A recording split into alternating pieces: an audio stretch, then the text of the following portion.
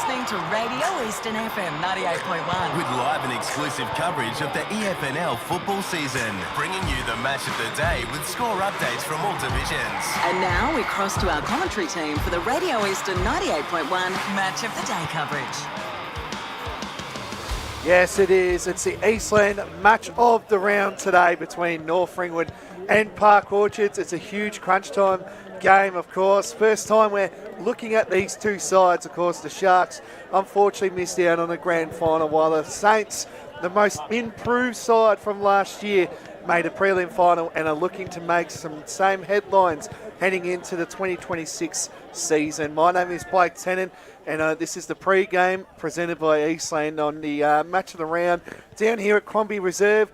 Great conditions. The weather is looking very good. And I'm joined here with a great team that will dissect all the games in the Eastern Football Netball League season, and we're really looking forward to it. And I'm joined here to the left of me, and we'll make our way down with Josh Ward. Josh, calling today, and you called a great game last week, Fair Park and Chermside, and again, good to be back here talking EFNL footy with you, mate. Yeah, thanks, Blake. Great to be out here at Quambee Reserve as well.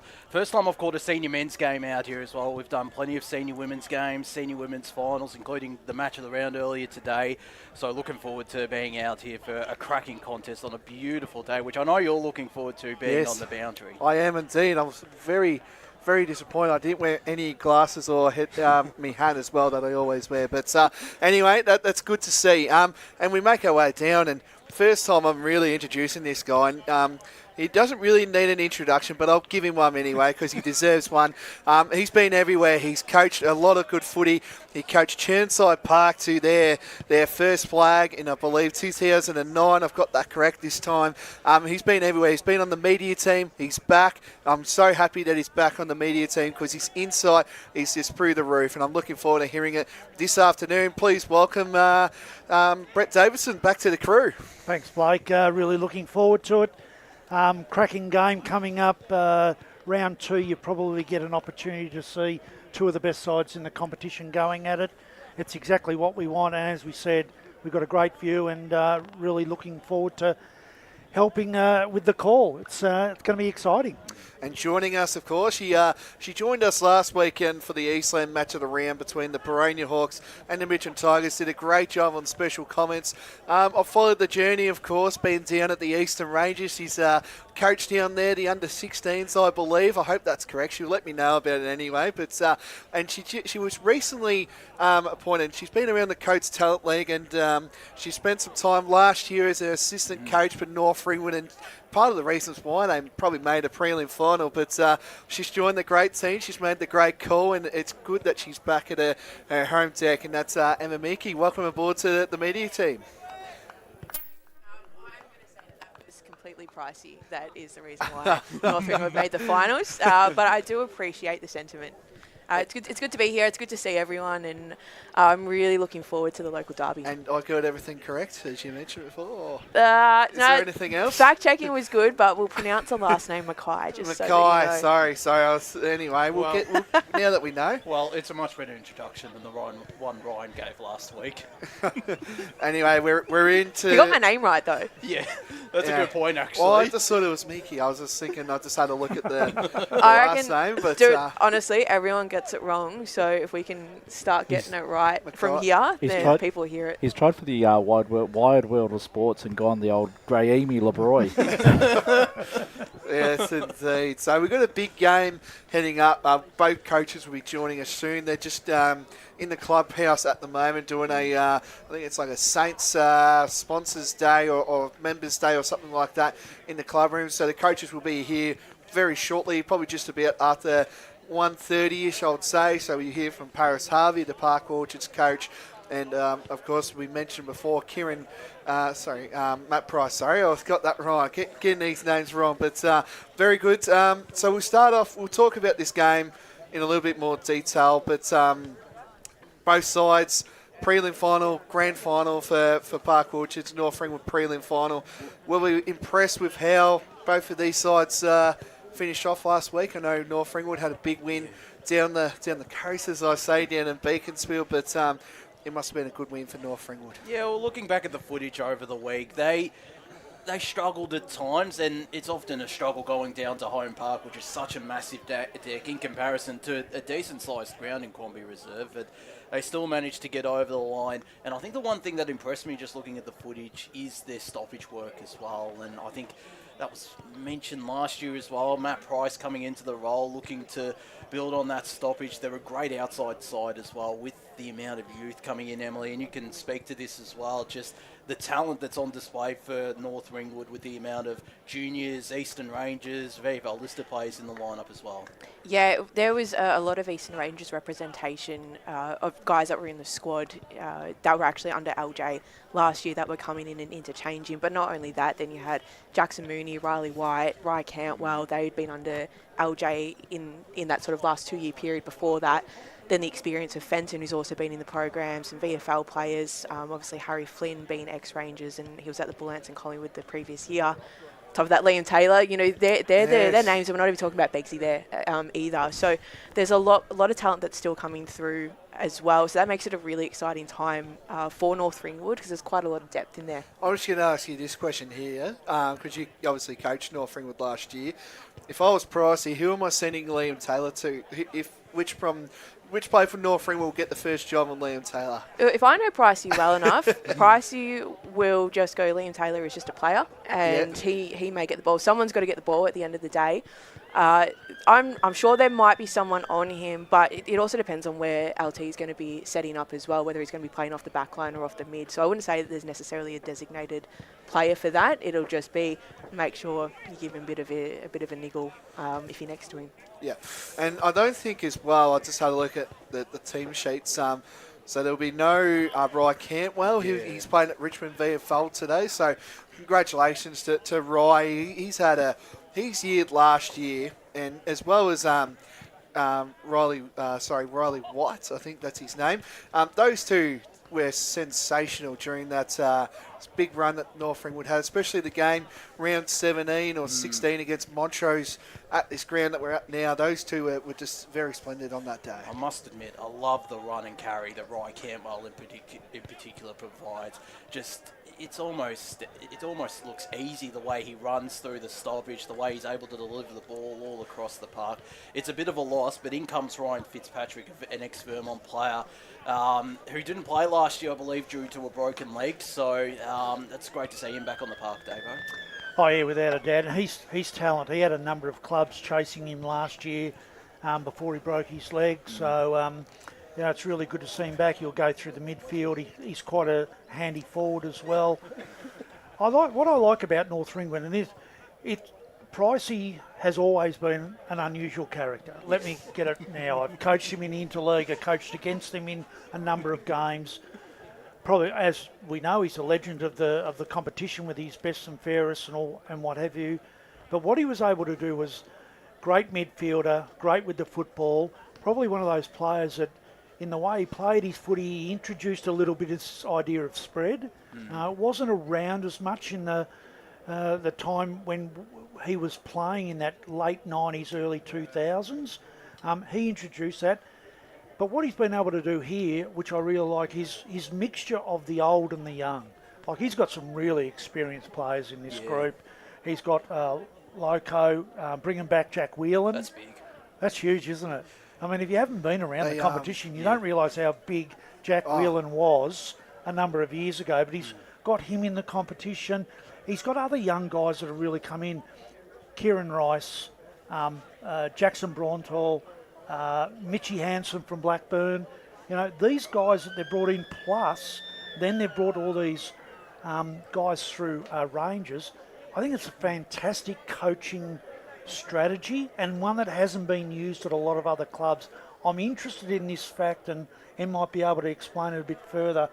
This idea of, maybe 3 or 4 Rangers boys coming in, maybe playing 1, 2, 3 games, and then back out somewhere else, whether that's 19s or whatever it may be, and then another 3 come in and do it. Yeah. Is that something that he and you last year thought about within the coaching ranks as to do, so that you get that?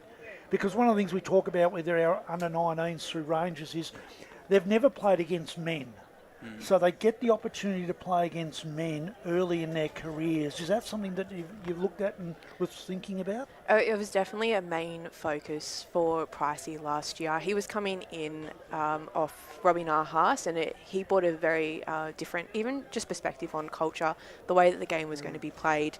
And last year in particular was always we've just got to see what we got, how we're going to go. We're going to adopt a new style of play, which took a while to actually come to fruition, but obviously, towards the back end of the year, it looked really, really good. And so knowing that last year was generally going to be more of a let's just see how it goes sort of year, it provided really good opportunity to bring in those young guys. And I think the advantage that North Ringwood have is that they have very strong juniors. So these Eastern Rangers players that were coming in that you're mentioning, they're North Ringwood. Rye Cantwell coming and Riley White and Jackson Mooney was another one. Those are the boys that I mentioned that had previously were at Eastern Rangers the year before. They were at other clubs and they came back. And that's a testament to, again, the culture and the way that Pricey provides a very nice pathway for those young kids. But, yeah, it was definitely all about how do we give them the opportunity to play senior football, and it just so happened that we had 2 or 3 of them at one time, and they were able to come in and play some really, really good football. So I think that's one of the other things that we look at here when we look at these 2 clubs.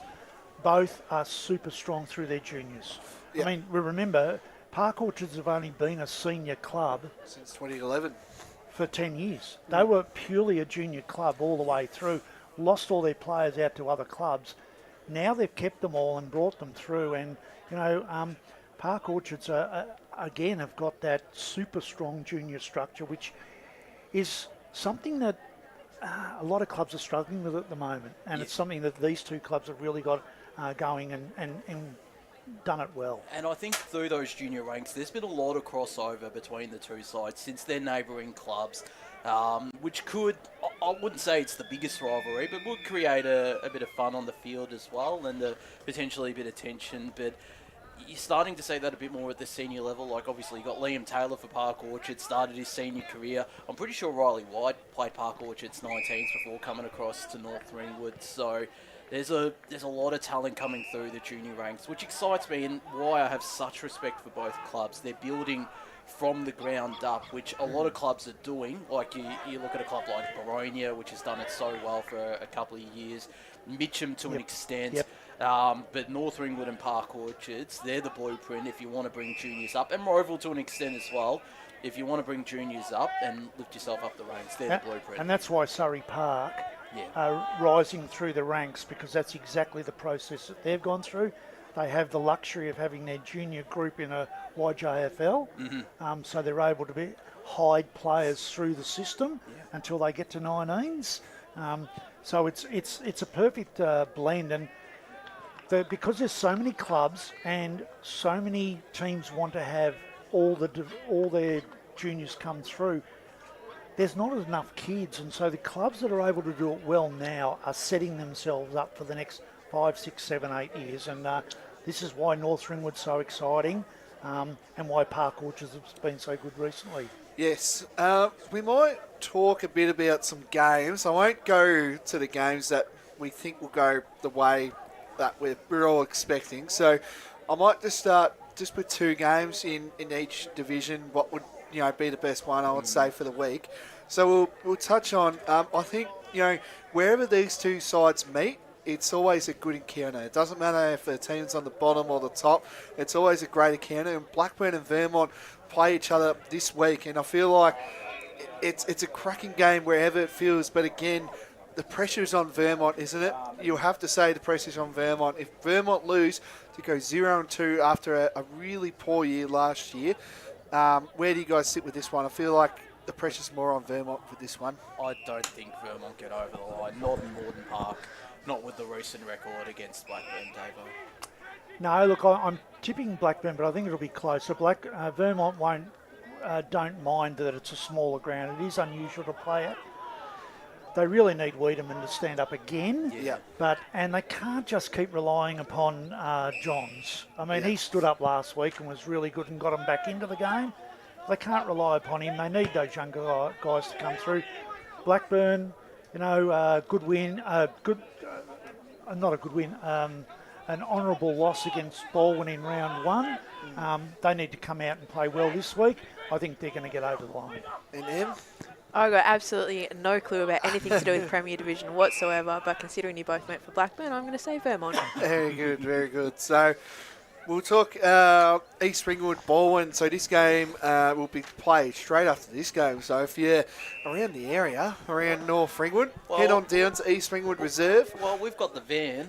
Yeah, So I don't know where I think the van will be I'm staying. off the clock. I think van will be staying here for at least till past 7 o'clock, I would think. But East Ringwood Baldwin today. A couple of years ago, they were playing off in a big grand final. The Tigers prevailed in that one. Unfortunately, no Stephen May for this week. He is listed on here, but I didn't see him on the team lineup for the East Ringwood Footy Club. I could be wrong there. I'm pretty sure I saw him on the team line. Okay, well, we'll just say Stephen May is playing. I thought he wasn't, but it's great seeing him playing for this game. Kicked the 2 goals last week for the Roos, and they had a big statement win against a South Croydon outfit that was had a few good ins for that game.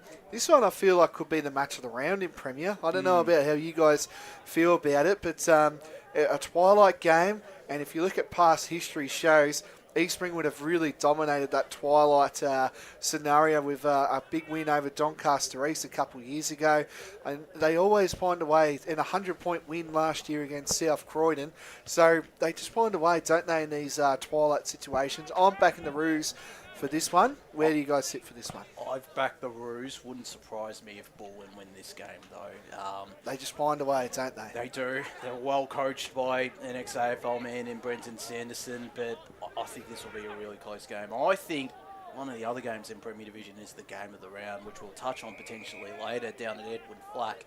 But I think this game is going to go right down to the wire, Davo. Look, I think it's the best game of the whole round in all 5 divisions. Are you going to pop down after this? Oh, look, I might. I'll see. I'll make a phone call. I can imagine the answer will be no, but you never know if I will make that phone call. Yeah. But I'm picking Baldwin on one reason, and I don't usually do this, but he is an unbelievable coach, Brenton Sanderson, at this level, and it's because his attention to detail and his ability to be able to manoeuvre during a game, which a lot of clubs don't do. He does it extremely well. I think he will have planned this game out well. Not to say East Ringwood won't have done that, but I just fancy that they're going to be too good and just get over the line. Em, if you got one, a tip. East Ringwood. There you go. I would stick with the Ringwood thing. Very good. All right, so in other matches for Premier Division, so we touched on those two. Rove will play South Croydon, South Belgrade play Noble Park, and Berwick play Doncaster East today. So I'm sure we'll get a few scores from around the grounds coming into this one. We'll touch on a bit of Division 1 footy. There's really, I think the way of how Div 1's going to go this week, I think it would just pound itself out the way we expected. We will touch on about the matches. I don't think we need to go into detail. Montrose play Mooroolbark, Boronia play Beaconsfield, Bayswater play Mitcham. First time at Lewis Park this year, of course. Yes. Bayswater Oval getting redone, so to make it look the best ground in the EFNL for most parts, and Montana South take on Norwood for that one. So I think, do you guys agree the results should go the way that we all expected during the week? Yep. The only one I can see being a little bit closer is potentially Montrose and Mooroolbark. LaPlanche out really hurts Montrose. I know they've won without him, but it really hurts. But I think otherwise, I agree. They'll go to plan. For the sake of you, Blake, I hope Montrose loses. Oh, jeez. You come in and you said that was your first time. I'll join you, Emily. It's just as well that there are 2 between us here. It could be on. Nah, but speaking of, and I think the game will be, it should go a favour of a particular team, but Montrose, Mooroolbark, the rivalry's there. Everyone knows how good it is. 10 years ago it was probably one of the best times, but now it's not great. So it's good seeing the rivalry back. I think we can also spend a bit of time last week, and I know you guys were all there, minus I think Davo, but Mitch and Baronia last week. I just want to get a quick recap on how you saw that game. Obviously, I was looking from afar, so I'll leave it up to Josh and Em for this one. But it was really the Tigers, again, just made an absolute massive statement coming into Division 1 this year after getting relegated from Premier. But the New Look Tigers just get the job done. The recruits were really rock solid all day. Cam Olden kicking the 4, and as well as Johnson kicking 4 goals as well. So what was your thoughts just quickly on the Mitch and Baronia game? Loved the pressure the Tigers provided. It was like the Tigers of old, and they were doing that at the Premier Division level. And they were doing that at the Premier Division level, but they weren't able to sustain it. So that's obviously why they're playing Division 1 footy this year.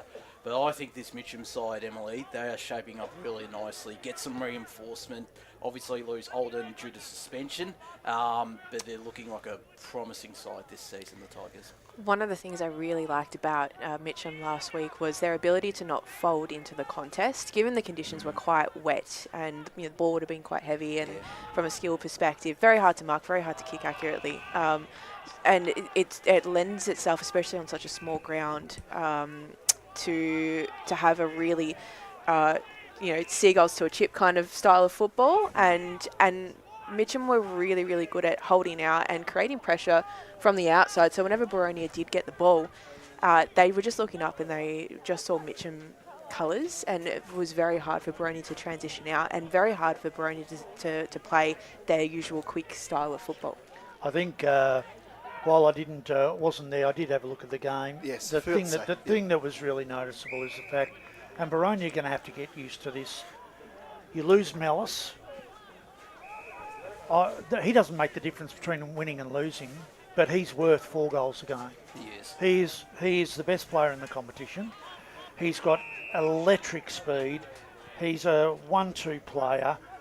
He's going to be playing for Sydney again this week in their reserve side, so it sounds like he laid the most tackles in their team last week.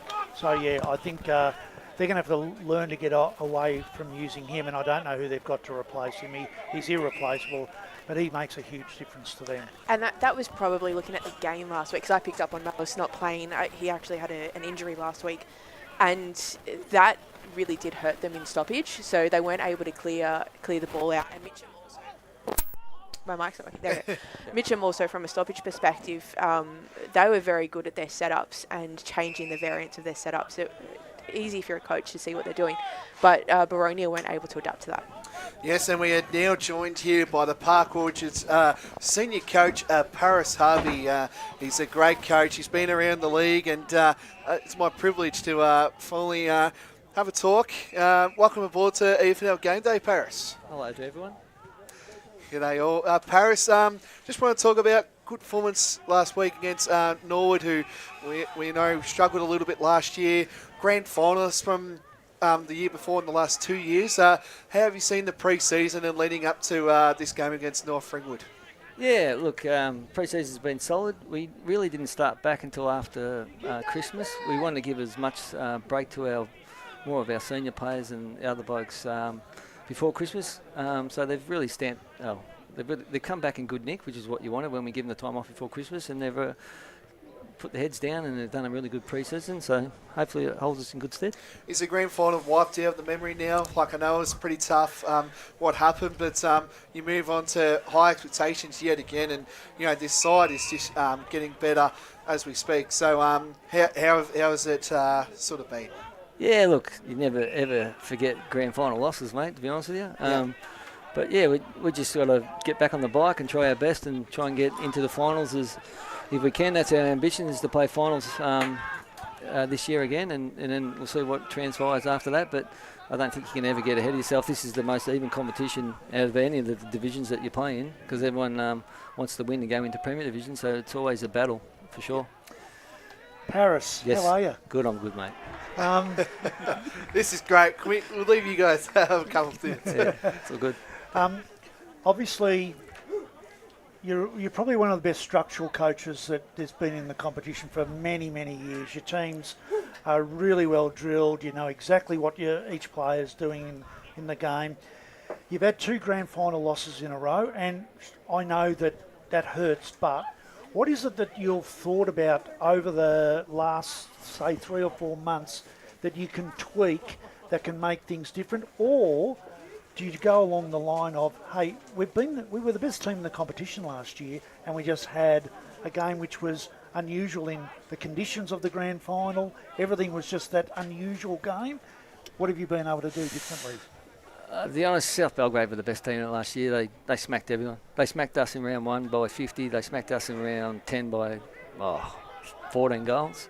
We're fortunate enough to get them in that final, and they had a couple of blokes that limped off a few injuries, but then they found their mojo again. And like, the grand final was a sensational game of football. Conditions were pretty average, as you all know, but you can't say that was a factor in it. They just found a way in the last 10 minutes to get the job done, which was a credit to them. We didn't do it without trying, to get done by 2 points. Yeah, it's hard to pillow to swallow.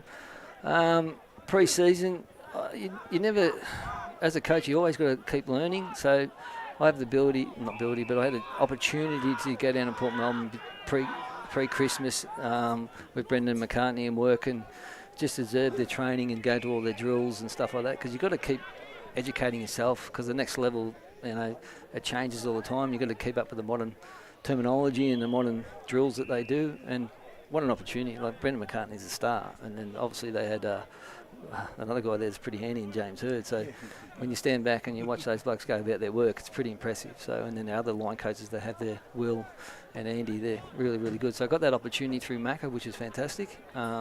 And if I get a chance to go watch the games, he's happy for me to come in the rooms and stuff like that. So I think as a coach, you always got to keep evolving and learning and stuff like that. Am I the same coach I was 20 years ago? Not a chance. So, and these young boys are a different breed, as you know. So, and they want to be more educated than ever. Whereas back in the days, was probably when we were coaching our first gig, it wasn't more about education; it's more about motivation. So, yeah. And obviously, you've got a big game today. North Ringwood have got some young guys coming through their competition, just like you do. Yep. What's the planning been like for them, or has it been more about you? No, we obviously plan for every opposition that we come up against, so we've done a little bit of homework on them, and there's no doubt they'll do homework on us.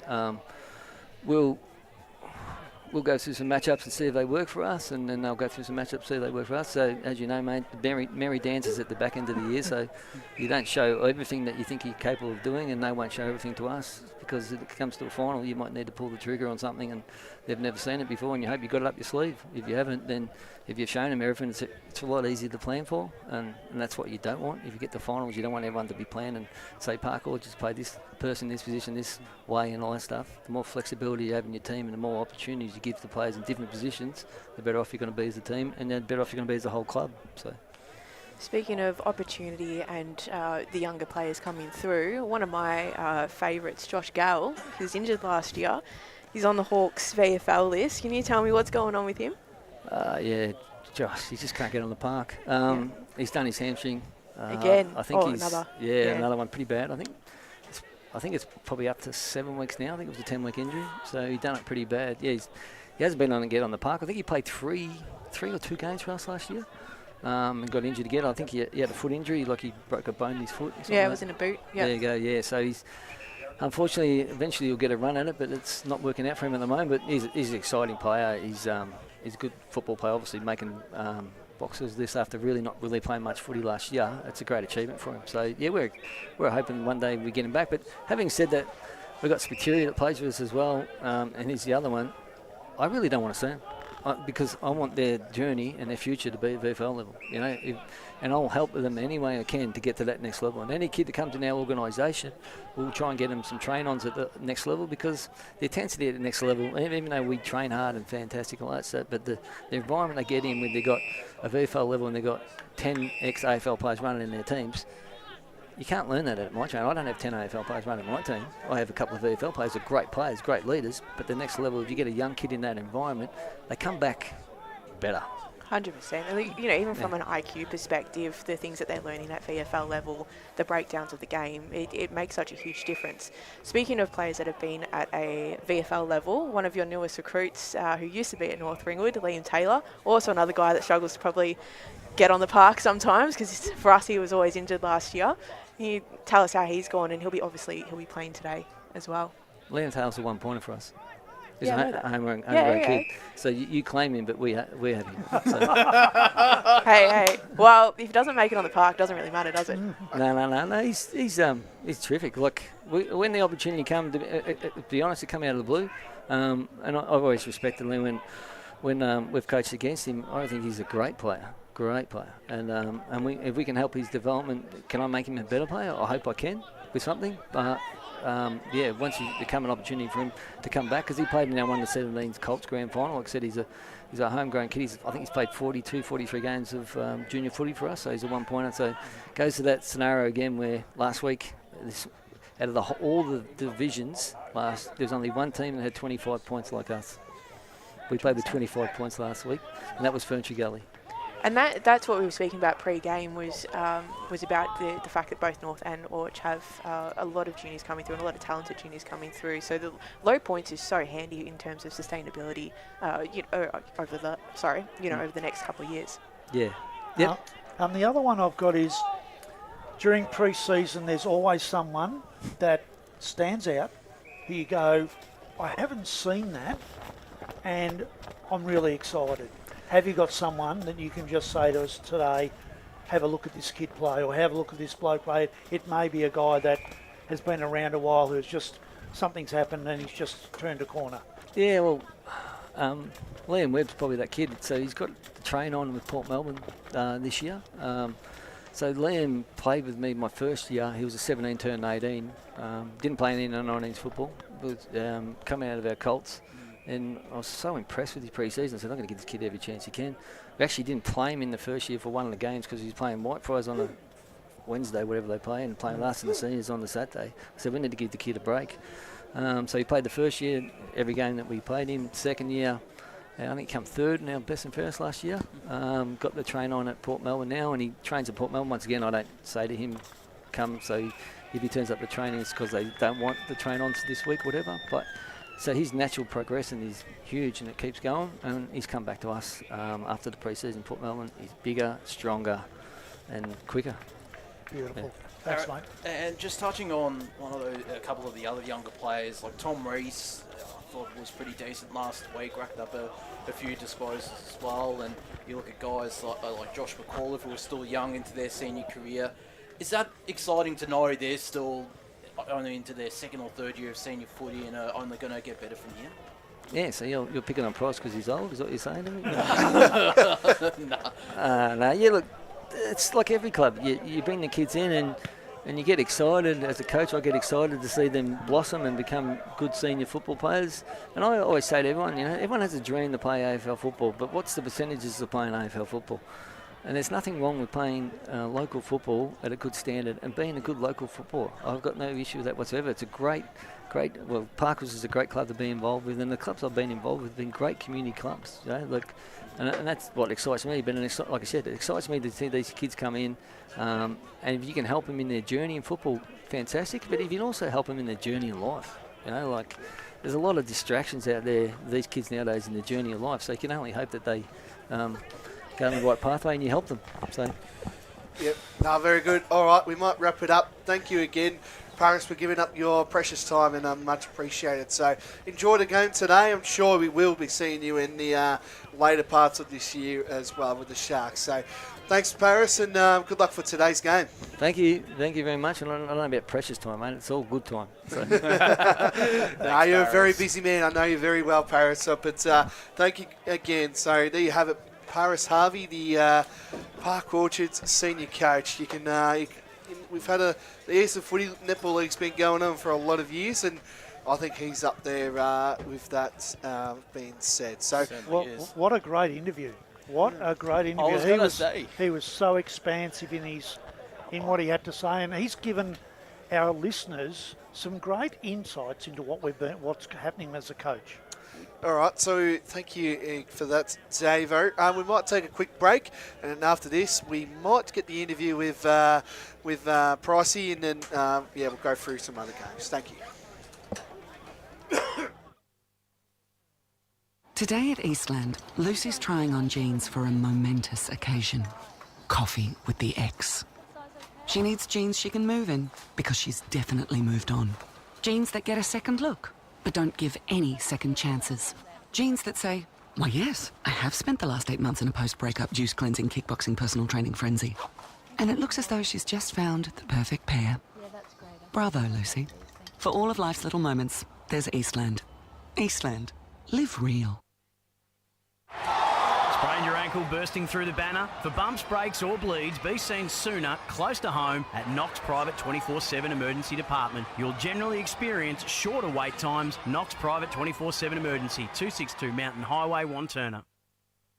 Do you feel good about your bank? Because there is a bank you can feel good about. They share their profits to fund big community projects, small community clubs and vital emergency services. They've given $250 million to help Australian communities thrive. They have all the products and tech you expect from a big bank, with service you don't. It's Bendigo Bank. Feel good about who you bank with. Try Bendigo. Search bendigobank.com.au or search Bendigo Bank near me. The one thing that puts a smile on my face is my kids. The sun shining through the clouds even in winter absolutely puts the biggest smile on my face. Seeing delicious food on the table ready for me when I get home. One thing that always puts a smile on my face is seeing my family. The thing that puts a smile on my face every time is really good music. Just the simple pleasures in life. Be remembered for the greatest moments in your life. Find out more at tobinbrothers.com.au. Tobin Brothers Funerals, celebrating lives. There are only 3 things that should be flushed down your toilet. Pee, poo and paper. Some wet wipes and antibacterial wipes say that you can flush them, but you can't. They clog up the toilet and pipes, causing expensive blockages. Save yourself a truckload of trouble. Put your wet wipes in the bin. To learn more, head to the Yarra Valley Water website, yvw.com.au/wet-wipes. Hi, Dylan Dow from the Baroni Football Netball Club here. When I need to grab a quick coffee or a bite to eat, I'm popping into Eastland. Eastland's more than a shopping centre. They support a range of community organisations and have been a major partner of the EFNL since 2018. Cheers, Eastland. You are listening to Radio Eastern FM 98.1. With live and exclusive coverage of the EFNL football season, bringing you the match of the day with score updates from all divisions. And now we cross to our commentary team for the Radio Eastern 98.1 Match of the Day coverage. Yes, welcome back to the Eastland Match of the Round down here at Quambee Reserve between North Ringwood and Park Orchards for a huge game.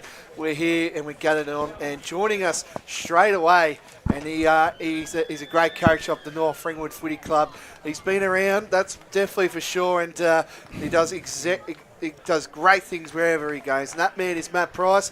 Matt, welcome aboard to the 2026 season.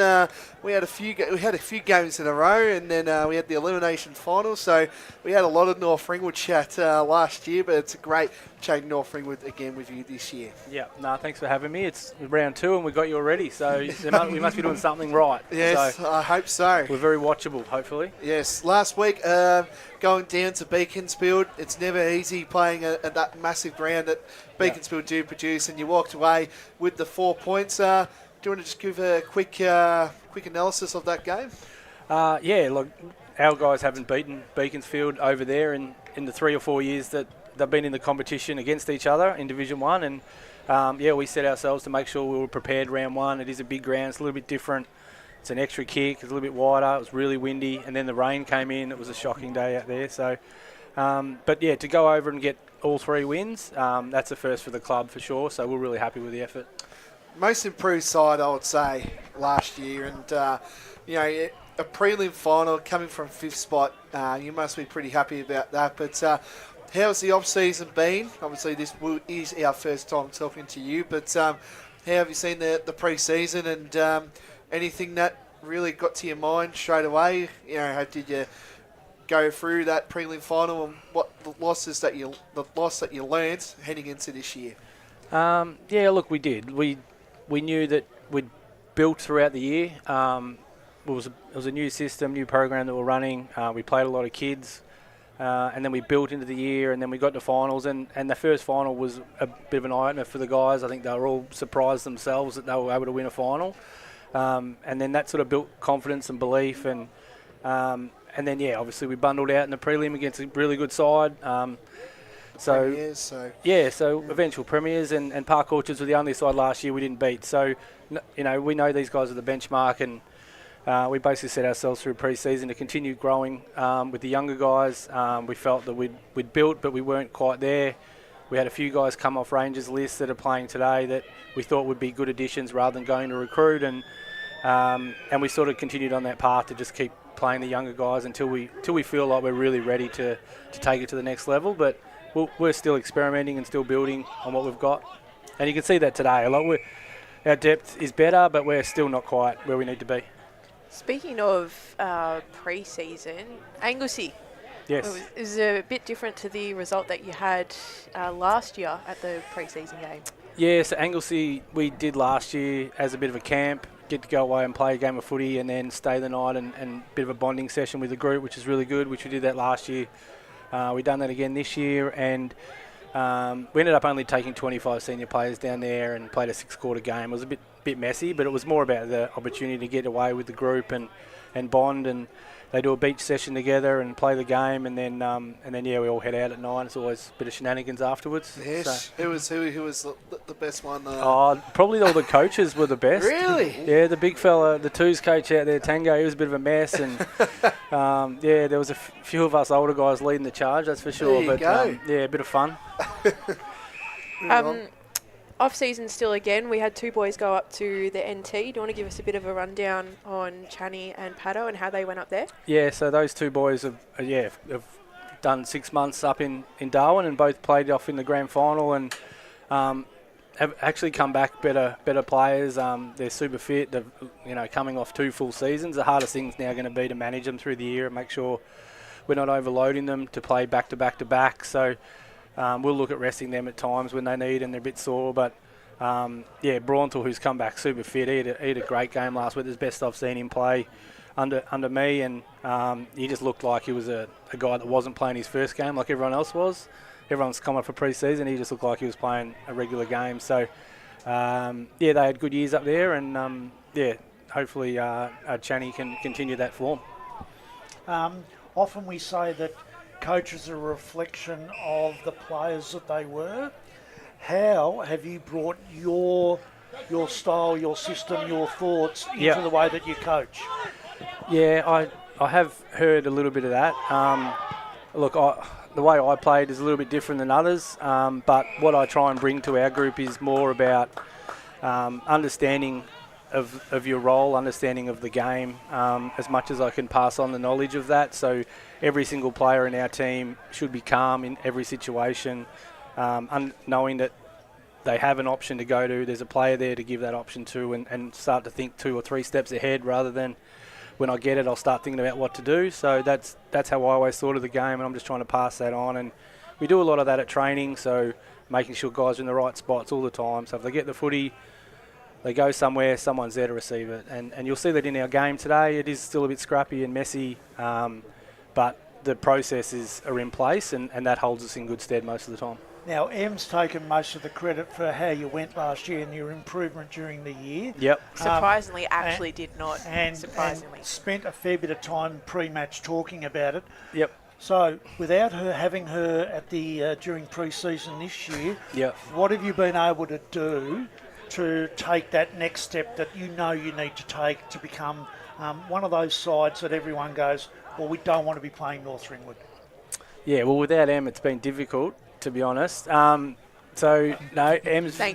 very good at her structural awareness and what's happening in game. So she was really good at that last year with our in-game stuff. So she reads the game really well and understands what's happening in game and gets her message across. So she's a bit of a hole to fill, but she's moved on to bigger and better things.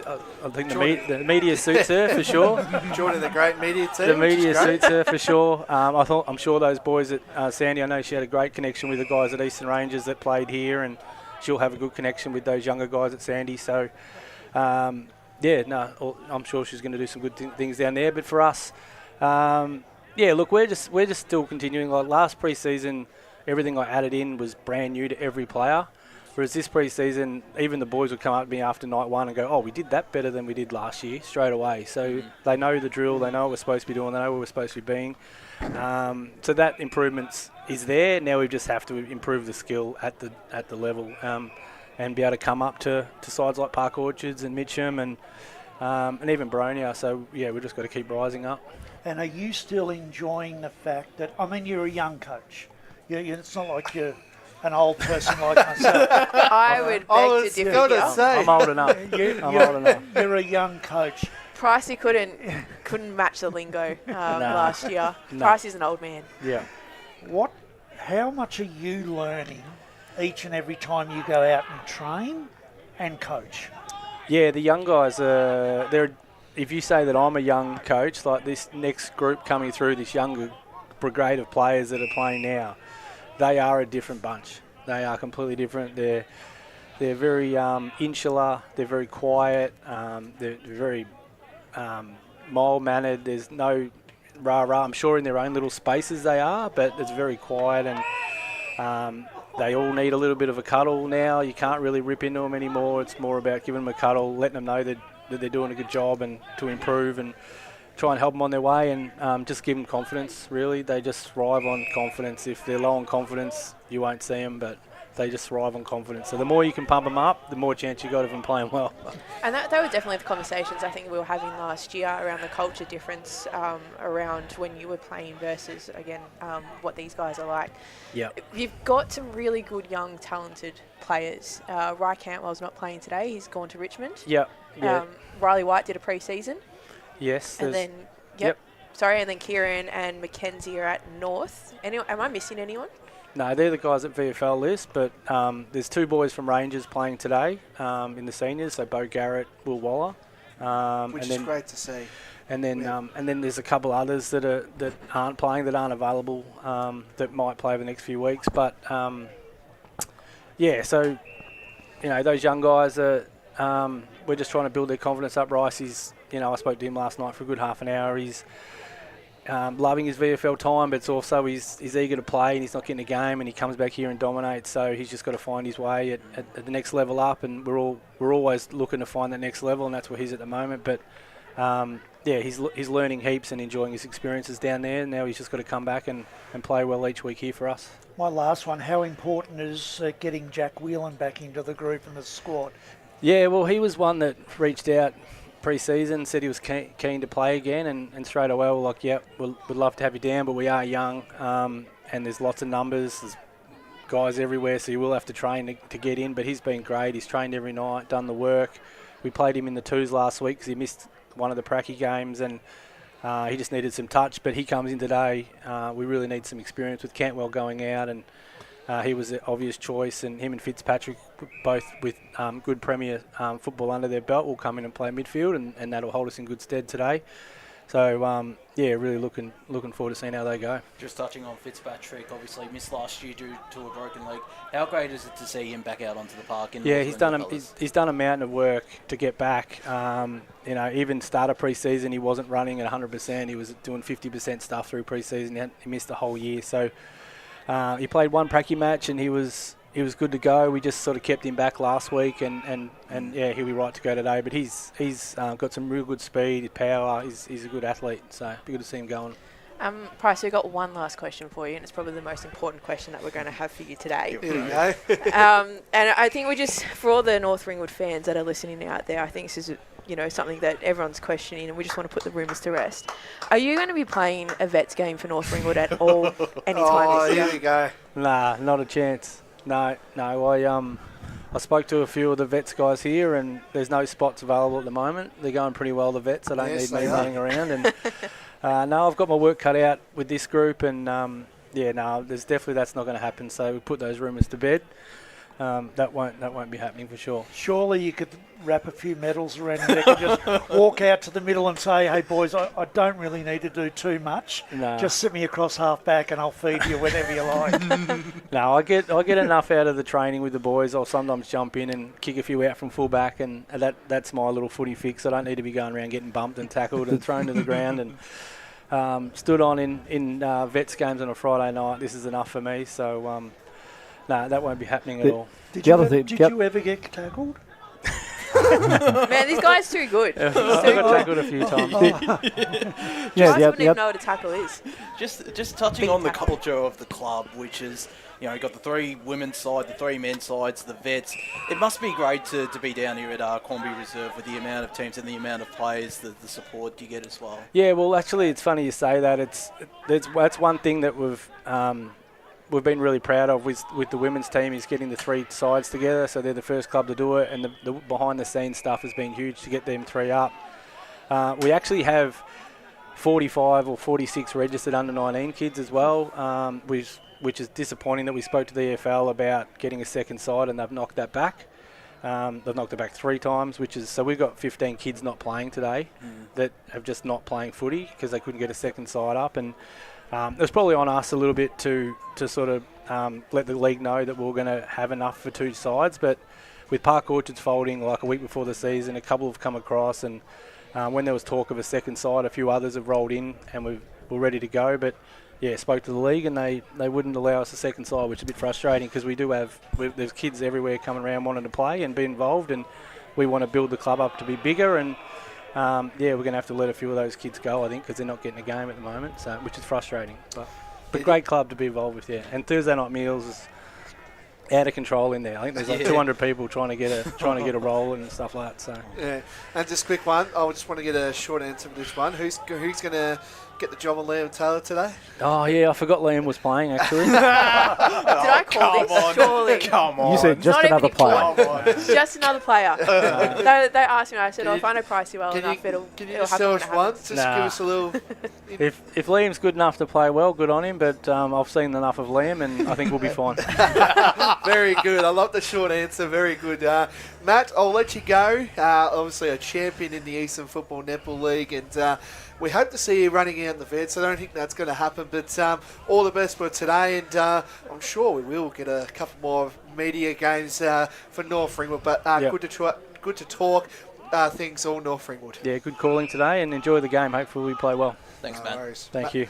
Matt Price there, the North Ringwood senior coach. It's just thriving at the moment, the Saints are, with a lot of teams, and it's very hard to get into this great organisation that is North Ringwood. It is such a strong culture, and this is on top of, I think it's 20-plus junior teams, which is quite astonishing, and it shows the growth area as well. You got a lot of talented schools around this area like Aquinas, Whitefriars, Yarra Valley Grammar around the corner, but you've also got such young families around this area, Davo. Just on those juniors as well, not just the numbers, but pretty much every year, easily for the last sort of 3-4 years, we've been videoing the junior finals. North Ringwood have almost always got 5 or 6 plus teams playing, so they've got the skills there as well. So one of the things that North are doing really well, when Pricey came on board, he also brought Shaq across, he was a forward line coach last year, and I assume he's still doing forwards this year.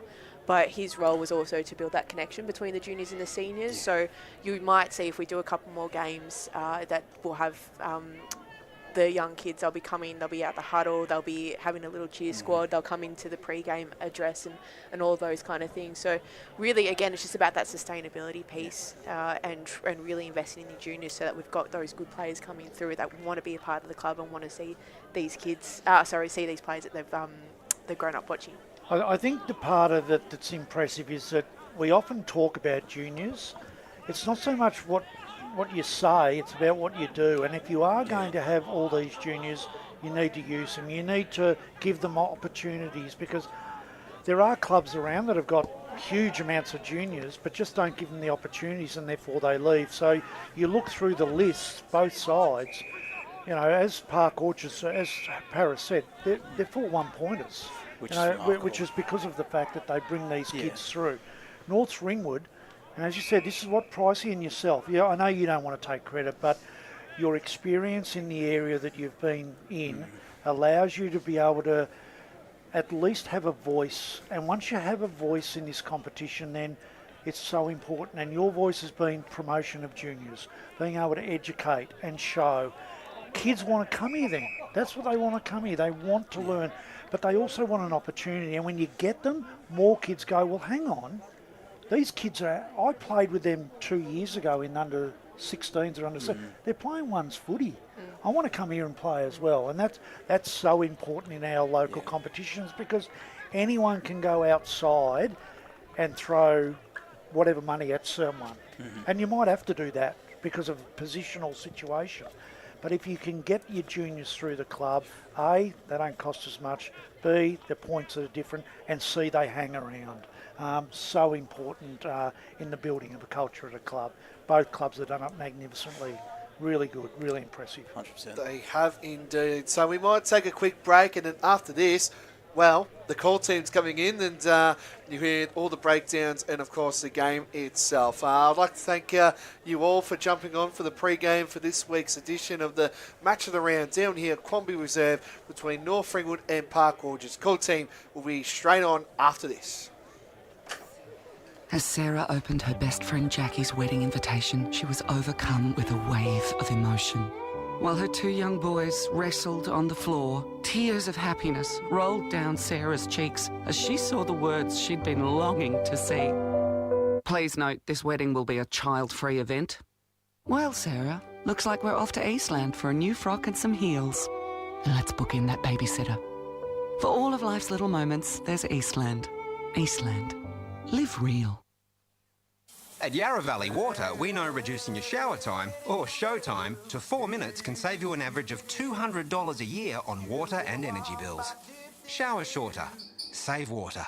Authorised by the Victorian Government, 1 Treasury Place, Melbourne. Sprained your ankle, bursting through the banner, broke a finger, high-fiving the ruckman, or did you run into the goal post again? For bumps, breaks or bleeds, be seen sooner, close to home at Knox Private 24/7 Emergency Department. The preferred provider of emergency care to the Eastern Football Netball League. You'll generally experience shorter wait times. You don't need private health, but there is an out-of-pocket fee. Be seen sooner, close to home at Knox Private 24/7 Emergency Department, 262 Mountain Highway, Wantirna. Do you feel good about your bank? Because there is a bank you can feel good about. They share their profits to fund big community projects, small community clubs, and vital emergency services. They've given $250 million to help Australian communities thrive. They have all the products and tech you expect from a big bank, with service you don't. It's Bendigo Bank. Feel good about who you bank with. Try Bendigo. Search bendigobank.com.au or search Bendigo Bank near me.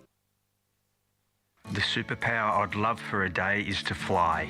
If I could have a superpower for a day, it would be to time travel so I could go back and see how life was when my parents were young and stuff like that. Be mind reading. It's always good to know what other people are thinking. At Tobin Brothers Funerals, their superpower is always providing compassionate care to families at their absolute time of need. Get to know the team at tobinbrothers.com.au. Tobin Brothers Funerals, celebrating lives. Hi, I'm Ben Desson from Montrose Football Netball Club, and when I need a new kit for a night out, I head over to Eastland. But Eastland is more than a shopping centre. They support a range of community organisations and have been major partners of the Eastern Football Netball League since 2018. Thanks, Eastland. You are listening to Radio Eastern FM 98.1. With live and exclusive coverage of the EFNL football season, bringing you the match of the day with score updates from all divisions. And now we cross to our commentary team for the Radio Eastern 98.1 Match of the Day coverage. Welcome back to Quambee Reserve for today's edition of the Eastland Match of the Round, live on Radio Eastern 98.1 FM and streaming around the globe on YouTube and Facebook. Josh Ward here. I'd say the call team is assembled, but it's a little disassembled at the moment. Ryan Long to join me shortly in the caller's chair. Brett Davidson on special comments. A great pre-game, Davo. Certainly was, Joshua. I think the coaches were really good with us today. They gave us a lot of insight into what they've been doing, how they're going, and what their clubs are looking like. And that's the sort of thing that our listeners want to hear. Yeah. They want to get that from the coaches because often they can't get out and hear them talk or whatever it may be. And it gives a bit of a personal side to them as well. And that was the other good thing, having someone like Em with us, able to bring out a laugh and a joke with with Pricey, which was fantastic. But really good pre-match there. Yeah, and looking forward to the contest ahead. Just touching on this reserves game, 40 seconds left, and it's Park Orchards, 13-6-84. Set to defeat North Ringwood, who are currently 5-4-34. Emily Mackay will be joining us on special comments. We've also got Paul Yukone in the Stats Centre, but in the co-caller's chair, great to be calling alongside this man, Ryan Long. Thank you, Josh. Great to be here. Obviously, a big game.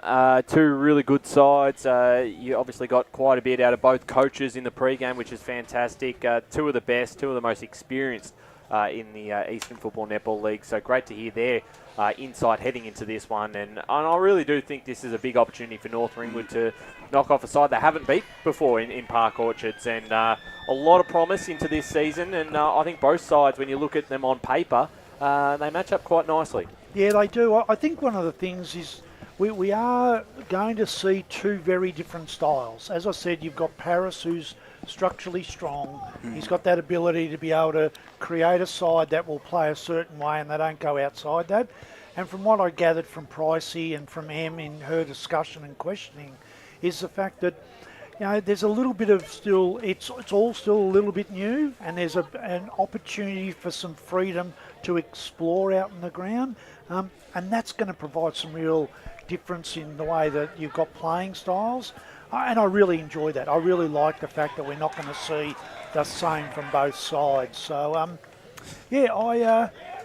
I had Park Orchards, and I had them just on more swinging towards North Ringwood a little bit.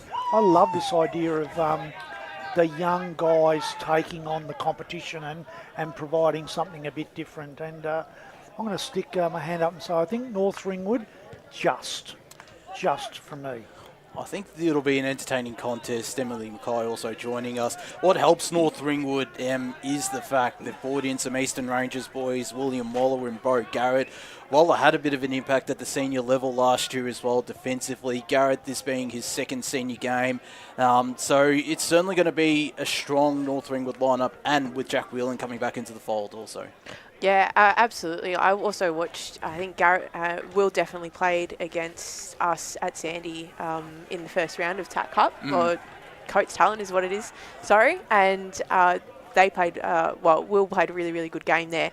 So it's nice to see him coming out, and I'm sure he's going to do really well in the back line. Back to our tips to win. I don't know whether I'm being biased or anything like that. Emily, don't worry.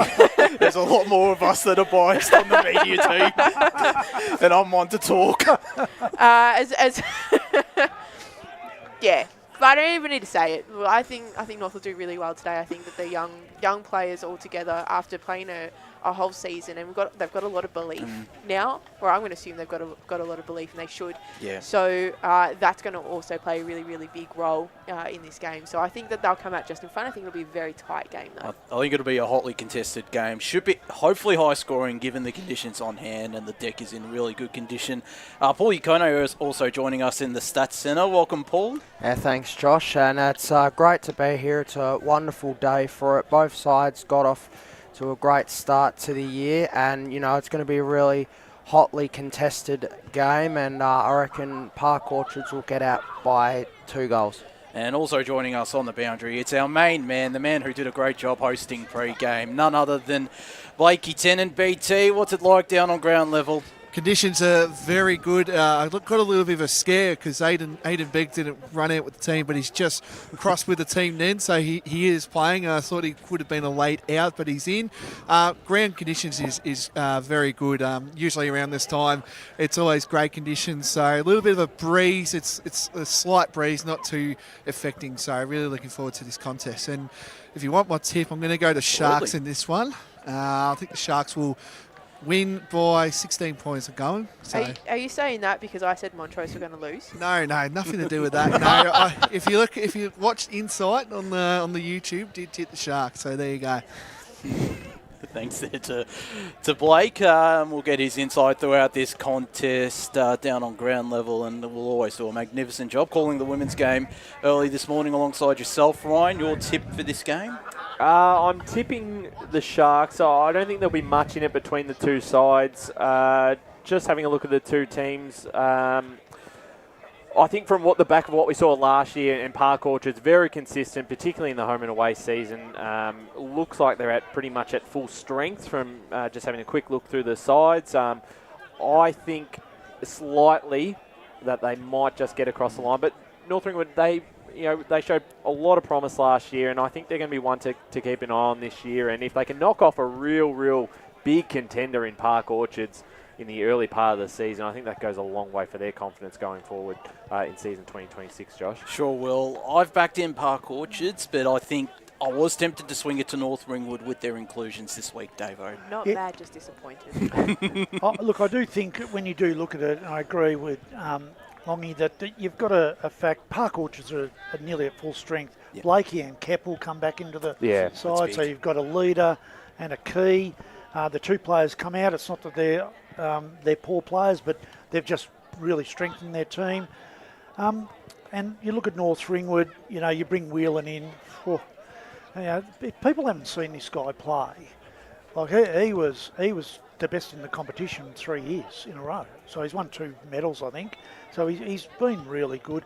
And bringing in Fitzpatrick is a huge in. The 2 young kids, Waller and Garrett, we're interested to see how they're going to go. But the players that have come out, apart from Cantwell, I think North Ringwood have actually improved their side for this week. So I think both sides are at really top strength, and that's going to make it even better. Probably another shout out that we haven't really mentioned is Ollie McKenzie. So he's on the North Melbourne list, and he's in today. Just hasn't probably been given much love in terms of all the exciting ins and outs. So he'll be one to watch down in the back line, and then you combine that with Woll, Loco's down there, Lockie O'Donnell's very consistent. That is a very strong back line. Yeah. Even with Cantwell out, Cantwell provides run, but in terms of physicality, pressure, reading the game, especially having Loco, round 2, so he's not going to tear a hammy anytime soon. Well, shouldn't say that. But there's a bit to it. Maybe I am a bit biased, but they've got some really good young players coming through. Mackenzie's a great story, So he trialled for the under 14 interleague a number of years ago, and he made it, but he only made the 2 side because he hadn't grown, and he probably was the wrong shape at that stage. He had a great ability at the contest, and he was really good with his hands and feet, but his decision making wasn't fantastic. Yeah. And then he went under 15s. He still played in the 2s in the under 15s. Then he went through to the Rangers squad in the 16s, or he might have missed the 16s and gone into the 18s later on. But I look at him now, he's a completely different shape. Everything about him looks like a senior footballer, and I'm personally really excited to see what he's like, because having seen him as a much younger player, just like Kieran Rice, just like Matty Shepherd when he was here as a North Ringwood 18, went to Baldwin, played at Baldwin for a number of years and was a good player.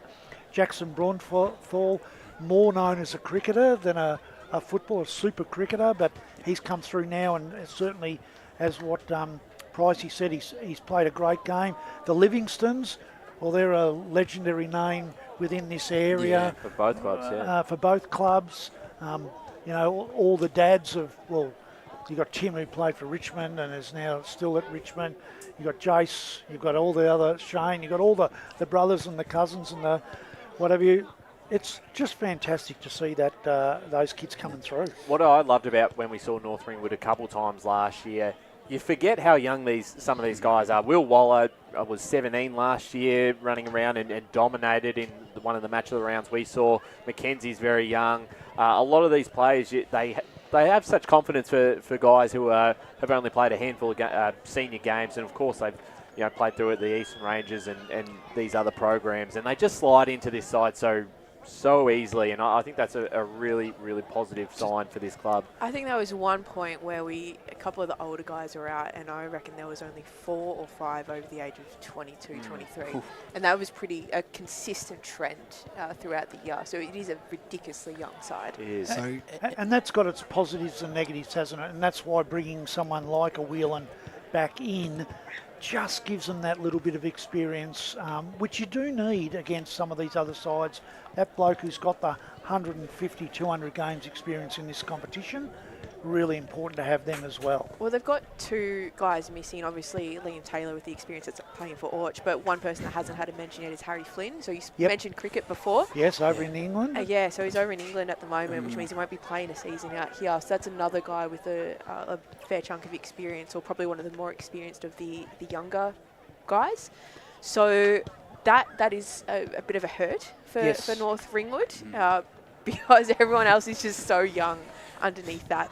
But you still, again, look at the experience, like a Jack Whelan who would have played close to 200 senior games. Absolutely. Jaden Van Oonen as well, on top of guys like a Matty Shepherd, a Michael Loco. I think that's crucial with young sides to have experience on most lines to help lift them when they're starting to potentially go down in a contest. So it'll certainly be quite fascinating to see how they go today, as we might... I think I heard Blake try to speak into the microphone before. Go ahead, Blake. Yeah, so the game, all the players are all ready to go, and we're just waiting for the umpires, and they've finally decided to show up. So that's why captains are about to do the coin toss right now. So as North Ringwood's captain's in there. Luke Patterson taking the captaincy armband today, Blake. Yeah, by the looks of things, yes. Well, Fenton I think he had surgery on his ankle, so he was injured towards the back end of the year, and then couldn't have surgery until the off-season. So Fenton's obviously not here, which is probably why Pato's taking the captaincy there. And he's another pretty young player. He's still got a bit of experience under his belt, Patterson. I reckon he's 23, North 24, so quite young. Yeah. One experienced person I am looking forward to seeing come back later on will be Sharpie. Yes. Ooh. So he's also got a bit of a niggle still as well. North Ringwood won the toss, guys, and they'll be kicking to the left of your screen, and then Park Orchards will be kicking to the famous hillside, as I mentioned before. So good viewing spot. That would be the right side of your screen. Yes, right, sorry. I'm looking Here we go. Where's the hill? You're on the opposite end of the ground, Blake. Were there numbers in those directions? So North Ringwood going to the right. Right, yep. There you go. Thank you, Blake. Keep an eye on that. Of course, we're ready to go in just a moment as the last patrons come off the field and the players make their way into their positions for a big round 2 clash.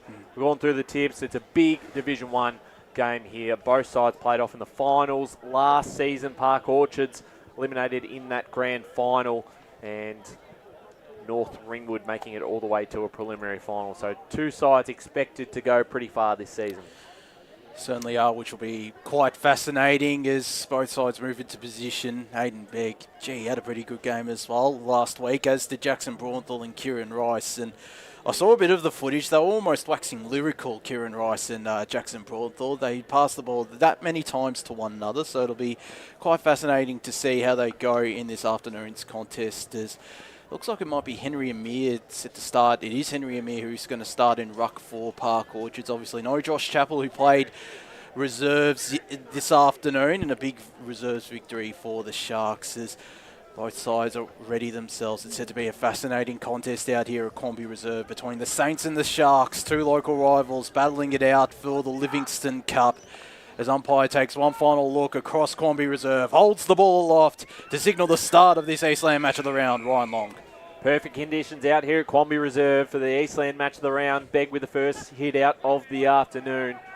Straight down as Park Orchards now through Satiri. Moves this down the line, almost there to Lewis Down. He had a big performance last week.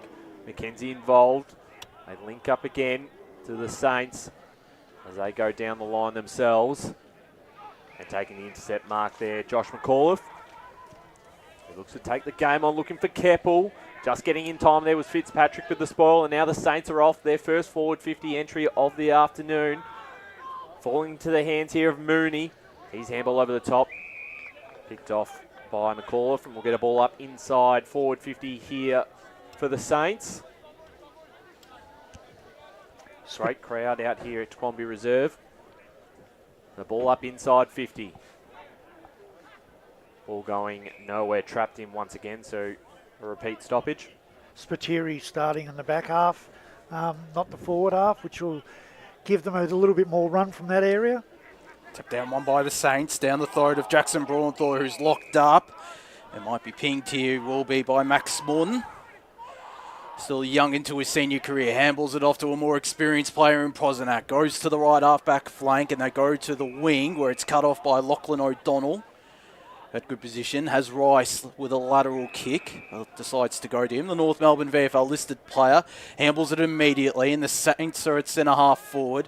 It's out the back for Max Morton again. A couple of possessions last couple of minutes. Got the handball out to Price Inglis, who quickly got it away, and down the line Liam Jeffs goes. Stays in play. Waller with a smart tap to Kieran Rice, who ducks and weaves out of trouble. Got the handball back from Will Vag.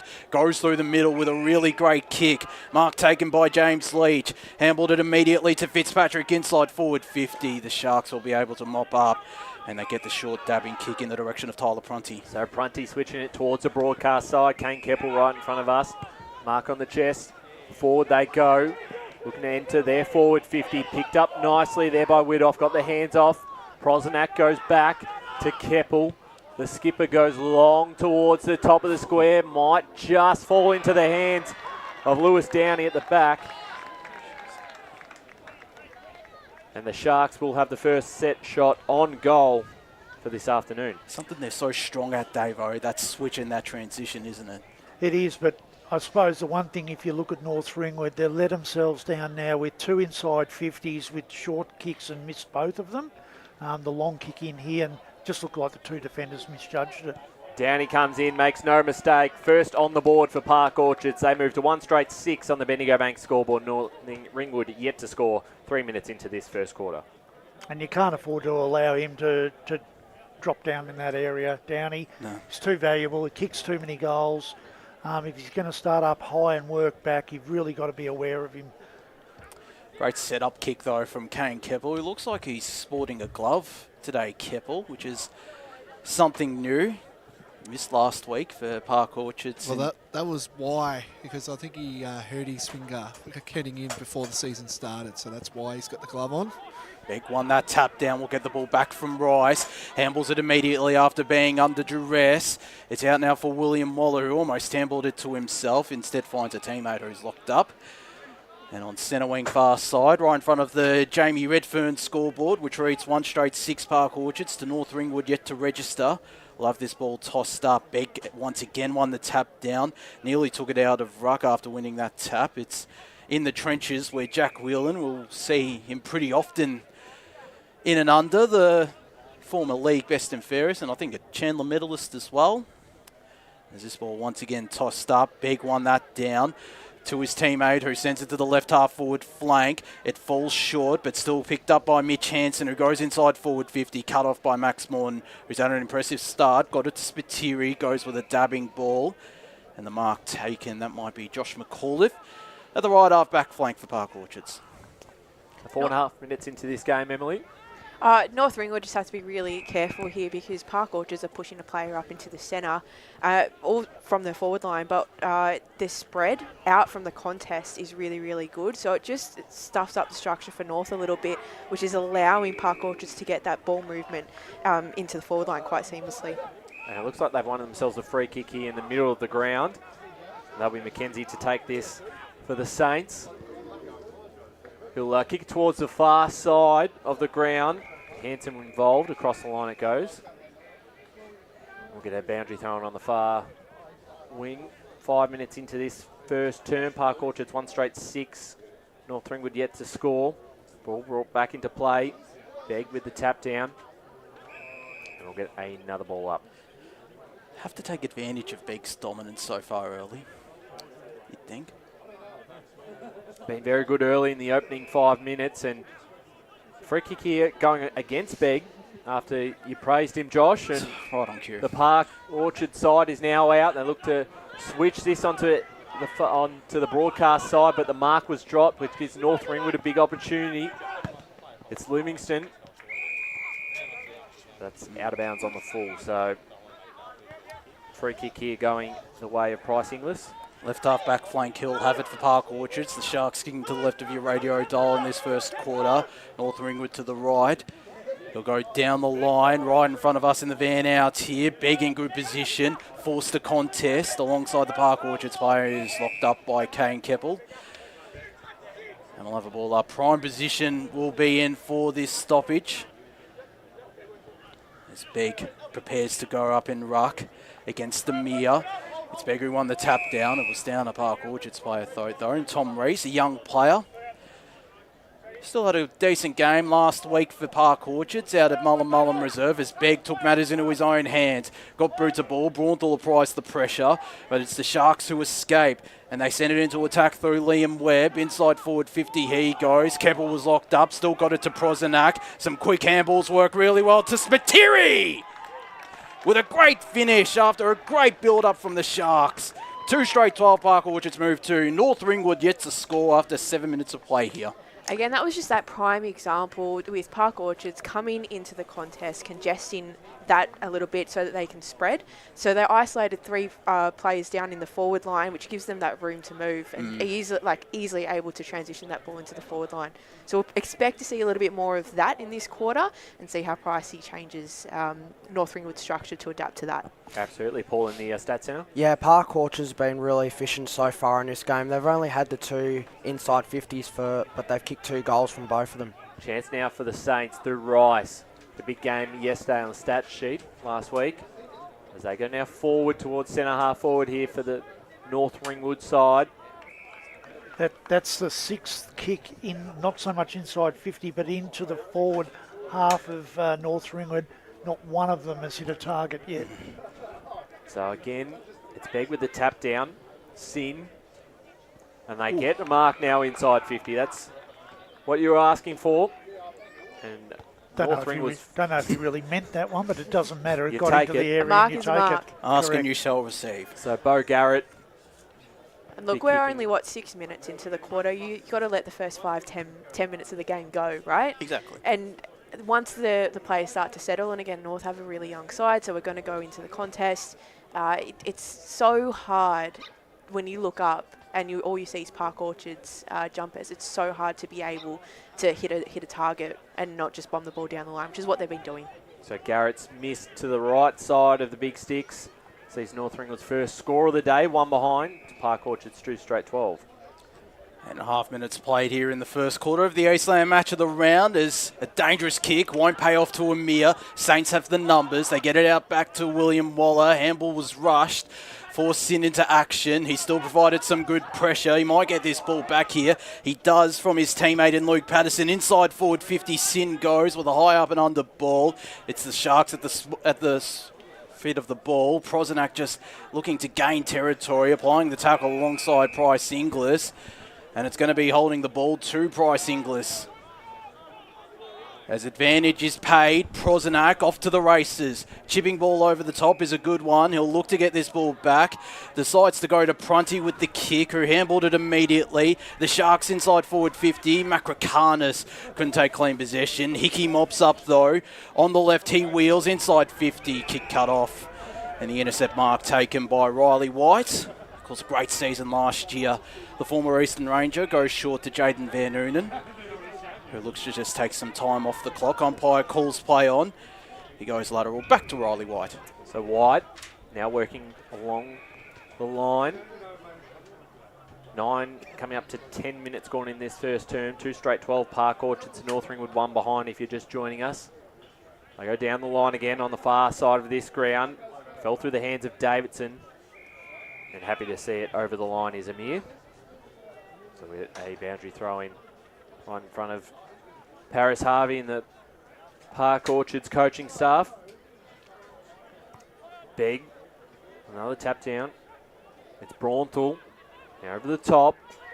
Bit of a chance here, but the kick is intercepted by Price Inglis. And now the Sharks look to be off. Moving the ball down the line is Keppel. Got the hands off quickly to the teammate running past, who sends this inside 50. Poor kick, but McKenzie didn't take the mark. It came off his chest, which gives the Sharks another opportunity. Ball comes forward here to Sam Heron, who lines him up and misses to the right. 2-1-13 Park Orchards, North Ringwood, one behind, 10.5 minutes gone, and the Bendigo Bank scoreboard, Paul. Clearances so far are 4-2 in favour of North Ringwood, and the tackles are 6-7 in favour of Park Orchards. Riley White on kick-in duties. Eyes starting towards the far side of Quambee Reserve, which is the direction he heads. His teammate and Shepherd pushed out his opponent legally, but it's in the hands of the Saints, who are locked up. And at the right half forward flank for Park Orchards, this ball will be thrown up. 11.5 minutes gone in the first quarter. It's the Sharks with the fast start. 2 straight kicks they lead by is Van Noonan trying to extract it from the stoppage. Locked up by Jacob Price-Inglis. And another ball up will ensue, which we've seen a bit of in the opening stages of this contest. Out here at Quambee Reserve, 2 finalists from last year as Blakey's out the back, got the quick handball away to Liam Webb, who fumbled the ball, and North Ringwood will pounce. Jaden Van Noon and umpire calls play on, nothing doing, so another ball up will take place. North Ringwood's forwards really have to be alert on that defensive play that's coming up from stoppage. In fact, it was Patterson who went up in ruck, deflected Henry Amir's tap. Spall came in from the Park Orchards man, and it's to his teammates' benefit. His kick, not so great, and the intercept mark taken by Lachlan O'Donnell. Hounded pretty much on the mark there by Whitney, still got it away, and the Saints are at the left half forward flank where it's cut off. So now through Spiteri, finds Prosnak in the middle of the ground. Prosnak got Keppel, great hands. He's been quite dominant early, just great positioning, great skill set. Pricey might have to start looking at him and how we're going to get him out of the game. And they like to bring the ball one hand out. They like to spread out wide, and you can see them always looking into that area. North have been caught going down the side that it's come out from. So, you know, as you said, Em, they've probably got they need to settle down a little bit more. So as we know, very good goal kicker. Has kicked 128 goals. Kane Keppel looking for his first of the afternoon. That has gone and hit the post. So minor score 2-2-14 Park Orchards. One behind North Ringwood, 13 minutes gone in the first quarter on the Bendigo Bank scoreboard. Paul, you got no stats center? Yeah, the forward 50 marks so far in this game are 2-1 in favour of Park Orchards. McKenzie with the kick. Not too sure what that was, but it'll be cut off by Keppel as he goes somewhat inside forward 50, the mark taken. And it's Michael Prosnak, who certainly has the boot for this. Does Prosnak, who has been a star for many years with Park Orchards, has been a key reason behind their rise up the ranks over the past couple of seasons and into Premier Division a couple of years ago. I've got to support him because he's my physio. 50-degree angle from outside the arc. Set Sal, it'll drift back, but falls short and be rushed through for a behind. So Park Orchards move to 2-3-15. North Ringwood one behind at the 14-minute mark of the first quarter. So McKenzie bouncing footy, bit of work here for Waller. As it's seen over the line. 14-point lead to the Sharks. Early stages of this game. Thanks for joining us on Radio Eastern 98.1 FM or our Facebook and YouTube streams. Keppel. And passes over the top. Chance here for the Sharks. Downey was in the square. Spalled across the line by McKenzie. We're talking about the young players before, so it was Waller and McKenzie, both with really, really nice spoils in the back line, saving those goals there.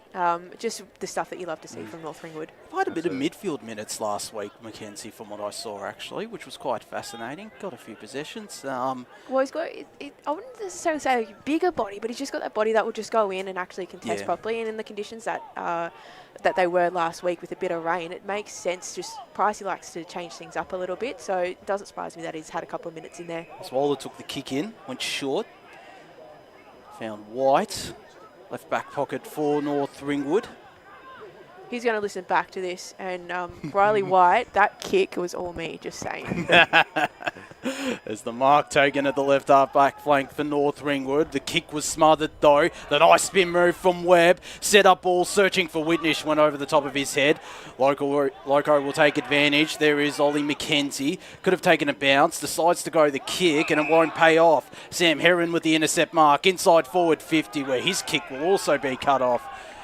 So a bit of kick-to-kick at the moment between the Saints and the Sharks as we'll go to the Stats Centre shortly. The spoil came in and we'll go to the Stats Centre now with Paul Yacone. The intercept marks are 5 apiece. So it's certainly been a turnover game out here at Quambee Reserve as Beg goes up in ruck. Winning out though was Niels Widoff with a big fist. It's the Saints, the clearance though, although the handball's cut off by Price Inglis to Downey. With a strong grab ahead of Ollie McKenzie.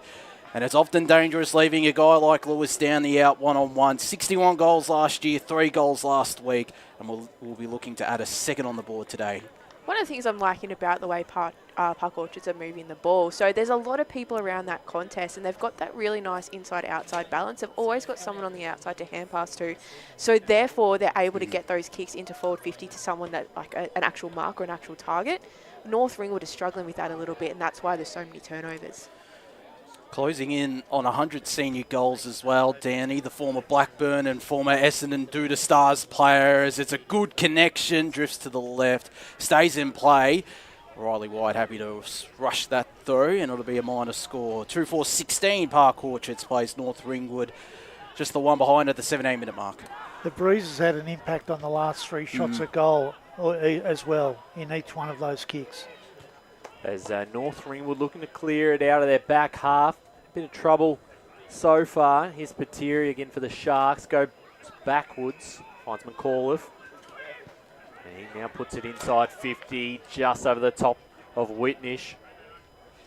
Chance for Heron, picked off here by the Saints. Comes back the other way through Magnano, and now inside 50. It's all Saints numbers. McKenzie's underneath that one. Dropped something he probably should have taken. Under a bit of pressure. And we'll get a ball up. That's a couple by McKenzie that's been dropped. Very unlike him. I'm a bit shocked at the moment, seeing the way he's operating in the back line, because that's not the Ollie McKenzie that I've seen play. Yeah, bit of perceived pressure there that dropped something he probably should have taken. Out of the ruck, run down. And holding the ball, Keppel. Well done by the Saints. We talk about them being young and you know, they lose a bit of confidence. He's now turned the ball over 4 times. And I think he's just, you can see it every time he's going for the football. He's just a little bit, I suppose, nervous about what he's doing at the moment. So Beg out of defence. It's going to come straight back again through the Sharks' hands on that far side. Taylor involved. I have no doubt that he'll pick himself back up after the first quarter. He's a pretty level-headed kid. And maybe it comes down to experienced players like a Michael Loco to come to help him out after he's had a good start, McKenzie. But I'm sure his confidence will be pretty high as well after with all the possessions he's nearly had. As we'll have this ball tossed back into play. Right up forward flank for Park Orchards. They send it inside forward 50 through Michael Prozanak, who misses to the right. So they're missing opportunities, Park Orchards. They're 2-5-17, or 2-6-18, I should say. North Ringwood just the one behind at the 19-minute mark of the first quarter. So as you said, had their opportunities, 8 scoring shots to 1, leading this game by 17 points. Long kick out of defence, same area of the ground once again, and there's been a free kick at this time going the way of Aiden Begg. So a good opportunity here for the Saints to set up the half-back line. Short option in Shepherd, and now he's off. They go forward, standing in front, the intercept mark taken, off they go. Spiteri, who's had a bit of the ball in this first term, goes back, and they just maintain possession of the football as we tick closer to quarter time. Almost 20 minutes gone in this first term. Not sure where to go. He decides for the short option. And it's Spiteri again. He goes back. Finds Magnano by himself. And now they're going to switch it. Looking for Webb. Webb has the short option. Sides go inbound. Finds Blakey. Back off the Schaefer. Handballed over the top, was intercepted, still falls in the hands of Prozanak for the Sharks, who goes inside 50. McKenzie with a spoil into a bit of space. It might work out okay for North Ringwood. The bounce didn't suit him. Braunthal involved. Picked up this time by White. Under a lot of pressure are the Saints. Braunthul's kick was smothered. At ground level there, Jack Whelan. We'll get a ball up just outside forward 50 for Park Orchards. That spot will give Mackenzie a bit of confidence now after an interesting first quarter, to say the least. We're into time on. Paul Yukone in the stats centre. Yeah, Park Orchards are really taking dominance of the inside 50s the last couple of minutes. They lead that statistic 12-5. Again, another one in here.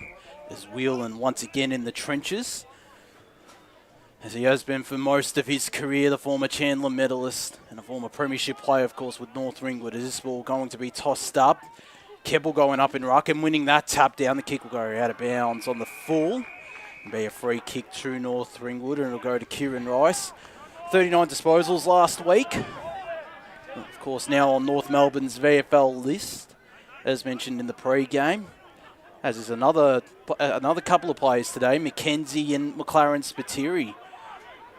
So plenty of VFL talent, plenty of young talent on show out here at Quambee Reserve, as there's a great kick from Rice to Matt Shepherd. Heads in the Jackson Braunthal direction. His teammate tried to push out his opponent. Couldn't do so, but the Saints will still end up with possession of the footy. Fitzpatrick taken high. Looks to handball it immediately. Umpire will call him back. And that might be a good thing after Dunn was on the runway, but under a bit of pressure. Left half forward flank, he has it. Goes inside 50 in the Davidson direction.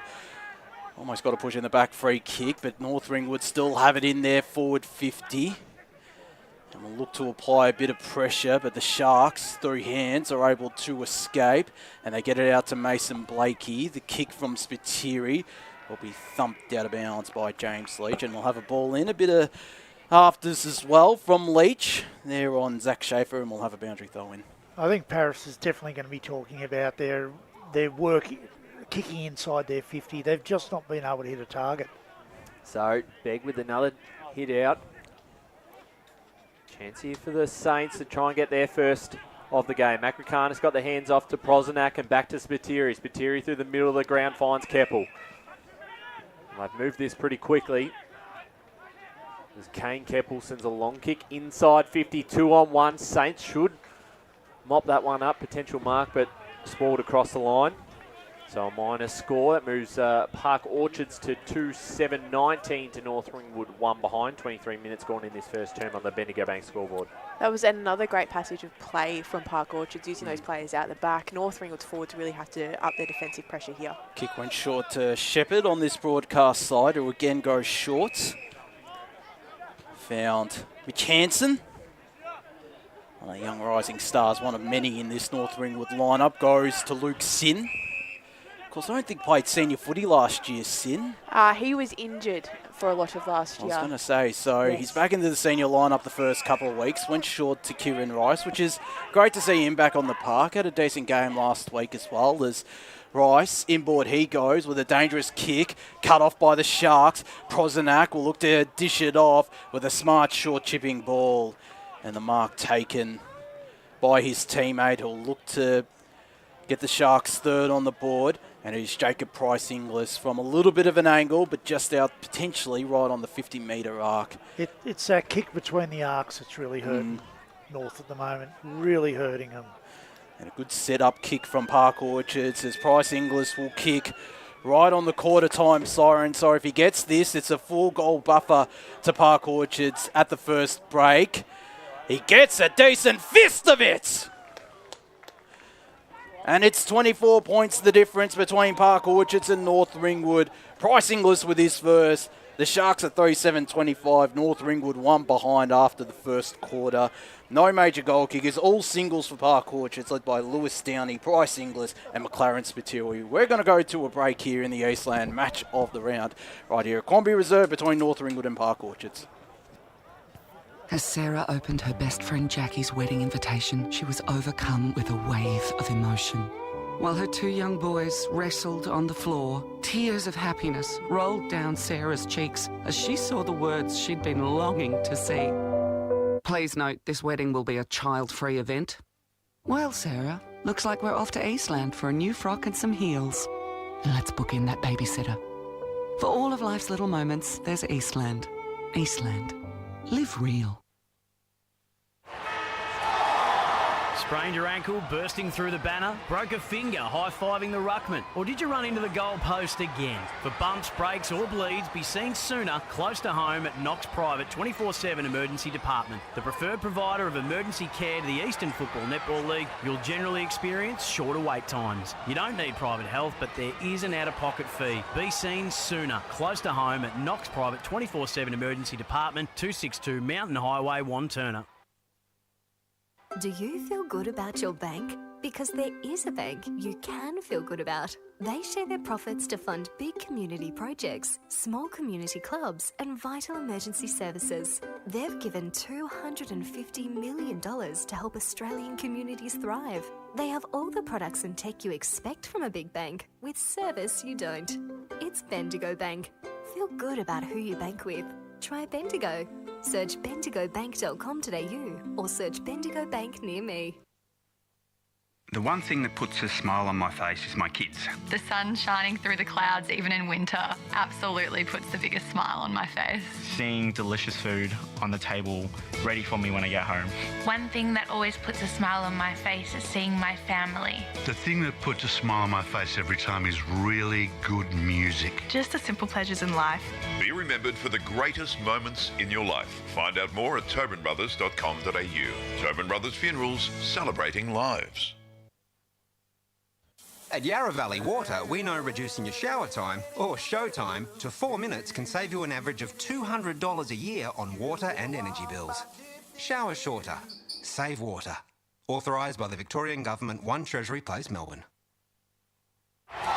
Sprained your ankle bursting through the banner? For bumps, breaks or bleeds, be seen sooner close to home at Knox Private 24/7 Emergency Department. You'll generally experience shorter wait times. Knox Private 24/7 Emergency, 262 Mountain Highway, Wanturna.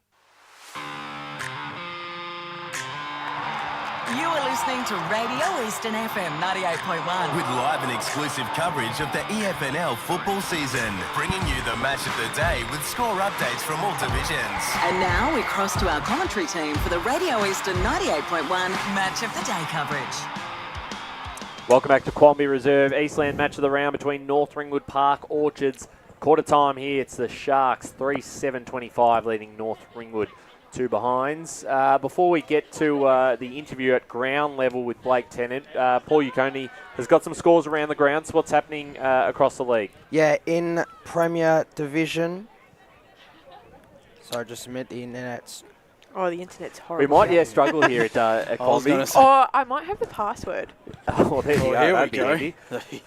We'll take that if we can get it. But here we go. All right, so Berwick and Donny East are 3-2-20 apiece. Noble Park 6-3-39 to South Belgrave 5-5-35. Rowville 5-4-34 to South Croydon 3-3-21. And Blackburn 1-4-10 to Vermont 1-3-9 in Div 1. Mitcham 4-3-27 to Bayswater 4-2-26.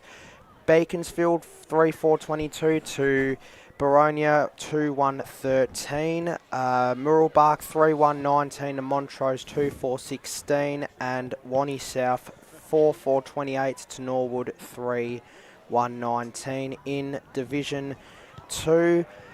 Croydon 7-2-44 to Heathmont 4-4-28. Templestowe 5-4-34 to Mulgrave 2-2-14. Surrey Park 4-5-29 to Scoresby 4-2-26. And Waverley Blues 3-3-21 to East Burwood 3-2-20 in Div 3. Donvale 8-9-57 to the Oakley District 2-1-13. Knox 5-5-35 to Sylvan 3-3-21. The Basin 2-3-15 to Upper Ferntree Gully 1-6. White Horse 4-3-27 to Coldstream 2-12. And in Division 4, Bulleen Templestowe 2-8-20 to Kilsyth 6 behinds. Croydon North Emlock 4-4-28 to Doncaster 2-5-17. And Churnside Park 5-2-32 to Warrandyte 1-1-7. Thanks there, Paul. We'll get some more updates at half-time. I believe we're going to get an interview with Blake Tennant in just a moment. Very interesting first quarter. Park Orchard's quite dominant, but just the 3 goals kicked, so they probably left a couple on the table there, which means we've got a 24-point margin at the moment, as Blake Tennant, I believe, is with Matt Price. Blake, have we got you just down at give ground us a couple level? Minutes, Bryce. He's talking to his boys, so just 1 sec. All good.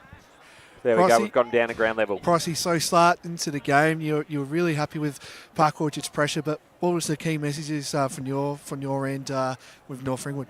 Oh, look, their pressure was really good. We couldn't sustain it. They pressed really hard. They condensed the ground, put a lot of pressure on us, and then got repeat entry. So we've got to be able to go at them a little bit better, a bit more spread, change lanes a little bit more, and try and go at them a bit harder. But in saying that, their pressure's good, and they keep turning it over and getting opportunities. So we'll try and address that this quarter. Is the skill area something that you want to change and get back into your hands, sort of thing? Yeah, well, skill errors are part of the game, and that's one thing you don't want. We stand here on the sidelines and you want everyone to hit a target. But, under the pressure, we've been found wanting so far, so we've got to improve our skill level. No worries. Thanks, Pricey. Thanks there to Blake Tennant with Matt Price. Emily, we'll throw it to you first. Obviously, knowing this North Ringwood side so well, is that what you expected out of Pricey at quarter time? Well, we did have a discussion off air, and I said very similar things. This is what Pricey would be saying. So no surprises there whatsoever. He's a gun coach, so I have no doubt that there'll be some sort of adaptation in the second quarter. Great minds think alike, you'd have to say. What are they got to do, Emily and David, to get back in this game in this second term? What's the key things here that they've got to focus on? I don't think they can allow Park Orchard to run off the half-back the way they have. I see they've changed. Mackenzie's gone into the middle there for North Ringwood.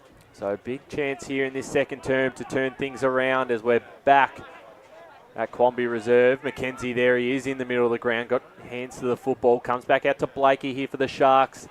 Spiteri running onto this first.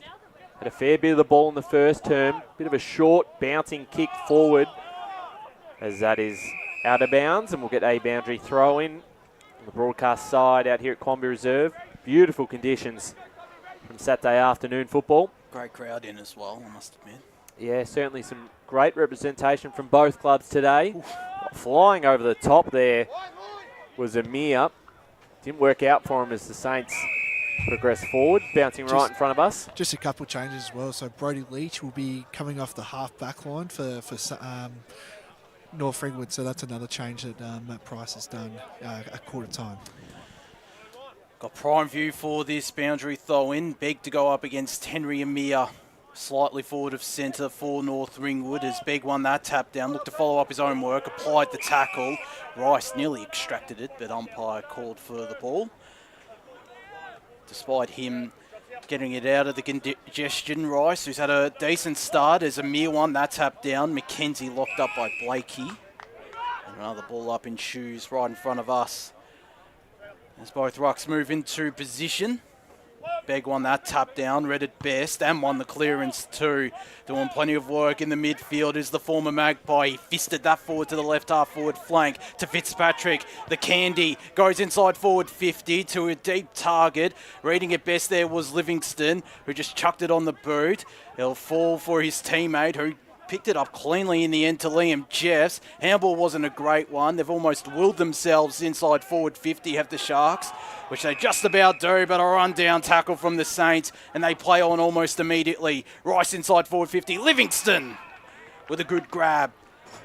And that's a key difference with getting the ball as a shallow entry versus a deep entry. It's the first real deep entry that North Ringwood have had. And for Park Orchard to try and get that ball and transition back out was really difficult. That's why North were able to get the ball back into their forward line. And the Saints will have an opportunity to kick their first goal through Ben Livingston, still young into his senior career.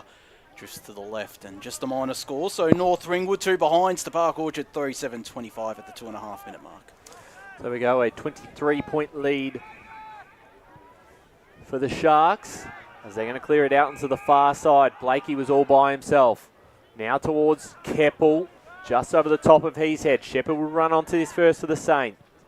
His kick was smothered. He ends up with the footy back again to Loco.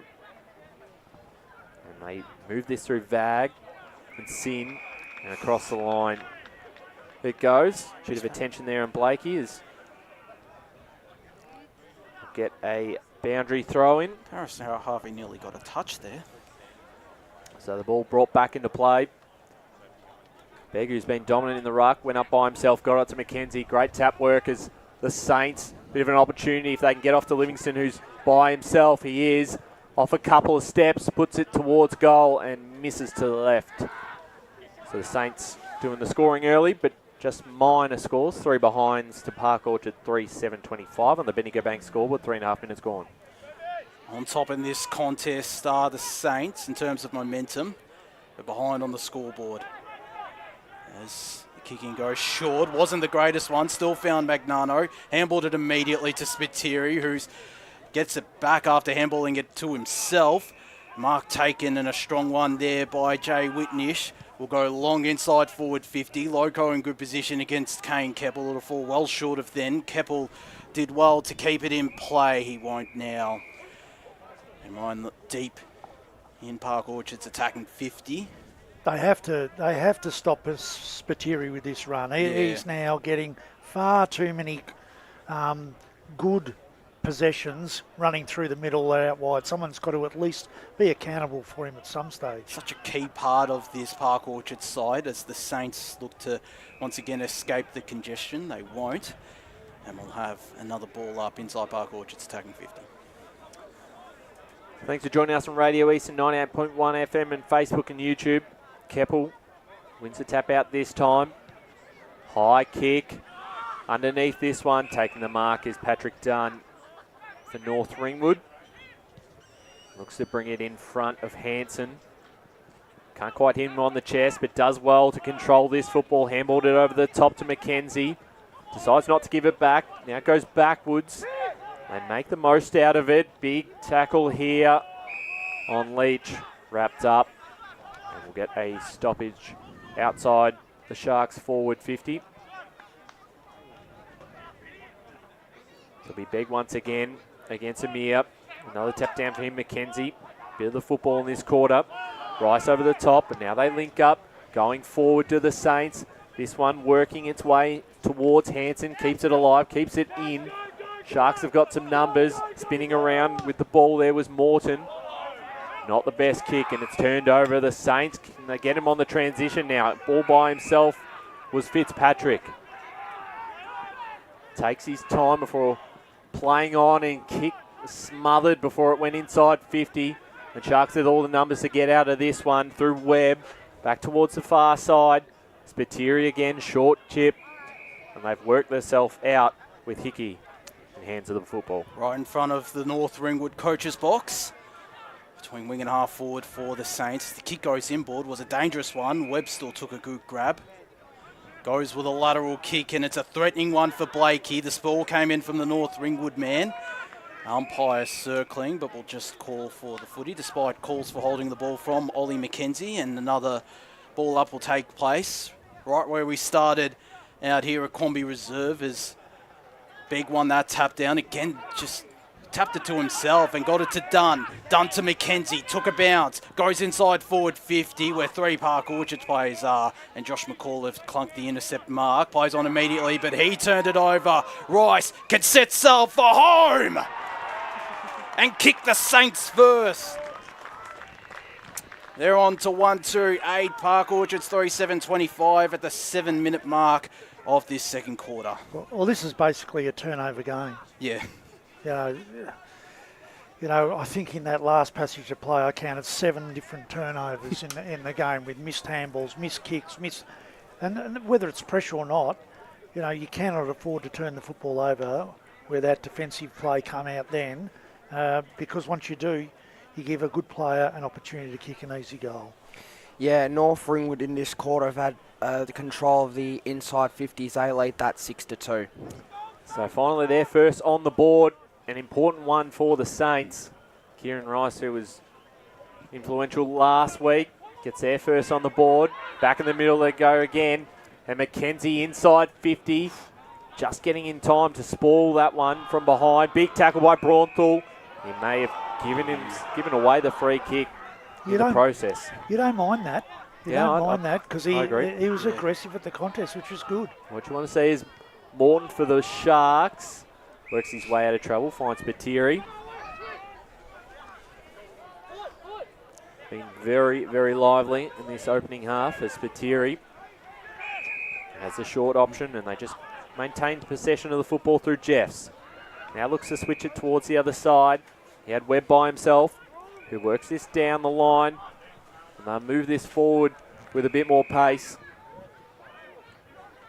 Heron off to Prunty. Inside 50 turnover. Can now the Saints get him on transition? McKenzie in the middle. Been building strongly in this quarter. Go off to Fitzpatrick. Fitzpatrick bouncing ball. Worked out for Livingston. Handball over the top. Running onto this one, Hansen. Picked it up off the right boot towards goal. Braunthal takes the mark. Plays on. Goal. Saints get 2 in a row. They move to 2-3-15 to 3-7-25. And a bit of push and shove in the goal square. But much better from the Saints, Emily. They've looked a bit more switched on this quarter. Yeah, I think that's just the composure, that composure piece that we spoke about in the first quarter. They're not getting sucked into the contest, so they're playing that outside ball really well from a contest perspective, but also structurally, which is making it so much harder for Park Orchards to transition the ball, and they're having to switch all the way across the other side of the ground to try and get the ball into their forward line. Paul Yukone, Stats Centre. Yeah, North Ringwood are leading the clearances this quarter 5-2. And I reckon a key part of that has been the move of McKenzie into midfield. I've liked what he's done in that area, the young gun. Just a bit of physicality. Yeah, I think that's because you look at some of the others in there as well, and there's some physicality. Is right on cue. Rice will get a holding the man free kick, but not quite as much grunt as McKenzie, I feel. Has also had some decent disposal, unlike that one from Rice, who turned it over. Begg with the pressure. The kick will go inside 50 from Hansen. Livingston was there. On the ground, picking up cleanly was Mooney. Too quick the handball for Ryan Fitzpatrick, who applies the pressure, and the Sharks will be able to clear their defensive 50. Will it be for long? It won't be, because Jack Whelan has possession of the footy. Chipped it over the top to Dunn, who has it right in front of his interchange box. Chipped it also over the top to Luke Sin. Right half forward flank, he has it about 50 metres out from his goals. A nice starting inboard kick to Luke Patterson. Now, I think it seems to be, this is a difficult kick.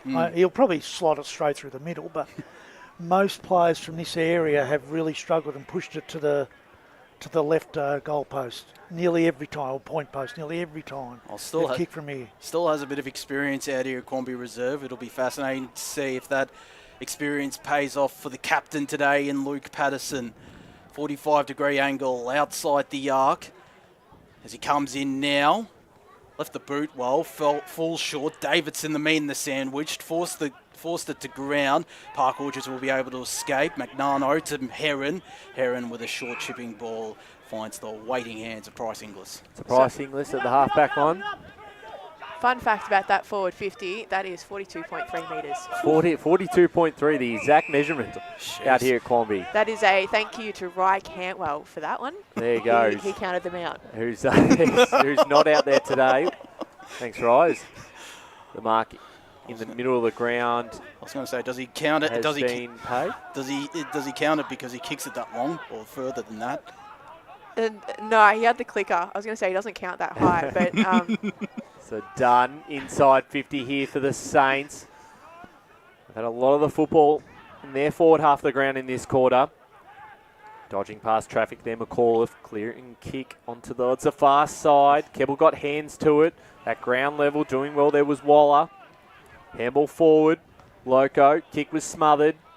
Ball ends their hands of the Sharks as they look to just get themselves out of a bit of trouble here. The pressure has certainly increased from a North Ringwood point of view as they were able to turn this over once again. Here's Whelan. He wheels forward and turns over the kick. Switches on here if he can get that ball out quick enough. It's a bit slow to get off the mark there and now looks for the short option. 12.5 minutes gone second term. The margin's 10 points. There's Prosnak in the middle of the ground, goes forward, and giving away a bad free kick there was Whitnish.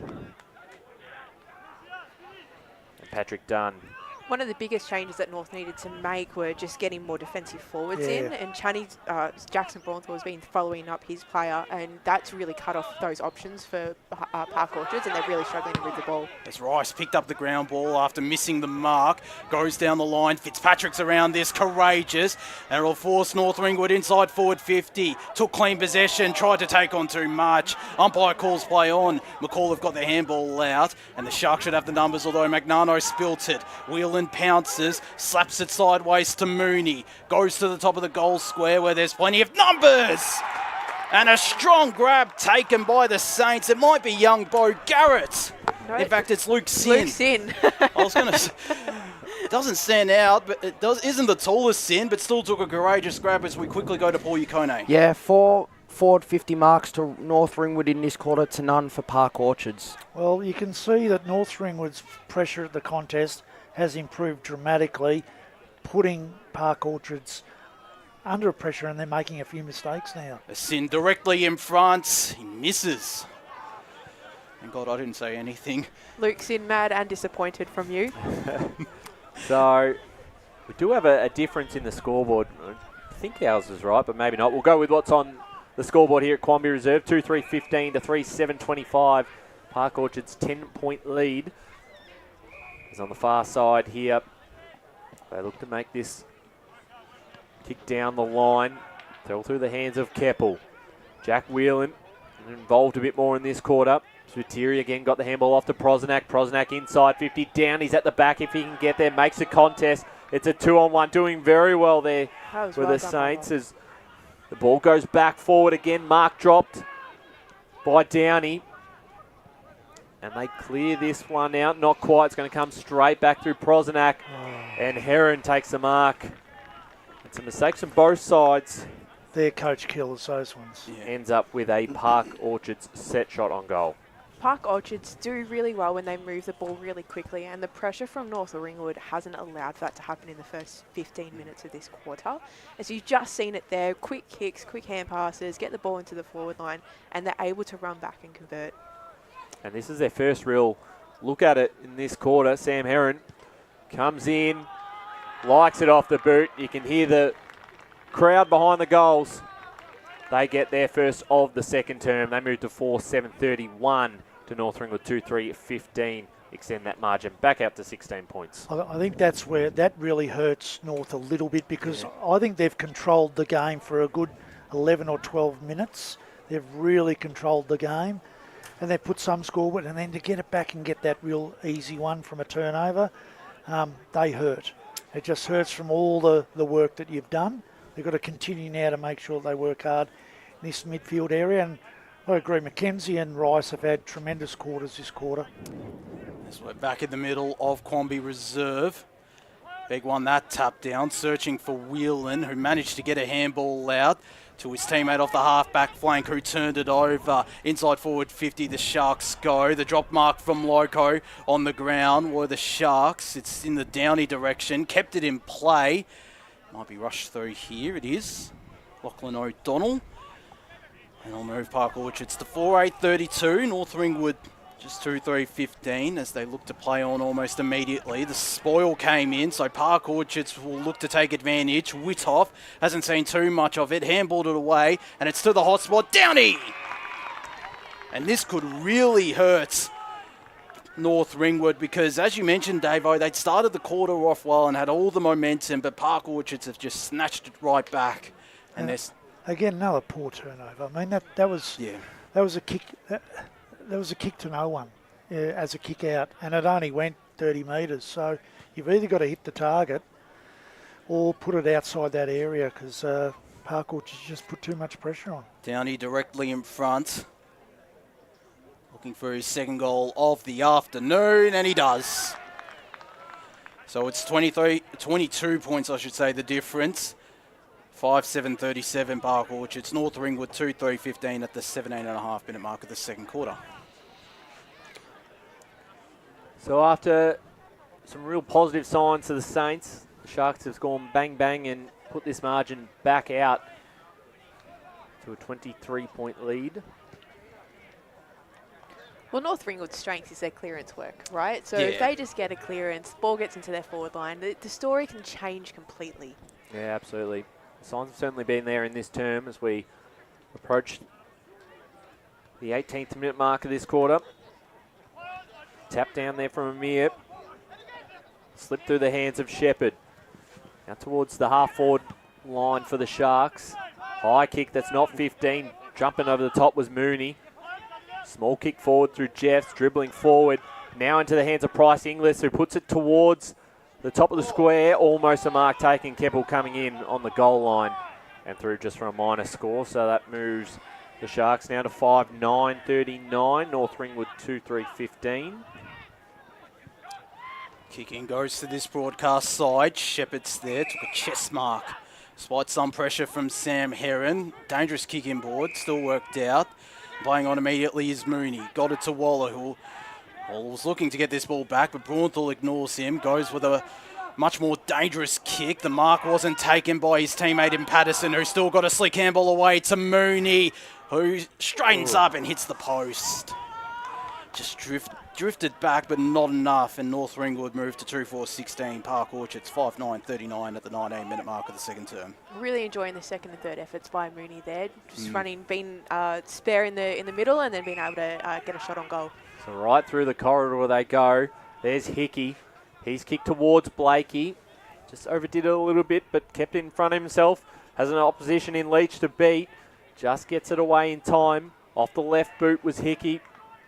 And out of bounds on the full. That was excellent defensive work from North Ringwood there, because they were well out, Park Orchards. They were going to go straight in, so worked really hard, North Ringwood then. Been able to stop a potential goal. They've kicked the last two, have the Sharks. As the ball brought back into play now. This second term out here at Quambee Reserve. Round two, both sides coming off wins. Dangerous kick, couldn't quite get it to McKenzie. And can the Sharks make him pay? Off the boot towards goal. He's put it through, that's Magnano. Aiden Begg's been off for the last couple of minutes, probably 5 or so, which is sort of coincided with Park Orchard's nice little run. Yeah. So it'll be interesting to see what happens. He's coming on now, so he'll jump back into the ruck. Paddy had a good spell there for a good couple of minutes. But we'll hopefully see some clearance dominance from North Ringwood now. Yeah, well, he's certainly been on top when he's been on the field, has Aiden Begg, and they'll need him out there for the last 6 or 7 minutes of this quarter. 6-9-45, Park Orchards now leading North Ringwood 2-4-16. 21 minutes gone in this second term on the Bendigo Bank scoreboard. Can he take advantage of this matchup against the young ruck and Niels Withoff? He won that tap down. No clearance for the Sharks, for the Saints, though. They eventually do get it. As they move inside forward 50 through Mooney, was a decent fist of a kick, but it's cut off by Zach Schaefer at the goal square. Goes to the far side wing, where Lewis Downey took a really strong mark. Plays on immediately. Tried the handball to Withoff, but North Ringwood applying some good pressure. The Sharks just unable to escape, and umpire will call for it. Bang on centre wing far side of Quambee Reserve. 21.5 minutes gone. It's a 29-point advantage now to Park Orchards in this Eastland match of the round as Begg won that tap down. The clearance for Garrett, who got it out to his teammate. Finds the hands of Leach, who goes with a dangerous kick. No mark taken by his teammate. And he'll go out of bounds for a boundary throw in. Right between the two coaches' boxes. Right near the scoreboard and near our boundary rider, Blake Tennant. Doing a great job today. He sent me gifts. Oh. On Messenger. I was going to say, I wonder what those gifts were. As McKenzie won the clearance, goes to the right half forward flank where Livingston couldn't complete the grab. He's there on the ground, locked up. And 22.25 minutes gone. North Ringwood will look to add another on the scoreboard. No trial, as mentioned, by 29 points. His umpire tosses this ball back up. Begg, the big leap and the tap down. Braunthal running onto it. Couldn't take clean possession. Was under a bit of pressure. North Ringwood should be able to move further forward. They can't. Umpire circling and will eventually call for this ball. So can North Ringwood get one back here? Love to get a little bit closer going into the halftime break. Martin currently 29 points. Ball up inside 50. Begg able to get this one out of the ruck. Handball back to Rice. Stepped around. His kick was smothered. Magnano out of defence here for the Sharks. Just throws it on the boot. Works out okay. Finds a target. An option here. Prosnak on the left to give the hands off. Instead goes directly inside 50. Was looking for Keppel. Picked up that time by Hickey. Missed an opportunity for the Sharks. 6-10-46 to North Ringwood 2-4-16. Surely Michael Loco is one of the scariest defenders to go up against. He's got to be. Especially with that Viking hat. Speaking of.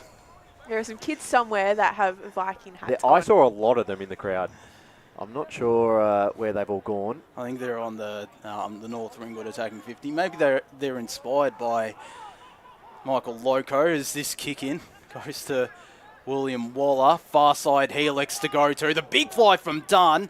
Out the back. His teammate will lay hands on it, and Riley White goes to the right half forward flank. Patterson got into good position. Forced at the ground to Fitzpatrick. Locked up and is going to be pinged at the left half back flank for Park Orchards. And it'll be a free kick as they play on immediately. Got options defensively, but it wasn't a great kick. Still, Park Orchards are able to compose themselves, although not for long. Shepherd dropped the mark. Up against Magnano at the left half forward flank for the Saints. Shepherd applying good pressure. Magnano did well. Goes down the line with a smart dabbing kick, which found his teammate, who plays on almost immediately. Also heads down the line where a strong grab is taken. That might be Henry Amir, about 60 metres out from his goal on this broadcast side. Kick was nearly overcooked for Spiteri, who still took the one-handed grab. Looks for options inside forward 50. Ignores them and goes short to Kieran Hickey. Wheels onto his left and immediately going to be cut off by Will Vag. So Will Vag here for the Saints. The half-back line. Quite a few errors from both sides still in this second term. Rice had his fair share of the football this afternoon. We'll look to switch it back to White. White hits up a target in Hanson. Hanson looking for McKenzie. Good grab in between three Sharks. Played on, had the handball over the top. And just getting it out in time was Mooney. Looked like he was in trouble. McKenzie wrapped up as the half-time siren sounds. An entertaining second quarter. So the Saints start well, but the Sharks responded. And they're going to have a 5-goal lead going into half-time. 6-10-46 to North Ringwood 2-4-16. We're going to go to a half-time break. When we're back, we'll welcome in Davis Harrigan, who's celebrating a milestone today. 550th game behind the lens as we continue for the Eastland match of the round. As Sarah opened her best friend Jackie's wedding invitation, she was overcome with a wave of emotion. While her two young boys wrestled on the floor, tears of happiness rolled down Sarah's cheeks as she saw the words she'd been longing to see. Please note, this wedding will be a child-free event. Well, Sarah, looks like we're off to Eastland for a new frock and some heels. And let's book in that babysitter. For all of life's little moments, there's Eastland. Eastland. Live real. Sprained your ankle, bursting through the banner, broke a finger, high-fiving the ruckman, or did you run into the goal post again? For bumps, breaks or bleeds, be seen sooner, close to home at Knox Private 24/7 Emergency Department. The preferred provider of emergency care to the Eastern Football Netball League, you'll generally experience shorter wait times. You don't need private health, but there is an out-of-pocket fee. Be seen sooner, close to home at Knox Private 24/7 Emergency Department, 262 Mountain Highway, Wanturna. Do you feel good about your bank? Because there is a bank you can feel good about. They share their profits to fund big community projects, small community clubs, and vital emergency services. They've given $250 million to help Australian communities thrive. They have all the products and tech you expect from a big bank, with service you don't. It's Bendigo Bank. Feel good about who you bank with. Try Bendigo. Search bendigobank.com.au or search Bendigo Bank near me. The superpower I'd love for a day is to fly. If I could have a superpower for a day, it would be to time travel, so I could go back and see how life was when my parents were young and stuff like that. Be mind reading. It's always good to know what other people are thinking. At Tobin Brothers Funerals, their superpower is always providing compassionate care to families at their absolute time of need. Get to know the team at tobinbrothers.com.au. Tobin Brothers Funerals, celebrating lives. Do you want to study at the #1 sports science school worldwide? Study sport at Deakin and benefit from the most advanced sports facilities available, from running tracks to biomechanics labs, and decked out gyms to a climate chamber. Deakin have what you need to graduate ahead of the pack. Discover endless opportunities in sports science by visiting deakin.edu.au/sport. Deakin, proud sponsors of the EFNL. You are listening to Radio Eastern FM 98.1. With live and exclusive coverage of the EFNL football season, bringing you the match of the day with score updates from all divisions. And now we cross to our commentary team for the Radio Eastern 98.1 Match of the Day coverage. Welcome back to the Eastland match all around. North Ringwood taking on Park Orchards. Half time here at Quambee Reserve, and it's the Sharks 6-10-46 leading the Saints 2-5-17. So we were right, Lee. We did have a point that the scoreboard didn't have, and they've added it now. So it is a 29. And I took it off. Hang on. Yes. They're a bit behind over there on the far side, but it's a 29-point lead to the Sharks. I'm Ryan Long, and joined for the first time this afternoon. Been very busy out there, Davis Harrigan, and it's a big day for you because it's a milestone 550th game behind the lens. And you're at one of your favourite venues to come down to Quambee Reserve for a big afternoon. How are you tracking? I've seen you running around everywhere. There's a lot of reasons why I come down to this venue. We'll put a few aside. It's flat. I can photograph it. It's easy. The lens will get all the way to the end. But just to put it in perspective, we've had, essentially 3-4 game days of the season. Yep. This is my 12th game already, and I'm tracking to potentially beat last year, which was huge, which was 70 games. So I look at it overall and go, I know there are people in these clubs that are here from 8 a.m. to 6 p.m. and volunteering, and they're part of those games. But in many ways, I don't think people understand the level of work I put into the 3 games that I'm doing per day. So senior men, whatever it might be, then going home. It's 6 hours worth of football, but the editing is double or triple that because of the high yields that I'm getting. Sorry for those who are in the crowd and are hearing the camera go off. I'm literally just trying to make sure I get a good shot of your son or your daughter or your friend or something like that. But I still enjoy it. That's the main thing. It's hard to believe that I started when Ben Waterworth was the media manager here. We're going back quite that far now, so I've been through a few, but I'm very happy to have started with this league for over 550 games now. And to do 500 last year was with Blackburn, my home team, and then 550 this year.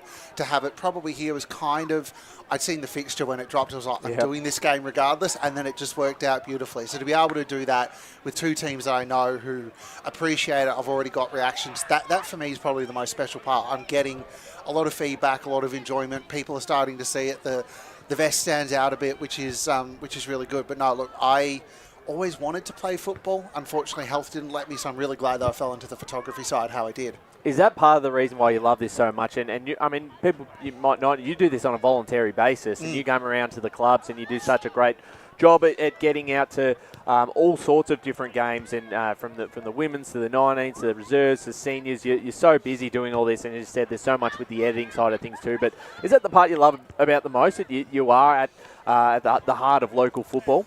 I consider it a very unique perspective because I've done this before, studied sports journalism. People ask, how do you watch the game? I'm like, I watch it like you do. I just watch it through a lens. So to be able to pick it up and watch those things, watch the plays, see what people are doing, the dynamics of the game, it's all still there for me. When I go to an AFL match, I'm doing the same thing.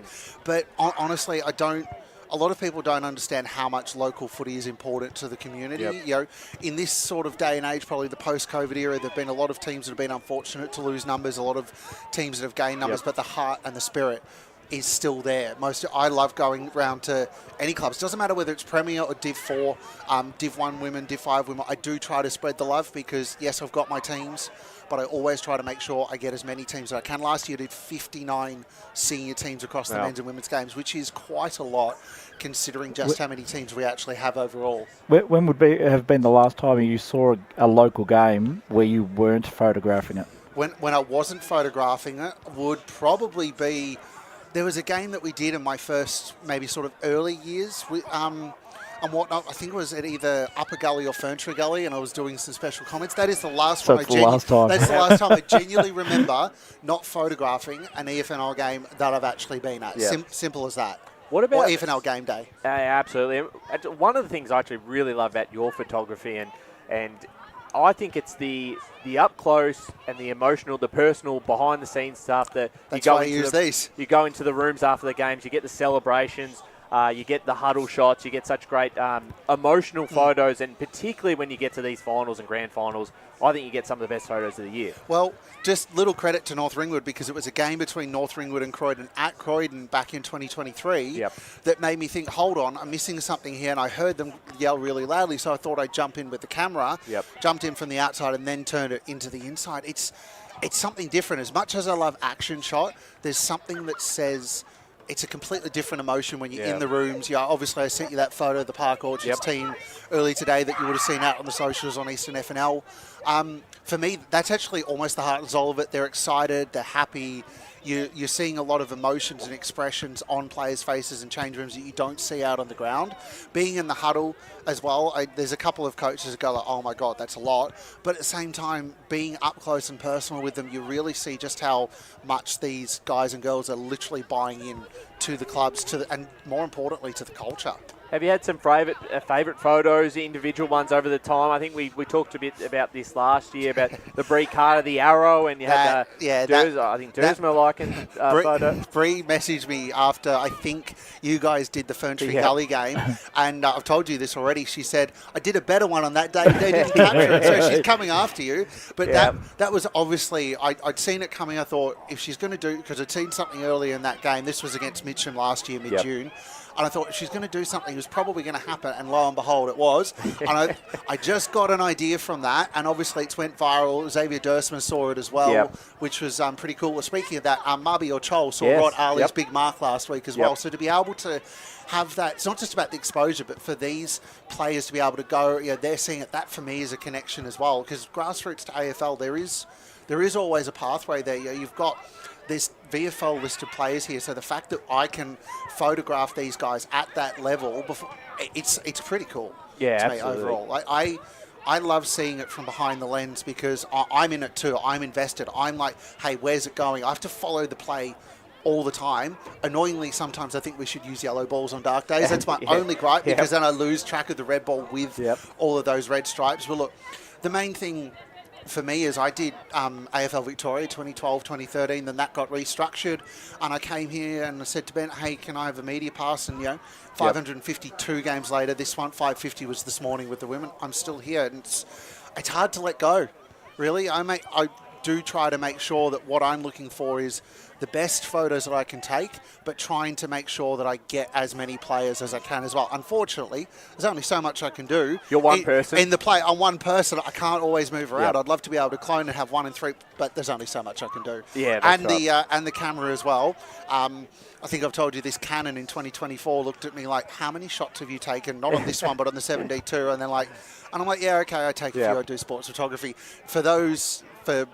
To put in perspective, in 70 games last year, it was over 7,000 taken per game. Wow. And that's just how hard I work to try and get the best picture. That one, Will Oglethorpe as well in Anzac Day, because that was just like, I'm going to miss maybe 5 out of 10 shots because I'm not in the right position. But when I get it, and I really, really love it. I think to be able to come down to the clubs, to be able to photograph a game that's fun, because this really is a high level of football. I don't think a lot of people do understand outside of the clubs just how good local football is.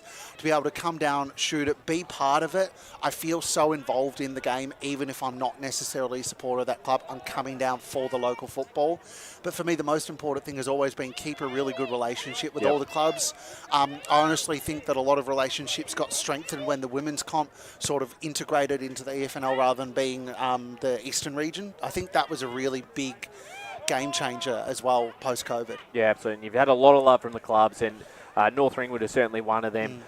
Before we let you go, what's you're 550 today, 552. What are we getting up to by the end of the year? Is there a target? Is there, you see where you get to? Can you get to 600 by then? I'm not going to reveal too much, but 600 does look like landing at a pretty good spot. Yep. But I'm here for the men's finals this year because last year I disappeared after the women's finals. And I think it was probably off to Europe. It was good because I really did feel like I needed a break. I did 3 months straight without a break. So to be able to come back to it, I think it's going to be 70-plus games this year, but we'll see. Anything can happen. Absolutely. Before we let you go, just a quick tip on this game. Currently, Park Orchard's leading. Do they hold on, or do North Ringwood come from behind? I think it could be close, but based on what I've been seeing with Park Orchards being a bit slicker, a bit better with intercepts, I think Park Orchards end up winning by 12 points. Big congratulations to you, Davis. Looking forward to seeing you out there in the second half. Thank you. Park Orchard, 6-10-46. North Ringwood 2-5-17. We'll be back in a break. Today at Eastland, Lucy's trying on jeans for a momentous occasion. Coffee with the ex. She needs jeans she can move in because she's definitely moved on. Jeans that get a second look, but don't give any second chances. Jeans that say, why yes, I have spent the last 8 months in a post-breakup juice cleansing, kickboxing, personal training frenzy. And it looks as though she's just found the perfect pair. Bravo, Lucy. For all of life's little moments, there's Eastland. Eastland. Live real.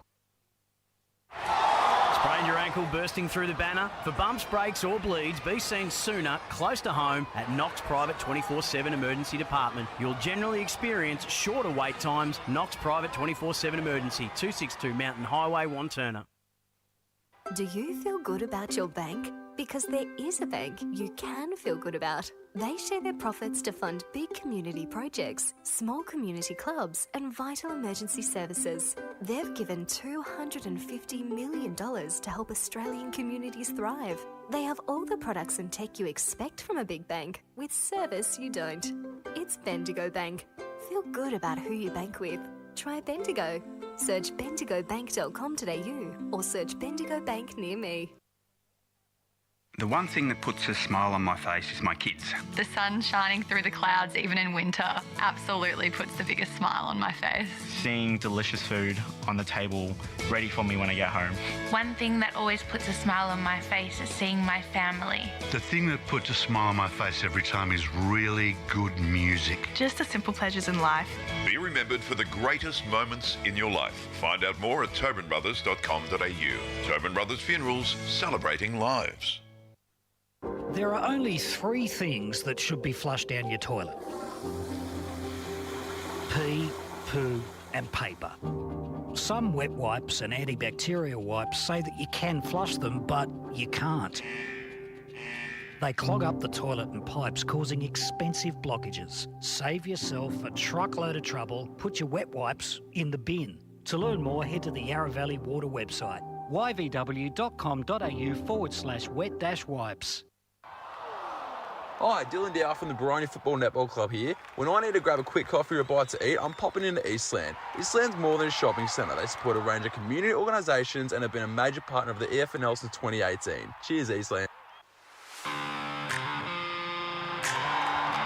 You are listening to Radio Eastern FM 98.1. With live and exclusive coverage of the EFNL football season, bringing you the match of the day with score updates from all divisions. And now we cross to our commentary team for the Radio Eastern 98.1 Match of the Day coverage. Welcome back to Quambee Reserve, Eastland match of the round. Park Orchard 6-10-46, leading North Ringwood 2-5-17. In a moment, we'll go to Paul with some of the scores around the grounds in today's clashes. Before we get ready for this third quarter. But Paul, even if it's just a few of the key ones, what's happening around the traps today? Yeah, around the grounds at the moment in Premier, Donny East 7-7-49 to Berwick 4-3-27. South Belgrave 9-8-62 to Noble Park 8-6-54. Rowville 12-7-79 to South Croydon 3-4-22, and Blackburn 7-9-51 to Vermont 4-6-30 in Division 1. In Division 1, Mitcham 11-8-74 to Bayswater 5-4-34. Beaconsfield 6-6-42 to Boronia 5-4-34. Montrose 4-7-31 to Mooroolbark 4-6-30. And Wanney South 8-5-53 to Norwood 6-3 39 in Division 2. Heathmont 10-5-65 to Croydon 10-2-62. Templestowe 8-8-56 to Mulgrave 4-4-28. Surrey Park 9-10-64 to Scoresby 6-5-41. And Waverley Blues 6-5-41 to East Burwood 3-6-24. In Division 3, Donvale 18-11-119 to Oakley District 2-1-13. Sylvan 10-5-65 to Knox 7-11-53. Upper Ferntree Gully 4-5-29 to the Basin 3-3-21. And Whitehorse 4-3-27 to Coldstream 2-12. And in Div 4, Bulleen Templestowe 6-11-47 to Kilsyde 5-6-36. So we're back for the third term, second half action out here at Quambee Reserve. Park Orchards leading this game by 29 points. Back in the middle it goes. Blakey with the handball forward. They try and get this one through. Picked off by Rice. Went backwards to Leach. Under a bit of pressure. Swung around. Caught for holding the ball. No, umpire said play on, in fact, as this one comes back out. Just tried to get soccer that one off the ground. Did Webb. Heron involved. Handball over the top. As they go forward now, North Ringwood. The mark taken on that far side. A dangerous kick inbound. Rice got hands to it to spoil it, but Sharks with the numbers. Macricanis now. Handballed over the top. They're going to move this on. It's Jeffs. Whitnish. Smart little tap to Pros in the corner, in the pocket. Did it come off boot? I think it did. But it might just be a boundary throw in. No, it was just bounced before. Paul, with those last three scores quickly. In Division 4, Doncaster 8-8-56 to Croydon North Emlock 7-9-51, and Churnside Park 7-9-51 to Warrandyte 5-3-33. So we're going to boundary throwing deep inside Park Orchards forward 50 as Pros takes a bit of time to do up the shoes. As we're back into play. Tap down by Loco. Chasing this one first is Taylor. And a free kick here going the way of the Saints through James Leach. Left back pocket, he has it. Saints kicking to the right of your radio dial. Sharks to the left in this third term as the big fly from behind. A good grab taken there by North Ringwood, right in front of the coach's box, which would make Matt Price pretty pleased as they go down the line, looking for Taylor Davidson, who will apply the bone-crunching tackle and will have another ball up. Between wing and half forward for North Ringwood. On the far side of Quambee Reserve, they trial 2-5-17, Park Orchard 6-10-46 as the sun beams down on Quambee Reserve. Mackenzie was there. The Sharks extracted and get it to the front of the stoppage and into their just about their forward half. They will now. Downey working his way up the ground. Wasn't a clean handball and North Ringwood compounds. Jackson Braunthal, the kick off the deck was a good one to Fitzpatrick, who looked lively in the second quarter. Sets up for home. Will it fall short? It does. The mark taken by Park Orchards. Boy, would that have been a great first goal in the red, white and black as the kick flirted with danger. It falls short of its intended target in Prunty. Braunthal pounced, and so did Mackenzie. Heads deep inside forward 50. 2-on-1 McAuliffe. Could have been paid the mark. Nothing, said the umpires. Magnano and Heron play on immediately. Look for Prozanak, who couldn't complete the grab. And again, North Ringwood forced the turnover. Begg with the backwards handball. They go inside forward 50 with a darting ball to Livingston. A great sliding mark and a true centre-half forward.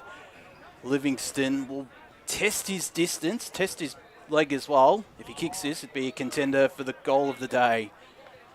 I think this one's a 43 metre, not a 42.3. Just for clarification. Still a fair distance from about 43 metres out. Livingston will kick it directly in front of the big sticks. Got a good connection!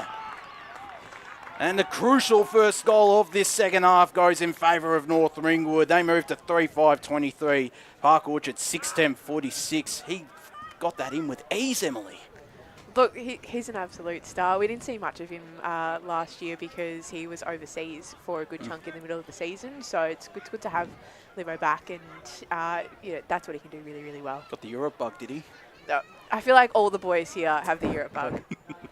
Very popular this time of year. An important one for the Saints to get the first back to a 23-point game. So we're back in the middle again, 4 minutes into this third term. Hayden Begg in the ruck's been pretty dominant when he's been out there. And now the ruck he goes again, gets a handball right on cue to McKenzie. His kick inside 50 is a high one. Davidson got hands to it. The pressure applied. Been a free kick here awarded. Going the way of North Ringwood, holding free kick. And it will be Davidson who will be certainly in range inside 50 on a slide angle. So TD said he'd give me $50 if I told everyone how good he is, and here is his opportunity to show everyone how good he is. No pressure, TD, but you will cop it if you do miss it here. Well, pressure's on. Slide angle. Well and truly in range. He's happy no with mistake. Emily gets $50, and North Ring will get their fourth. 4-5-29. Park Orchard 6-10-46. Well, they're getting some real value now out of Begg and what he's been able to do in the middle. Probably the move of the day has been McKenzie going into the centre after quarter time. He has been really strong in that area. So that's something that Park Orchards are going to have to look at, because if they continue to get the run through that middle, gives them that open space, doesn't allow Park Orchards to flood back. As we go back up in the middle of Quambee Reserve, and Mir going up in ruck for Park Orchards. It's Begg the tap down, went down the throat of Taylor, who I must admit in his return to Quambee hasn't had too much of an impact, Liam Taylor. I'll say that, and he'll have some sort of an impact as this ball about to be tossed up. Once again in the middle is Begg again, the tap down, looking for McKenzie. The tackle applied by Rice on Liam Jeffs. Now the ball up slightly, very, very slightly forward of centre for North Ringwood. Ball moving by inches. As the Saints trail by 17 points. Thank you for joining us on the Eastland match of the round as Begg once again took matters into his own hands almost. Will look to follow up, except his teammate in Mooney who extracted it, but it's straight down the throat of Taylor. Handball was deflected. Back to him, who has it at centre half back. Magnano dancing his way out of trouble. The handball to Livingston. Goes to the far side wing. The fly from down. He forced it to ground. Breaking his way through was Singh. Got it to Loco. Loco will get this ball back as he goes inside forward 50. The spoil came in. On the ground is Waller, working his way up forward. Got a quick handball away. Was too hot for his teammate in Leach. Applies the tackle. The Sharks will look to move it immediately, though, through Livingston. Magnano back to Livingston under a bit of pressure. North Ringwood have the numbers and are able to compose themselves and extract it from the stoppage, from the congestion. That'll be taken out of bounds just about. Well, no, it won't. It's Livingston who got the backwards handball to Magnano. Goes down the line where the kick was nearly cut off by the Saints and O'Donnell. They apply the pressure, and it's going to be a holding the ball free kick. So a hot couple of minutes. The Saints will just look to take their time. Yeah, it looks like a free kick here going the way of North Ringwood too. Advantage play on. What a start to the third term for the Saints. Trying to trap this one was Hanson. The team out over the top to handball it to in Dunn. Dunn getting past his opposition, showed him the ball and then sends it long towards the top of the square. No mark taken. Under a bit of pressure now the Sharks. Picked up cleanly, shot on goal, bouncing ball, minus score. And the Saints on fire at the moment. 6-10-46 Park Orchards, 4-6-30 North Ringwood. Paul, you currently in the stats. Yeah, North Ringwood's heat's been definitely immense in this quarter. They lead the tackle count 7-1 and they lead the inside 50 count 6-1. Spiteri takes the kick in. Lateral kick to Magnano on the far side. Goes a short 45 to Jeffs. Jeffs goes the dangerous kick. Nearly went over the top of his teammate, but it's still a North Ringwood turnover. Braunthal applying the tackle alongside Dunn, and it's locked up. That short kick inside has really hurt Park Orchards recently. They just haven't been able to hit it. Their pressure work is enormous at the moment, North Ringwood. Davidson going up in ruck now. Nearly took it out of ruck. Almost bare cuddled there by Henry Amir and Liam Taylor, and we'll have a ball up. As Davidson and Amir move into position. Amir the leap, the clearance as well to Prunty, to Spiteri. Spiteri with a quick handball, sold his teammate under pressure. And another ball up will take place. The tackle applied there on Kieran Hickey. As Davidson got good position and the tap down the throat of Whelan. Shrugged one tackle, couldn't get a clean handball away, and Hickey will slap it out to Spiteri with that traditional short dabbing kick. Turned it over though. North Ringwood have the outnumber in Patrick Dunn, who's got an option over the top, offering a lead, and it was a really good lead there in William Waller, who looks like he's being moved up forward, the Eastern Ranger. As he tried to sell the candy, decides to go back to Loco. Loco on his ride was smothered, and Park Orchards will look to send it inside forward 50. Webb had no targets though. Now does with a short chipping ball over the top to Keppel. Umpire called play on, despite almost too much pressure from Lachlan O'Donnell. His teammates will be able to clear their defensive lines, and Loco got a handball in the middle. Yeah, back they go now through the middle of the ground. Jack Whelan turned over. Sam Heron now forward for the Sharks. One-on-one contest. Getting it forward there, Whitnish. Real dangerous spot here for North Ringwood as they look to get out through Vag. Got off to Rice. Rice under a lot of pressure. Run down. That's holding the ball. And well done to the Sharks. And Tyler Prunty caught Rice in a spot he did not want to turn over the footy. This is the first opportunity that Park Orchards have had to move the ball forward. They're still playing that style of contest where they're bringing players up from their forward and their back line, and they're wanting to spread from it. But that pressure and the ability to not succumb to that kind of structure from North Ringwood has made it really hard for them to break the line. So, Prunty calling for something there. There's a bit happening off the ball at the moment, so might have been looking for a free kick or 25 there. You're lining up 35 metres out, bit of an angle, looking for their first of the quarter. Just a minor score as that moves Park Orchards to 6-11-47. North Ringwood 4-6-30, 11 minutes gone in this third term. So, forward 50 entry to Park Orchards, fails to register a major as the kick in was a dangerous one to Dunn. It is spoiled from behind by Price Inglis, and that spoil is out of bounds for a boundary throw-in. Right near again, though, some of the supporters with the Viking hats down there in the cricket nets out here at Quambee Reserve, where there usually is a decent contingent of supporters in those cricket nets, whether that be for grand finals or for matches like this one, as Whelan again in the trenches got it out to his teammate, who goes with a dabbing ball over the top looking for a Van Uren, and it's Fitzpatrick out the back under immense pressure, and good pressure from Max Morton, who forces a boundary throw in as... For a guy that's come back from an injury, he's getting heaps of the ball. He is. It'll be interesting to see how well he uses it in this final quarter and a bit, as Begg again in ruck. Ball fell well short of both ruckmen as Prozenak got the handball away. Sin will run onto it. Got a quick handball away after being under some pressure, but turned it over. Jeffs also turns it over. And another turnover there as there's a free kick. Tripping. Is it going North Ringwood's way? I think it is, to Michael Loco. Yeah, he was tripped. Has it at the right half back flank. So plenty happening in this third quarter in front of a decent crowd out here at Quambee Reserve as Loco goes down the line. Kick will be cut off by Tyler Prunty. At centre wing broadcast side, right in front of us. He doesn't have too many options to go to other than a couple of shorts or down the line. In fact, he goes inside forward 50. Keppel was there, flew, didn't fall near the mark. On the ground is Downey, tried to spin his way out of trouble. North Ringwood applying some good pressure. And it's at the top of the goal square where this stoppage will take place. So a good opportunity here for the Sharks. Will they be able to impact the scoreboard in a major way?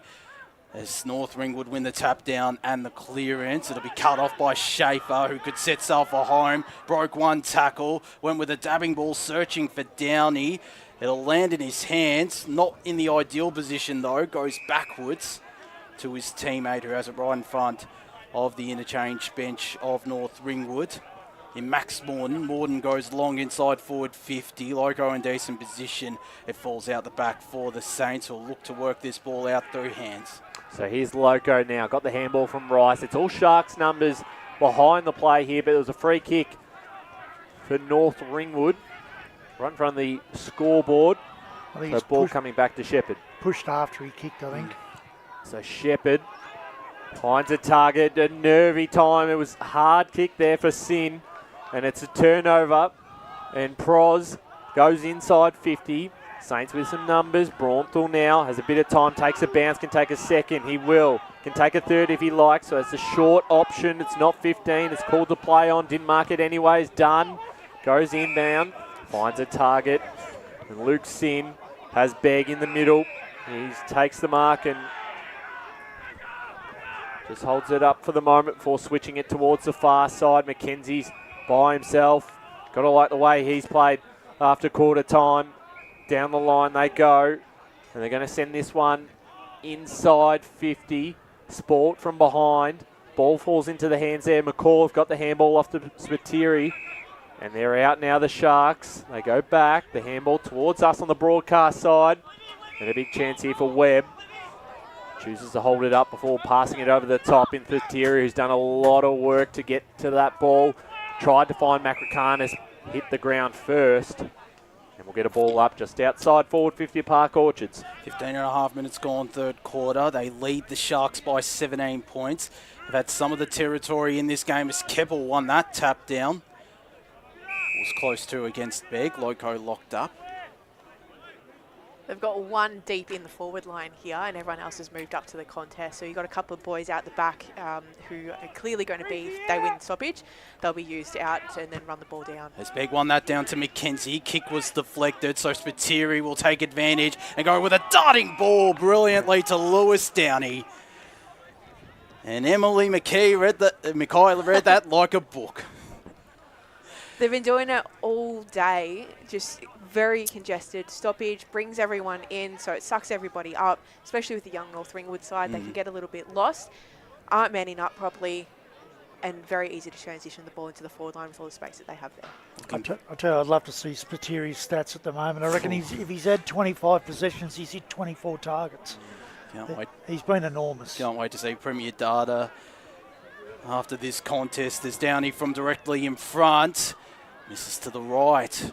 3 straight kicks in at 6-12-48 Park Orchards to North Ringwood. 4-6-30 at the 16.5 minute mark of the third quarter. He's been massive, Spiteri.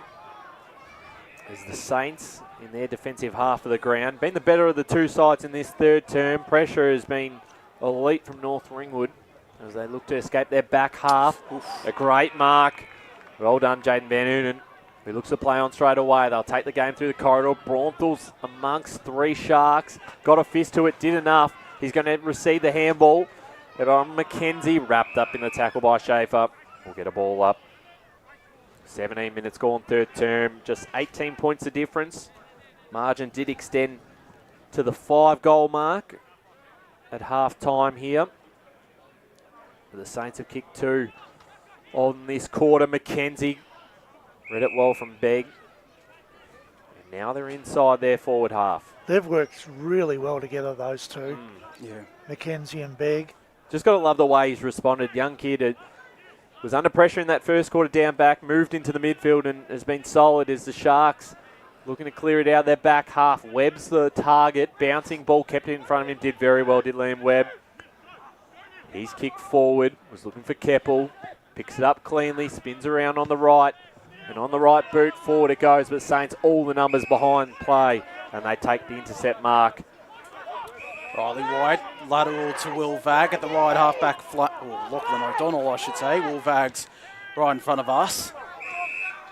Locke's the quiet defender that probably doesn't get too much love, but he's done very well with his punches in the back line. He's got very nice skills as well. As they look to initiate this switch, do the Saints. Go to centre half back in the hands of O'Donnell. Just starting to rack up the disposals the last couple of minutes as his kick wasn't the greatest. Still found his teammate who again goes backwards to O'Donnell. So just taking some time off the clock, slowing things down the Saints. trail by 18 points, 4-6-30 to Park Orchard 6-12-48. As we near 19 minutes gone in this third quarter as the spoil came in and taken out of bounds for a boundary throw-in right in front of the Jamie Redfern scoreboard out here at Quambee Reserve. Ball will be tossed back into play as Begg moves him to position to go up against Henry Amir. In this ruck contest, Begg again took it out of ruck, goes to the left half forward flank in the Rice direction, took the strong grab despite being under pressure. Kick was a driller inside forward 50. It might spill out the back for Taylor Davidson, can't keep it in play. In fact, he does, alongside his Park Orchard's opponent, and we're going to have a boundary throw in right forward pocket for North Ringwood. Lucky not to give the free kick away then, Park Orchards. Yeah, it looked almost like they could, but they get away with it. As the ball brought back into play, Amir with a tap down this time. The kick there was smothered from Hanson, and over the line it goes again. Approaching the 20-minute mark of this third term. North Ringwood with the only 2 goals of this quarter, working their way back into the game to an even 18 points.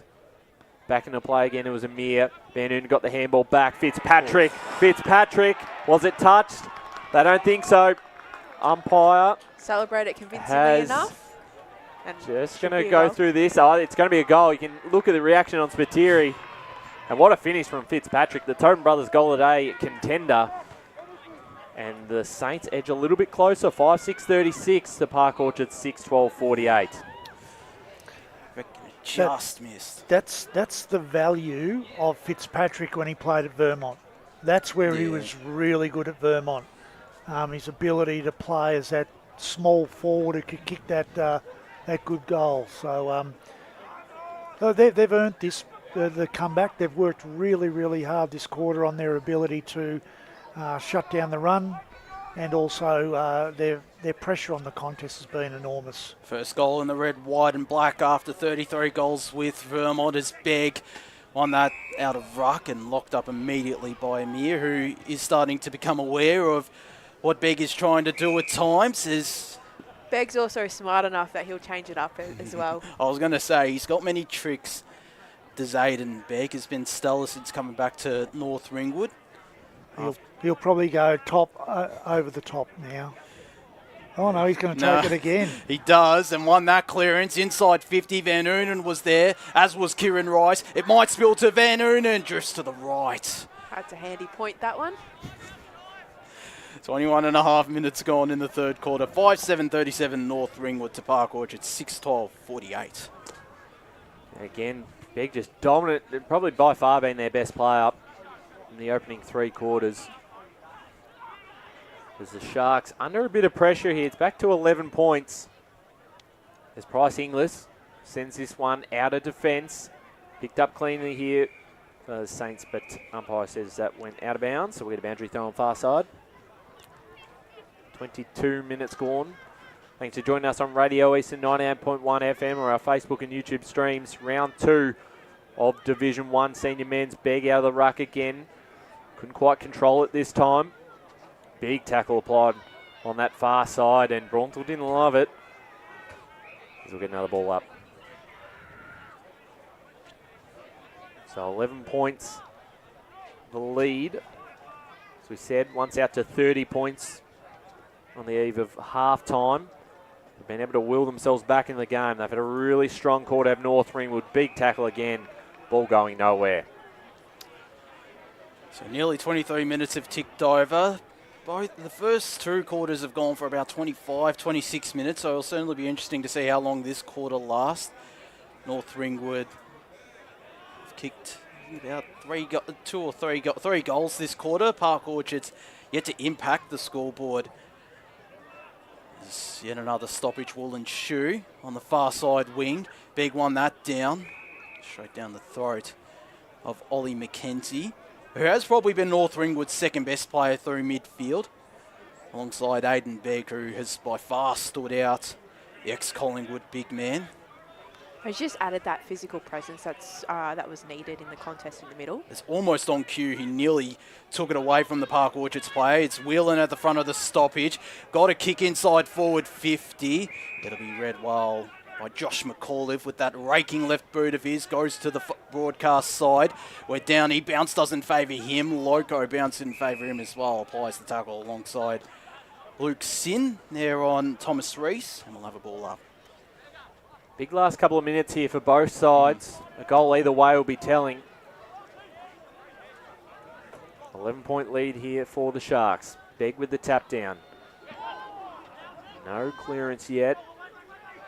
McKenzie involved once again. Begg. Oh, in fact, it was Whelan with the big tackle there that has held things up.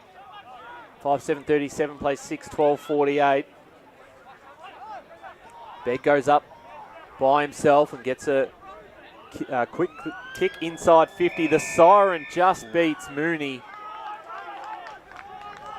And that will be 3-quarter time out here at Quambee Reserve. It's Park Orchards still leading, but it's been cut back to 11 points. 6-12-48 to North Ringwood, 5-7-37. A big final quarter to come. We'll hear from Paris Harvey at the break, and we'll get into this last quarter. A big finish here out at Quambee Reserve in Division 1. Eastland match of the round. As Sarah opened her best friend Jackie's wedding invitation, she was overcome with a wave of emotion. While her 2 young boys wrestled on the floor, tears of happiness rolled down Sarah's cheeks as she saw the words she'd been longing to see. Please note, this wedding will be a child-free event. Well, Sarah, looks like we're off to Eastland for a new frock and some heels. Let's book in that babysitter. For all of life's little moments, there's Eastland. Eastland. Live real. At Yarra Valley Water, we know reducing your shower time, or show time, to 4 minutes can save you an average of $200 a year on water and energy bills. Shower shorter. Save water. Authorised by the Victorian Government, 1 Treasury Place, Melbourne.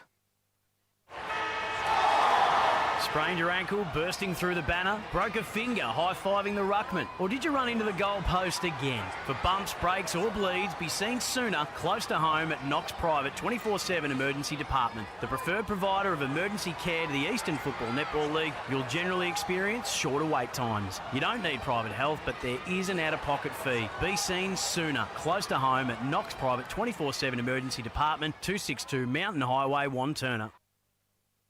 Do you feel good about your bank? Because there is a bank you can feel good about. They share their profits to fund big community projects, small community clubs, and vital emergency services. They've given $250 million to help Australian communities thrive. They have all the products and tech you expect from a big bank, with service you don't.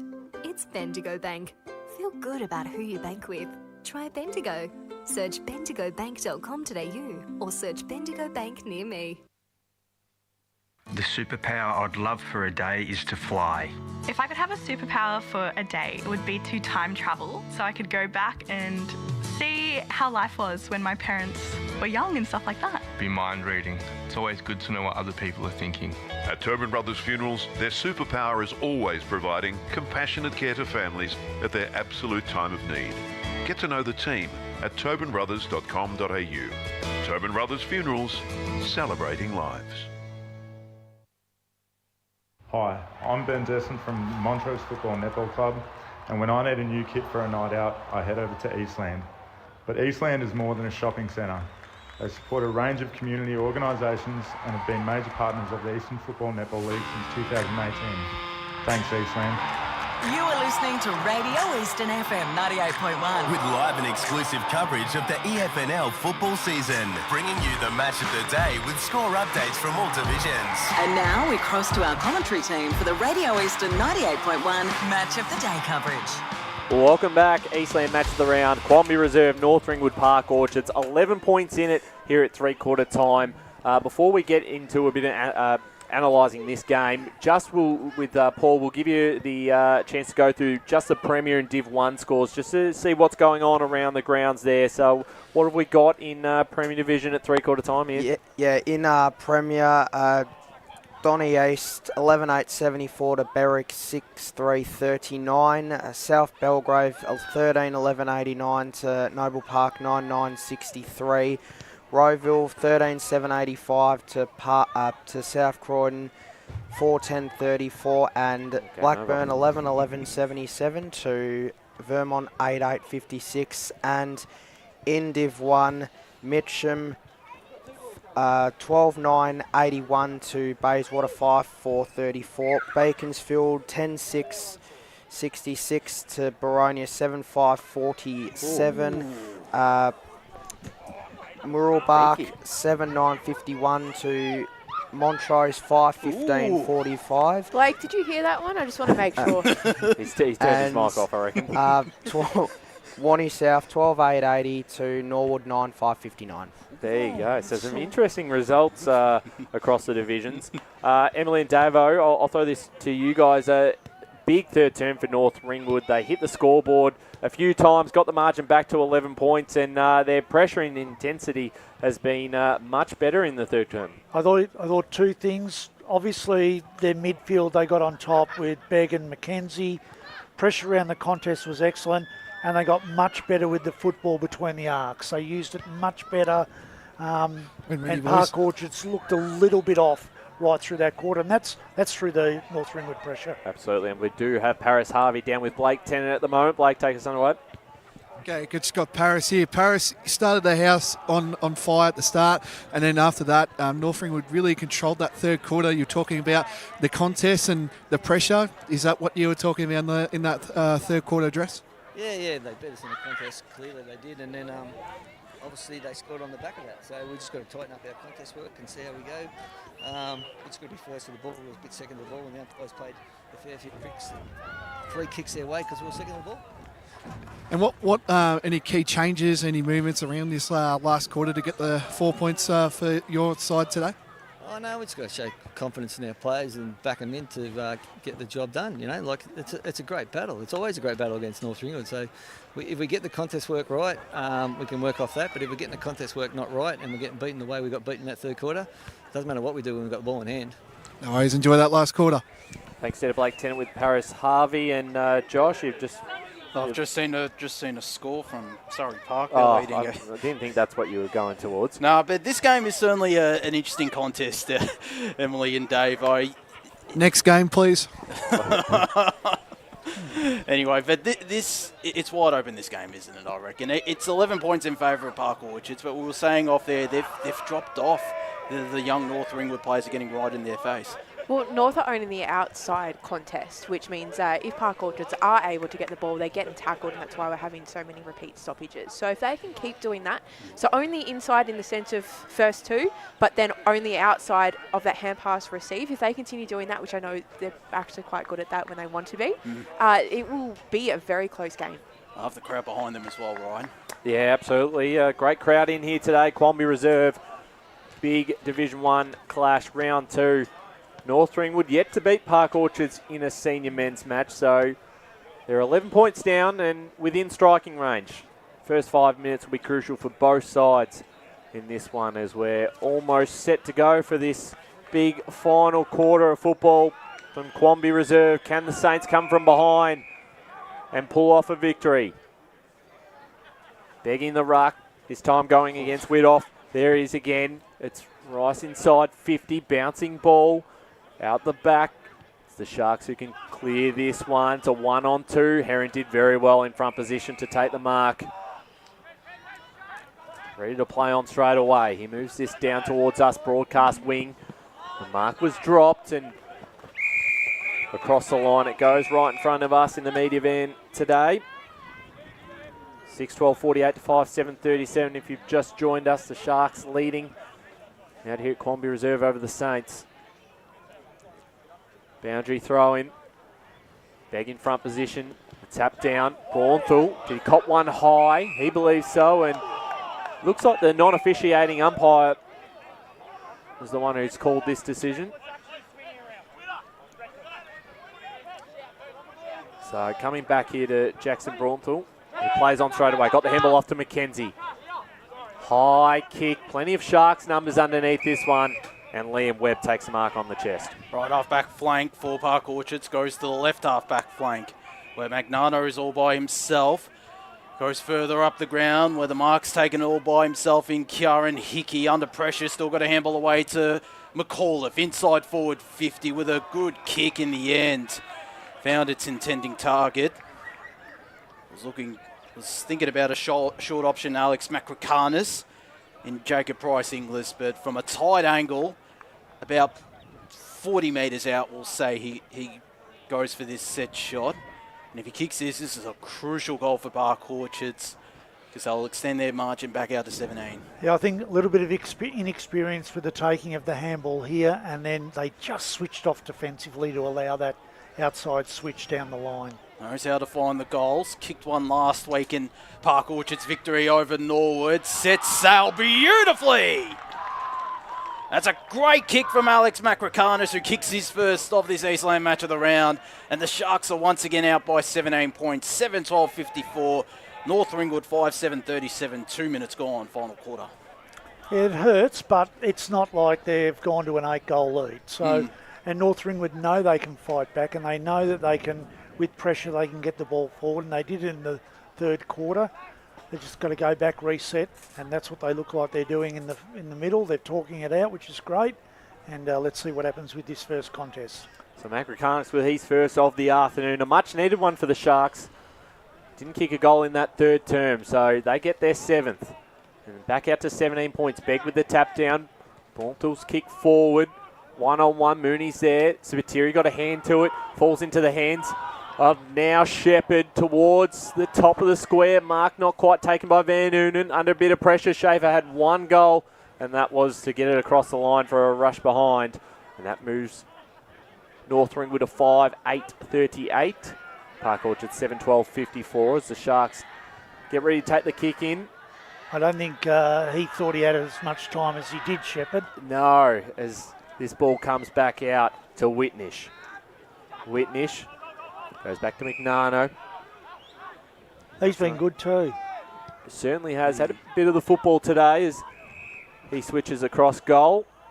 And Webb. As they work this down, they've done it nicely. And they've given away a free kick in the process though. So North Ringwood now through Rice. Dangerous as always. He's just outside the arc. He'll put it towards the top of the square again. We'll see who flies to this one. And it's Livingston, unmarked, comes in to take the mark. And directly in front of goal, 20 metres out. The kicker needs a real tap on the back there, because he didn't blaze into the wrong area. He actually put it. And Livingston right puts it through. Yeah, absolutely. So that could be goal number 3, we think, for Livingston. And that moves the Saints back to 10 points, 6-8-44 to 7-12-54. You like having the ball in Kieran Rice's hand, don't you? I was going to say, he delivers the ball really well inside forward 50. And you just look at the centre stoppage work as well of Aiden Begg. He's literally tapped it wherever his teammates wanted, and they've gone into attack of North Ringwood immediately. Can he do something similar here? He's had a great game in ruck. Has Aiden Begg going up against Withoff. He won that tap down to Rice. Got a handball away. Begg just went off the deck. Inside forward 50. Livingston picked it up cleanly. Got it to Dunn. Dunn had Fitzpatrick, who breaks it away. Goes deeper inside forward 50. Davidson was there. The ball came in from the 2 Park Orchards men. Hanson out the back. Ducks and weaves out of trouble! What a finish! Mitch Hanson with the Tobin Brothers goal of the day. And it's back to 5 points, the margin out here at Quambee Reserve. Or 4 points, I should say. 7-8-50 to Park Orchard, 7-12-54. Oh, we're in a bit of trouble here. Beggsy's cramping up. He has been. He was during the third quarter a bit as well, but I tell you what, his dominance in the middle, he got that clearance himself then, and the follow-up, the pressure, and then I really liked the little kick. He didn't bomb it into the middle, put it up to a nice area. Goes back to 4 points, Paul. Yeah, North Ringwood have really dominated the forward territory to start this last quarter. 4-1 inside, 50s for North Ringwood, and 3 to zip in clearances for North Ringwood. 7-8 to 7-12. 4 point lead here for the Sharks. 2 quick goals for North Ringwood. So back in the middle again. We'll get another ball up. Begg with the tap down again, been absolutely huge. Here's Braunthal. He's kicked forward, came off hands. Dangerous one. Pressure really on Park Orchards now. The handball back to Mackenzie. Off the right boot, finds a target all by himself. And it is all North Ringwood at the moment. And this to put the Saints in front. It's in the hands of Jackson Mooney. They haven't been in front this afternoon, North Ringwood. No, they haven't. So a potential lead change for the first time today. He's been good the last 3 quarters too, this young boy. Yeah. He's been good, Mooney. And this would be big for North Ringwood. Kick on its way. It's going to fall short. Can they get a mark? Not quite. Off. Plenty of hands. Socket off the ground by Webb. Right through for a rush behind. Moons is one of the Eastern Rangers players from a couple of years back as well, who's injured towards the back end of last year. So it's good to see him getting a fair bit of the ball in this game. And very lively through midfield and in attack. 3 points separate the Saints and the Sharks. 51 plays 54 as the kick goes to this broadcast side. Keppel spilt it under pressure from Begg. Still got to kick away to Livingston down the line. And it could be out on the full. It's going to be a boundary throw in. Boundary umpire didn't have the greatest view of that. We did. It looked out of bounds on the full from here. That'll be a boundary throw in. Begg to go up in ruck once again. He won that tap down against Livingston. I cannot believe that Park Orchards are setting up around the contest with loose players and not picking up the North Ringwood. No, Begg's just dominating. He's just nominating where he wants to go, and they're not matching up on them. So he'll go up against Livingston once again. He will take it out of ruck. Centre high up and under ball. Mooney's there. Good body work. Forced it to ground. Fitzpatrick locked up. Is he going to be pinged? No, he won't. Great work, though. How great was that pick up on the run then from Fitzpatrick?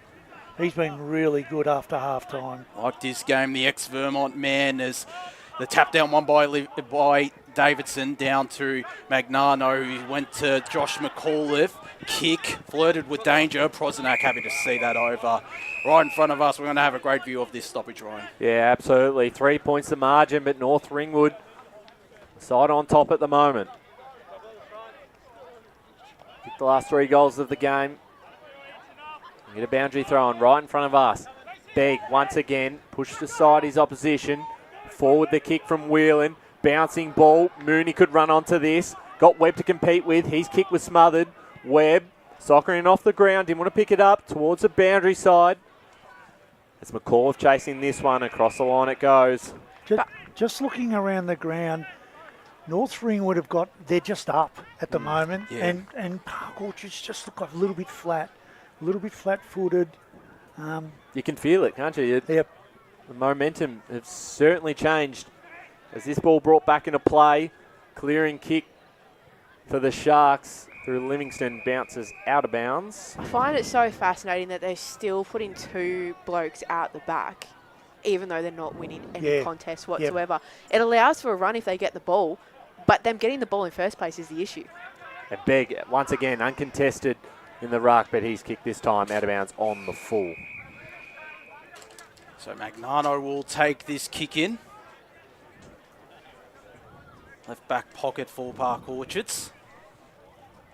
So look to just take some time off the clock. They still lead, but all the momentum is with the home side at the moment. 7-9, 51 plays 7-12, 54 as he goes to the far side. Begg in good position, couldn't complete the grab. Prozenak, forward of the congestion, goes inside forward 50. The fly from Macricanis, couldn't complete the grab. Loco's out the back, as was Riley White, and as was Bo Garrett, whose handball was intercepted, still picked it up and got it to Vag. Vag got it out to his teammate who goes down the line. Plenty of Saints around this. Now there's plenty of Sharks around it. There's a North Ringwood player down behind play, and it's Aiden Begg. Yeah, just got a little whack to the gut in that marking contest just before. But he looks like he's all good now. He's going to do this ruck contest now. I reckon he just wanted about 30 seconds break, to be honest. As he goes up in this ruck contest, again took it out of ruck. His handball was to none of his teammates, although Bakey's handball was cut off by Davidson, who got a good handball to Braunthal. Braunthal will go inside forward 50 with a darting ball to Livingston. Couldn't pick it up cleanly, and Schaefer's there to mop up. Goes with a chipping ball over the top and found Mason Blakey right in front of the scoreboard, and it'll just look to take some time off the clock. Well, almost 11 and a half minutes gone here. Spiteri, handball over the top, this time cut off. Now the Saints can get him on the transition. Here's Rice, handball back to Braunthal. Braunthal inside 50, great transition work.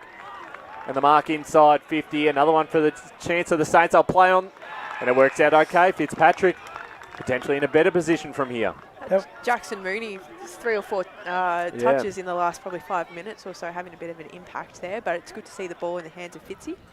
And again, it was that forward, the pressure on the ball carrier to Park Orchards, turnover with a handball, back inside.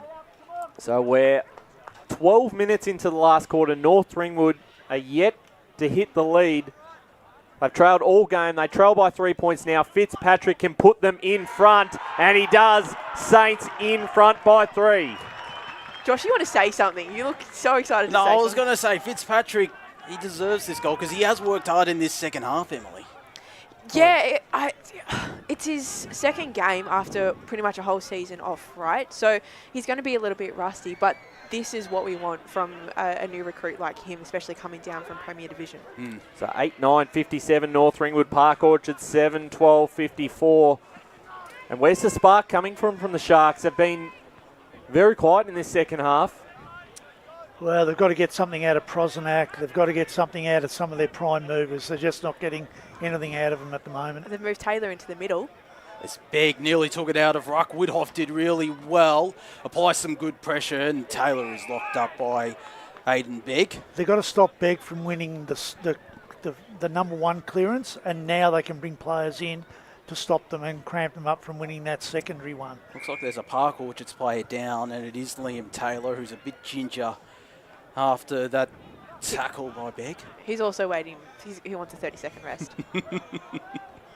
He'll be fine. I was going to say, this game would have taken a lot out of these players. It's been an entertaining contest out here at Quambee Reserve. And it's a little bit warmer than what we've had recently as well. Yeah. You know, first start of the season. Last week was very average cold weather. Come into a warm game, hot game. As far as football, not so much temperature. As we're all set again, as Begg to Mackenzie. Mackenzie long. Davidson leading up against Josh McAuliffe. Bounce favours McAuliffe, who decides to keep it in play, as does Davidson. Got it to Davidson. Umpire called play on, despite calls for a high free kick. Van Noonan at the right half forward flank. Goes backwards to O'Donnell with a kick that went high as it did long. It's at the ground for Mooney. Got it out to Mackenzie. Dances around. Misses to the left. It's a boundary throw in though. In dangerous territory for North Ringwood. Paul Yukone. Yeah, North Ringwood are just dominating the clearances in this last quarter, 7-1. All because of one man. That's where the experience from the AFL system comes in, right? So he's got brilliant craft work, very consistent, and where North Ringwood are doing really well from it. As the Sharks clear their defensive 50, Keppel did really well to force a contest, but Mackenzie's there on the ground to Dunn, who sets up for home. Will it drift back enough? It'll fall short. Davidson or Van Oonen will be paid the mark. I mean, I didn't like the kick because I thought it was either going to be a rush behind. It was a nothing kick. It should have been another 7 or 8 metres clearer, but that's a great mark. And it's Jaden Van Oonen who'll look to extend North Ringwood's advantage to 9 points as we enter the 15-minute mark of the final quarter. The experienced star for North Ringwood does just that. He is someone that you want to have the ball in the hands of as well, Jaden. Very experienced, great bloke. Great to get North Ringwood a couple points in front here. 9-9-63, plays 7-12-54. Park Orchards at the 15.5-minute mark of the fourth. So a 9-point lead. We're 15.5 minutes into this last quarter, but it's very hard to see Park Orchards actually winning from here. They've only kicked the 1 goal in the second half. It's been a 39-point turnaround since, I think, the 10-minute mark of the third quarter. So something's got to change. It's got to change in the middle. It's been dominant. Park by- Orchards need to man up on every North Yeah, Ringwood like they player cannot if they- afford to have anyone clear. So in the ruck again, it's Begg with the tap out. Whelan spinning around, broke through a tackle. Rice by himself. Goes forward to Moon, who'd been involved a lot. Go after Braunthal. Braunthal can almost finish off the game towards the top of the square, and the mark is taken. Van Noonan kicked the last one and can kick 2 in 30 seconds if he delivers this set shot. And you can hear the crowd behind the goals. They love it, Paul. 5 marks inside 50 to 1 in favour of North Ringwood in this last quarter. Complete turnaround from that first quarter, which was dominated by Park Orchards in that stat. As Van Noonan around the corner, 15-point lead, North Ringwood. They've never met Park Orchards before. They're almost there now, 10-9-69, 7-12-54, Park Orchards. I'll tell you what, young Mooney's having a wonderful quarter with his desperation. His hands have been excellent, and they're just running. This is where the youth are. They're running and running and running, and Park Orchards look really, really flat at the moment. They've got nothing in them at the moment. Blake Tennant. Yeah, just have a look over here, boys. I think it's Oliver McKenzie. He's just had the worst cramp ever. He's twisting and turning, and it's not looking good. So we might not see him this afternoon for the rest of the quarter. As Taylor's kick from the stoppage was smothered, Whelan, who's worked his way into this contest, got their handball away to Garrett, who will get this ball back. In fact, that's O'Donnell. Goes to the far side, right near the Park Orchards coach's box. Sam Heron under plenty of pressure from Luke Sin. Not going to be pinged. That's what you like to see. You like to see that where, it could be a nothing contest and bang, he lays a big tackle. Rice off the halfback flank's been excellent in the last 10 minutes as well. Begg, again, nearly took it out of ruck. It's his opposing ruck, Amir, who does, but it's another almost North Ringwood clearance. They're under pressure, though. Another ball up will ensure. 18 minutes gone, fourth quarter. The quarters have not gone long in this game out here at Quambee Reserve, so we might not have a long final quarter out here. Paul Yukone. Yeah, Park Orchards have only had 2 entries inside 50 in this last quarter compared to 13 for North Ringwood. They almost looked out of legs through Park Orchards as Begg has given away a kicking in danger free kick, and Park Orchards will have a chance to move forward into attack and give them some hope, Ryan. Yeah, got to have something here. We're approaching the 19th minute mark of this final quarter. Keppel with the football now. And real slow play from the Sharks. Yeah, they're going to have to start to move the ball forward pretty quickly here to try and break the line. North Ringwood have more defenders down in their back line at the moment, so it's really hard to kick down the line. And right on cue, North Ringwood picked this one off, and a bit sore is potentially that's Rice down there. Have to take the intercept mark. So 15-point lead to the Saints. If you've just joined us, they were 29 points down at half-time. So a big turnaround in this second half for North Ringwood. And in front position is Keppel there with the intercept mark for the Sharks. Did he play on? Umpire says he didn't, and the 25-metre penalty occurs. So, well, Webb's all by himself in the middle. Do they use that? There's a short option in Spiteri. Spiteri inside 50. A lot of Saints numbers there. Downey got hands to it. Real important ball to be won here for the Sharks. Downey got his hands off. There's Prosenak bouncing ball. Much needed goal for the Sharks. Game not done yet. Back to 9 points. 8-12-60 Park Orchards. 10-9-69 North Ringwood. You needed someone to stand up, and you've got one of your leaders in Prosenak. Yeah, good work from Spiteri again to put it into a dangerous area. Clever work with the hands then. I think it was from Downey. Yeah. Well, that's one back. So now they've got to get another one quickly though, because as we said, the quarters haven't been going that long. Well, it's whoever's going to win it out of the contest here. We've got North Ringwood. They're all chatting away. They've probably got some plan. Again, I'd still be saying Park Orchards. They have to man up on every single play here. They do. They've got to get on the outside. Yep. Well, you got Keppel in the midfield now for Park Orchards. It's Henry Amir going up in ruck against Dayton Begg. As Amir won that tap down, will look to follow up, applying the pressure on Loco. Calls for holding the ball, nothing doing.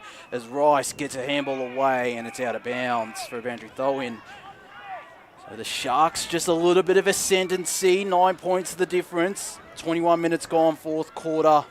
Well, that was the outside ball. That's what they're really good at. That's what they do with their numbers. So it makes sense that it's balls into their forward line now. Beg again, almost took it out of ruck. It's Park Orchard to get a kick away, not 15, said the umpire, and North Ringwood rush some numbers to this stoppage. And they might force a stoppage. They don't. Park Orchards do it well to keep it alive as Beg applies the tackle there on Tyler Prunty.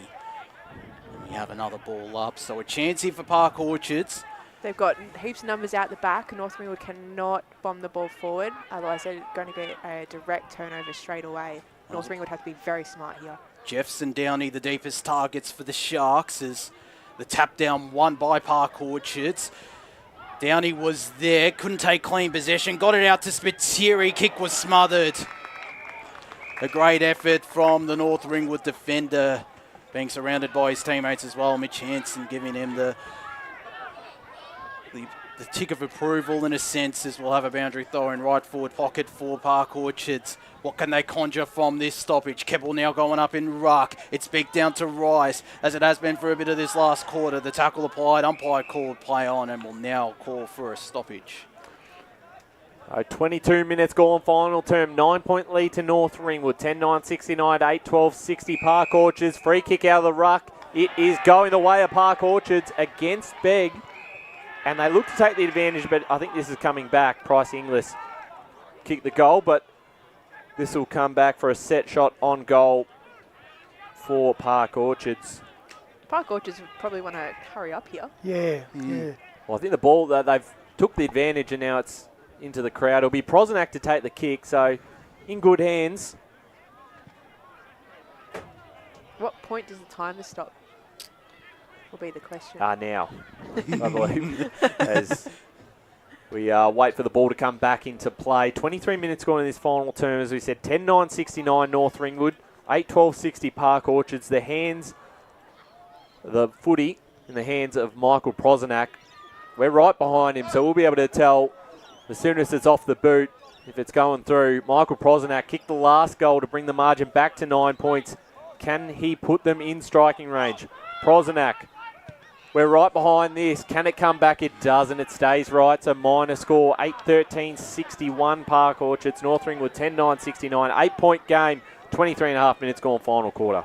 Another thriller in the Eastland match of the round, as it was last Saturday. It is this Saturday out here at Quambee Reserve as Riley White waits for the footy and gets it now. Take this kick in. Plenty of numbers on this broadcast side, which is the direction he might head to, as they look to just take some time off the clock. The Saints, they lead this game by 8 points, but the Sharks are coming as the fist went Whithoff when he could have taken the mark.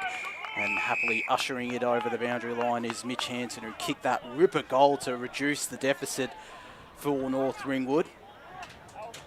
Early in this final quarter, this Beg prepares to go up in ruck, this time against Kane Keppel, sporting the glove today, as he nearly took it out of ruck Keppel. It's Amir out the back, although the Saints get some numbers. Around this ball is Vag.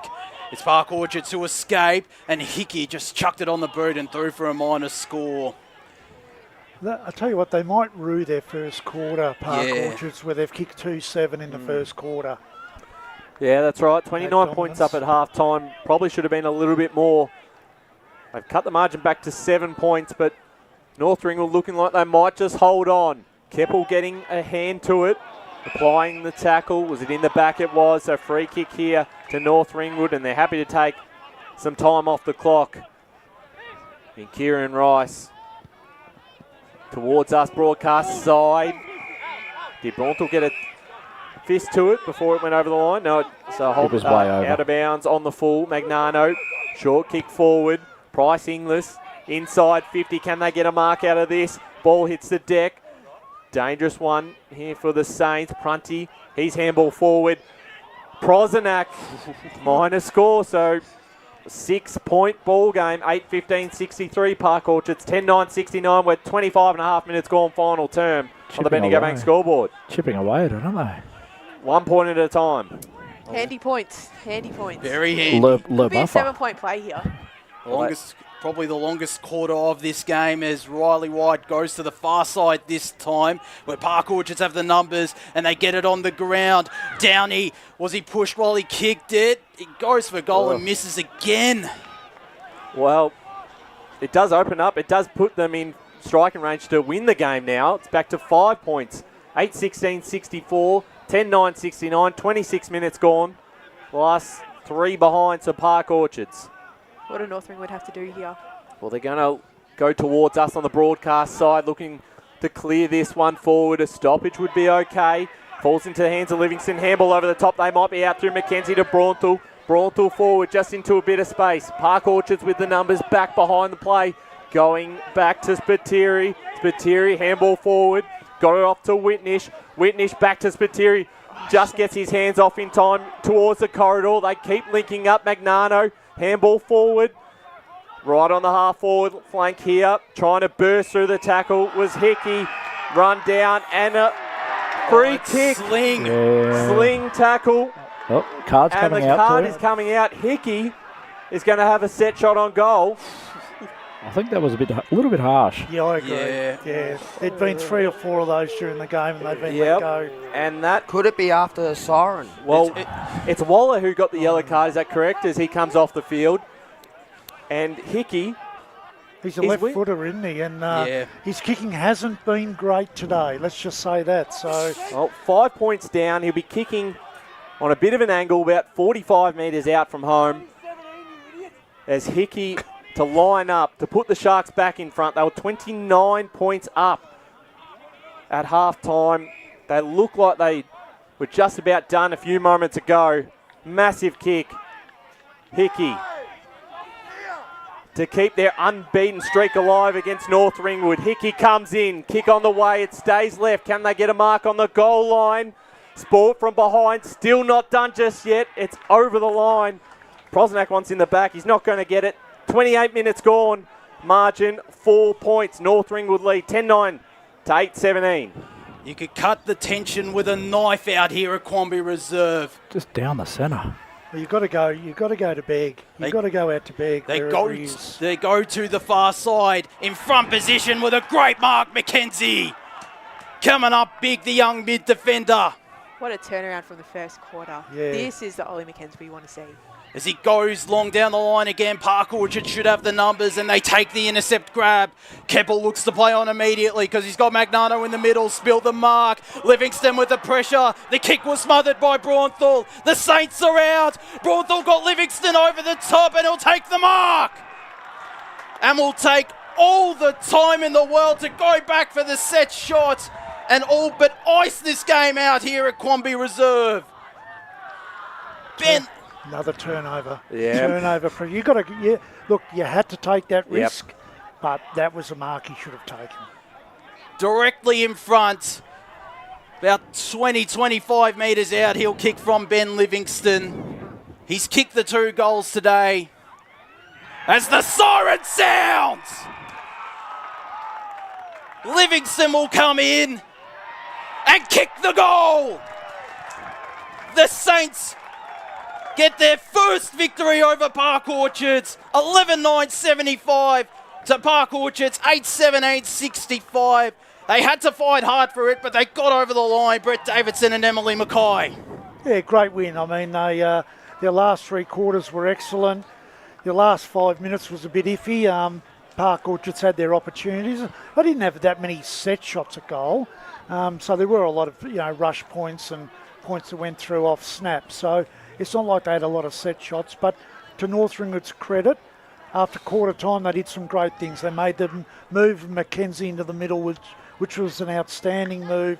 I thought Rice off half back was instrumental. I thought Hansen was a boy that took his moments, and often you need people to take his moments. His kick for goal was great, but he laid 2 tackles in the last 7 minutes, which were absolutely crucial out here. So, yeah, fantastic work and well-deserved. Bit of a wake-up call for Park Orchards, that one. I think there's a bit of work to do because they were very flat after. Even when they were coming back, it wasn't like they were running clear and free. They just, it's a great win for North Ringwood. It'll certainly set them up. And you've got to give credit to a young side to stand tall in the big moments. Yes, Park Orchards had their opportunity on goal, but still North Ringwood were able to stand up, Emily, and get over the line. Well, they're a young side, and a game of footy, first 10 minutes, generally it's going to be contested, messy, scrappy until you adapt to it. They didn't really adapt in that first quarter, but once the second quarter hit, they were able to compose themselves like they know how to and hold their structure, which really created a lot of pressure on top of all the tackling and whatnot. Looks like we're going to have an interview with the Vikings. Reminds me of the days back at Heathmont where we used to, was it Brizanti or something we used to call the Viking? Let's go down to ground level. We're just here with the man of the moment. Kicked 3 goals today. What does this young Sunks do? 2-0 to start the year, a prelim final last year when you finished Biff. Must be a very good time to be a Saint. It's very good down here at the moment. It's obviously always a great clash against Park Orchard. It's always a close one, so it's good to finally get one up on them. But yeah, us forwards, it's just a product of the midfield's work. They deliver it all day, and it's such a young group as well. It's so exciting. So it is. You've never been in Park Orchards till today. Did you know that? No, I didn't know that actually. But yeah, I'm sick of losing to them. So happy to get one back on them, and exciting year ahead. You were down all day today, and this work rate from this Saints side. We all saw it last year. We're seeing it again.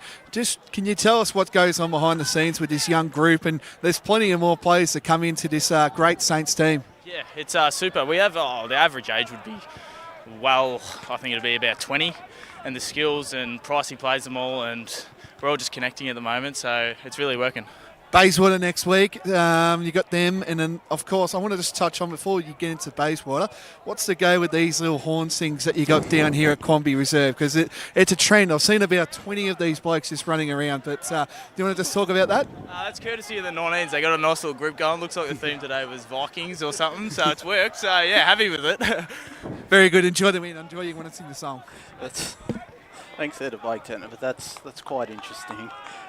Yeah, I like it though, but very good, and he was very impressive, was Livingston, and we'll get to our votes. Yeah, great culture down here, and it's been it's run right through the club with all teams, and a really big win here for North Ringwood. I'd be only slightly worried. He said it seems like the theme this week is Vikings. So to me that sounds like, it's a rolling thing. It'll be something else next week. That's quite interesting. The Vikings at least is, We'll have to head back here to find out. But we'll see if we can get the song. Blake Tennant will go down into the rooms. No, I told him not to. Okay, not to? Yeah.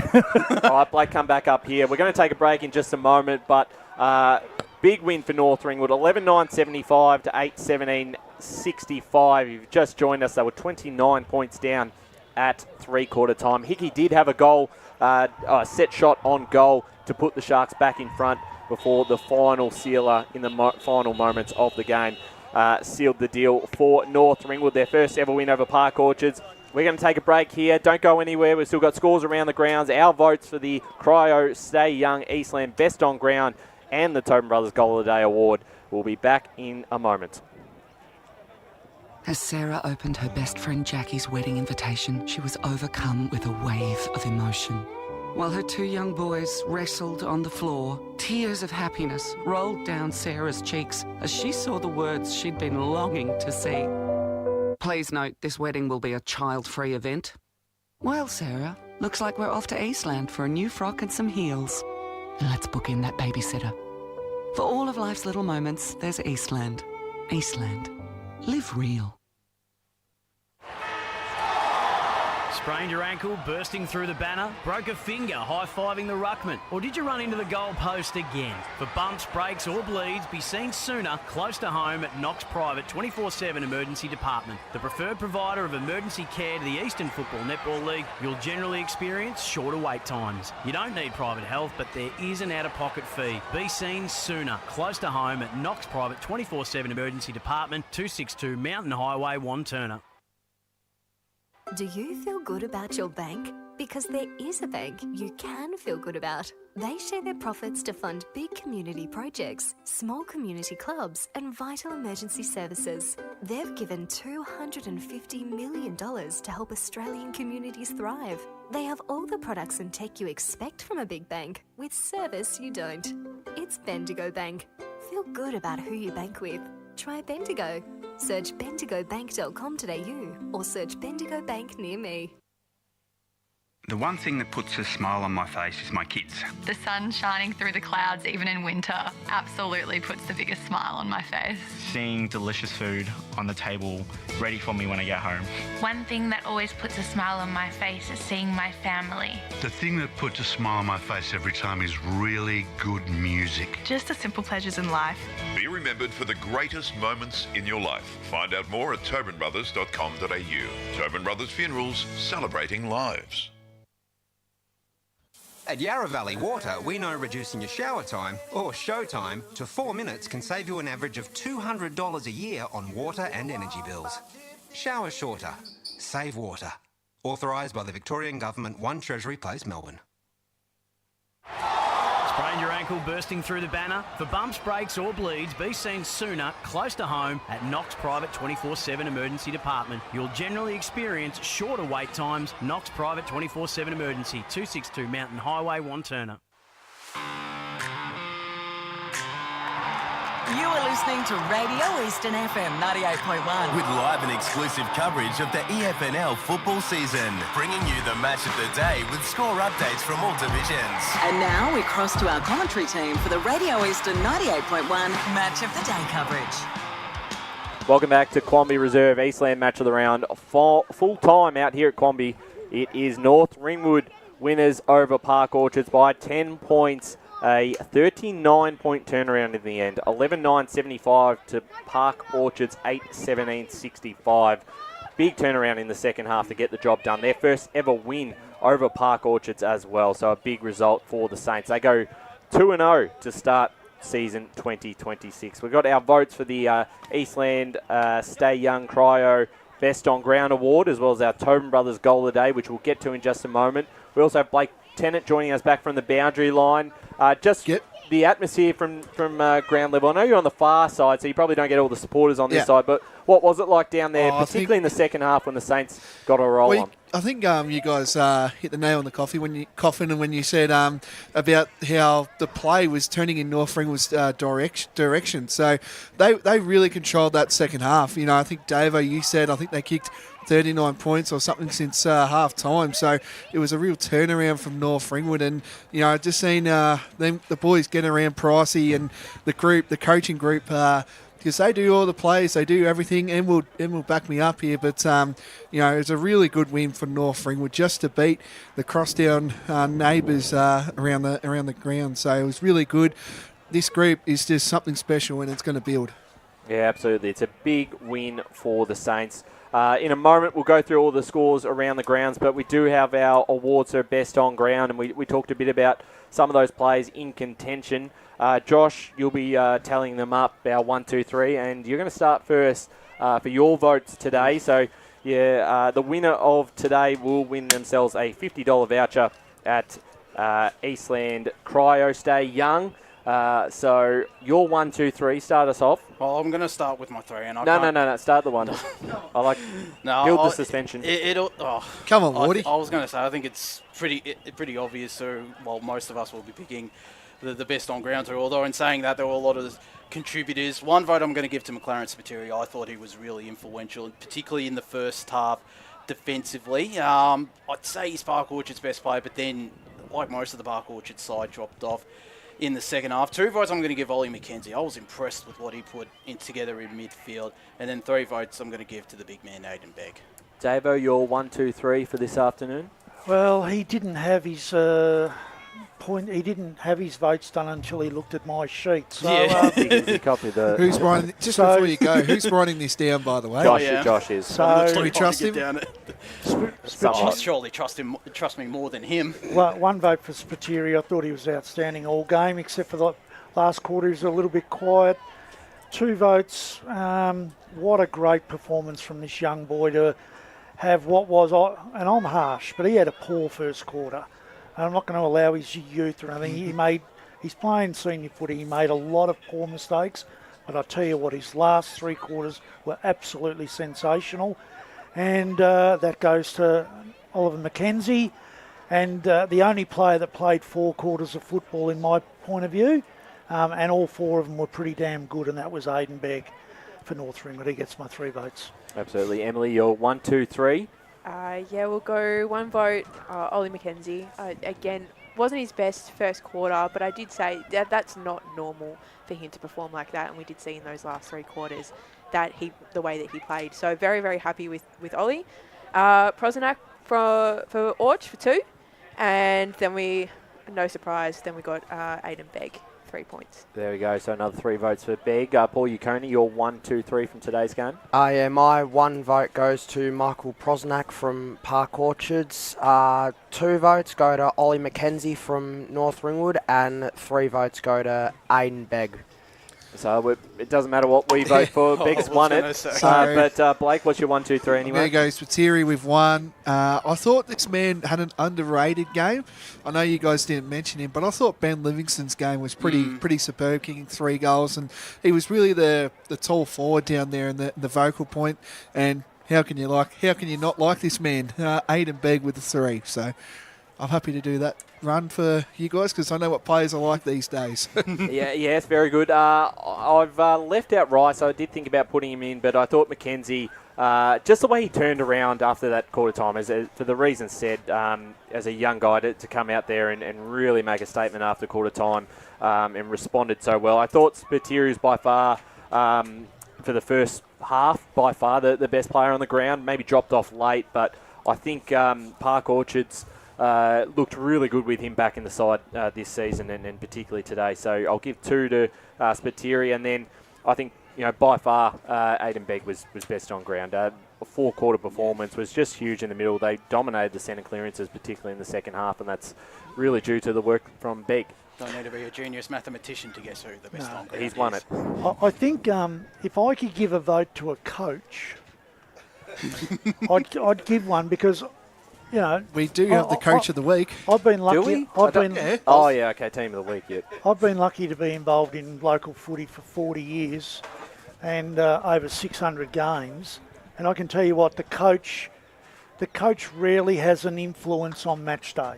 I'll be really honest in today's footy. And Price, he made a move that had an influence on a game of footy. It does not happen a lot in today's footy. We don't get the movement because we believe in each other's systems. But he put McKenzie in the middle, turned the game. I think that was and he may have played midfield previously, but the kid was completely like he was going backwards in the first quarter, and to put him in the middle and show that faith, and then for him to reward the faith by doing what he did, I thought that was sensational. So if I could give a vote, I'd give 1 to Price because I thought that was a great move. Yeah. Great move. So McKenzie filled in a role that was missing today, which was that Aaron Fenton isn't playing. And Aaron Fenton plays that really in and under sort of type role, and he'll be coming back pretty soon. But Ollie to come in and completely change that dynamic, really, again, well done to Pricey. But that's the way that Pricey operates from a coaching perspective. There are roles that need to be filled. He's put a player in that serves that missing link, and that's the end result. It's almost the complete package because he can deliver the ball at times while inside forward 50, but that grunt is certainly going to be something that holds him in good stead, Ryan. Absolutely. I've got Blake who's ready to go down and get some photos of our award winners. The Tobin Brothers goal of the day, any Mitch Hansen down there. Happy with that? No disputes? Easy. All those in there you favour. go. So Mitch Hansen also wins the Tobin Brothers goal of the day, a $50 Coles and Myer gift card. Congratulations to those two boys. Before we wrap things up, we've got some scores around the grounds. There's some interesting ones coming through. Paul Uconi has the scores in front of him. Starts off from Premier Division. What's happening around the league? Yeah, in Premier, Donny East 14.892 to Berwick 9.862. South Belgrave 2015 135 to Noble Park 14.98. Rowville 29 129 to South Croydon 610.46.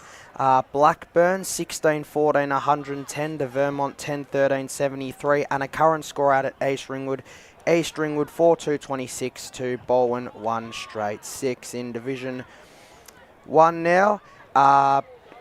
Mitcham 23-16 154 to Bayswater 8-8-56. Baronia 12-11-83 to Beaconsfield 12-8-80. Muralbark 12-12-84 to Montrose 7-18-60. Called it him. And Wannie South 20-13-133 to Norwood 10-9-69. In Div 2 now, Heathmont 15-12-102 to Croydon 11-3-69. Lilydale 11-8-74 to Ringwood 7-11-53. Tempe 12-13-85 to Mulgrave 11-10-76. Surrey Park 16-13-109 to Scoresby 12-9-81. And Waverley Blues 7-8-50 to East Burwood 6-11-47. In Division 3, Donvale 34-16 220 to Oakley District 5-1-31. Sylvan 20. I'm sorry, how does this happen? Yeah, well, what's their percentage going to be now, Davo? They won last week. 813. 813%. Well, we had some answers. Was it Donvale or Coldstream last week? Well, I think we've got our answer. I think we do. Yeah. Sylvan 22-10-142 to Knox 10-16-76. That's a big result. That's a big result. The Basin 10-6-66 to Upper Gully 6-9-45. That's a big and result. Coldstream 12-7-79 to White Horse 9-9-63. Oh, I could Got a mare in the tips. my tips there. are ruined. Yeah. My tips are ruined. Yep. Especially after last week. And finally, in Div 4, Bulleen Templestowe 13-15-93 to Kilsyth 10-7-67.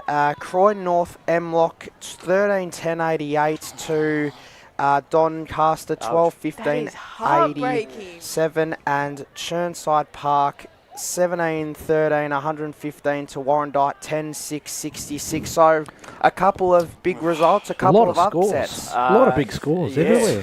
That's an interesting round. I think I've struggled on the tips this week. I went quite a few. I was really happy. I was only 2 down in the first 2 divisions. After that, and then rock bottom from there on. No, Division 2 I was all right, but Division 3 and 4, my goodness, I've blown apart there. Yeah, well, the Donvale score is staggering because they've absolutely pummeled Coldstream last week. We didn't know who that reflected more on. It looks like it just is how good Donvale is. They've got even better this year from the sounds of it, Josh. And we didn't think we'd drop off it necessarily, but we thought we might have a couple of other contenders. But they look ruthless this year. I'll tell one side who's dropped. And Oakley District have really dropped off too. They've been beaten really easily now. I'll tell you one side. Both games. I'll tell you one side that's dropped off. Knox. Yes. After that loss to Sylvan, I expected Didn't them expect to the win. margin. No, not the margin. And I think the other one that's really hit us, Ringwood have now lost their first 2. That's what you get when Josh has put the Moz on him after last week. That's what you get.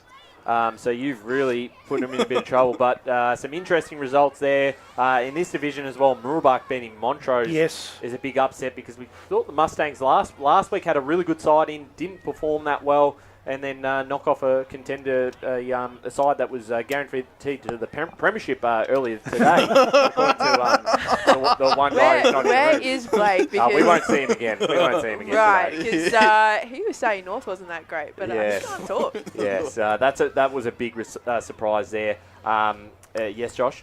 One great thing to see, South Belgrave, their first win in Premier Division. Yes, good to see him win one early too, considering going up it is such a hard challenge. And it was in Noble Park too, wasn't it? Yes. Yeah, that's great for them. But also, as we said on yesterday, people, unless you've played at South Belgrave, you come in for an awful shock when you go out there. It is a ground that is very hard to play on. Yes. And they play it so well. And a side that's also had a great start here, Bulleen Templestowe. The Bullants, 2-0.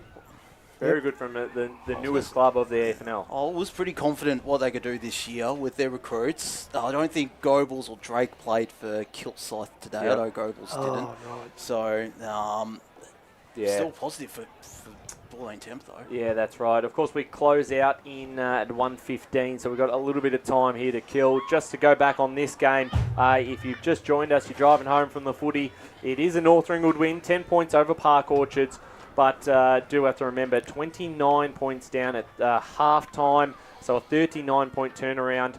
We gave Aidan Begg the best on ground, Davo. Yeah, and I just looked through my list and I went, Fitzpatrick, his first game for the club, I think. It might be second, Might be because round second. 2. All right. No. Oh, yes. I thought he was out. I thought he was really solid. Exactly what they need. I really loved young Mooney's last 3 quarters. I thought he stood up and gave them something. And, they've had a good win. And, Van Ernen came into the last quarter, but Shepherd didn't do a lot, and neither did Loco. So some of their older players, weren't terrible, but weren't influential. It was their young guys that were so influential. Rice will be now talking to his VFL club saying, I've had 39 last week. I've been a dominant player this week. I should have a chance of making a game next week. Whereas Park Orchards, I put down marks against players that I thought won quarters for them, and they didn't have many after quarter time. I thought Spiteri was, I thought Prosnack tried hard, and Magnano tried hard, but they got nothing out of a lot of. I thought Amir tried hard when he was in the ruck, but if all you're doing is saying blokes have tried hard, it means they really haven't been influential. And I'd be interested to sit down and go through and see how many players Paris Harvey thought actually beat their opponents. Yeah, it's a good point, and particularly, we looked even early. Emily Kane-Keppel had a great first quarter and looked on, and some of the marks he was taking, he had some opportunities late and it looked almost a little less confident, and potentially that's part of the momentum, but North Ring were doing a really good job on those forwards for a Park Orchards point of view. But I think the response is exactly what Pricey would have wanted, and he got it, and they're now in a really good position going forward. I'm sure they've got some winnable games in the next few weeks. I think that's what we looked at, didn't we? Yeah. No, they now play. So next week, who have they got? They've got Bayswater at home. The week after, they've got Mitcham at Mitcham, which is a tough one. Yeah. But they could very easily be 3-0 going into that game. I think so. I think it's hard to see Bayswater beating them. And Emily, different point of view today, watching it from the other side of the ground in the media van. But how did you see it from being obviously on the coaching side of things last season to watching the side over this side? And what was the different point of view? Did you take anything out of it that you may have not seen from that side of things? So what was the difference, I guess, being over here? I think being on this side and not having been a part of their pre-season, trusting that the system works, which was always Price's message at the season or during the season last year, trusting that and knowing that if shit was to hit the fan, which it probably did a little bit in the first quarter, that they have the capabilities to come back. And that belief is one of the biggest things, or one of the biggest reasons why North went so far in the final series last year. So again, this is just one of those big wins. It was the same when they beat South Belgrave last year as well. I think he did the match of the round in that week. And it's the big wins that you didn't think that they were going to have, and all of a sudden they go from a culture of we aren't going to win any games, which is what it was prior to Pricey coming in, to we are actually capable of doing all of these things. So for me, sitting here and watching them, like, I'm absolutely stoked, to be honest, and to see them compose themselves, stick to a structure, makes me very happy, and I'm excited to see how they're going to go throughout the rest of the season. Yeah, certainly right. We're certainly going to be looking forward to seeing how both teams progress through the 2026 season. We're about to wrap things up. If you are still out there, want to watch more football at Eastland Reserve, the Roos and the Tigers go head-to-head, a big Premier Division clash currently taking place. The Roos leading that one in the early stages of that game.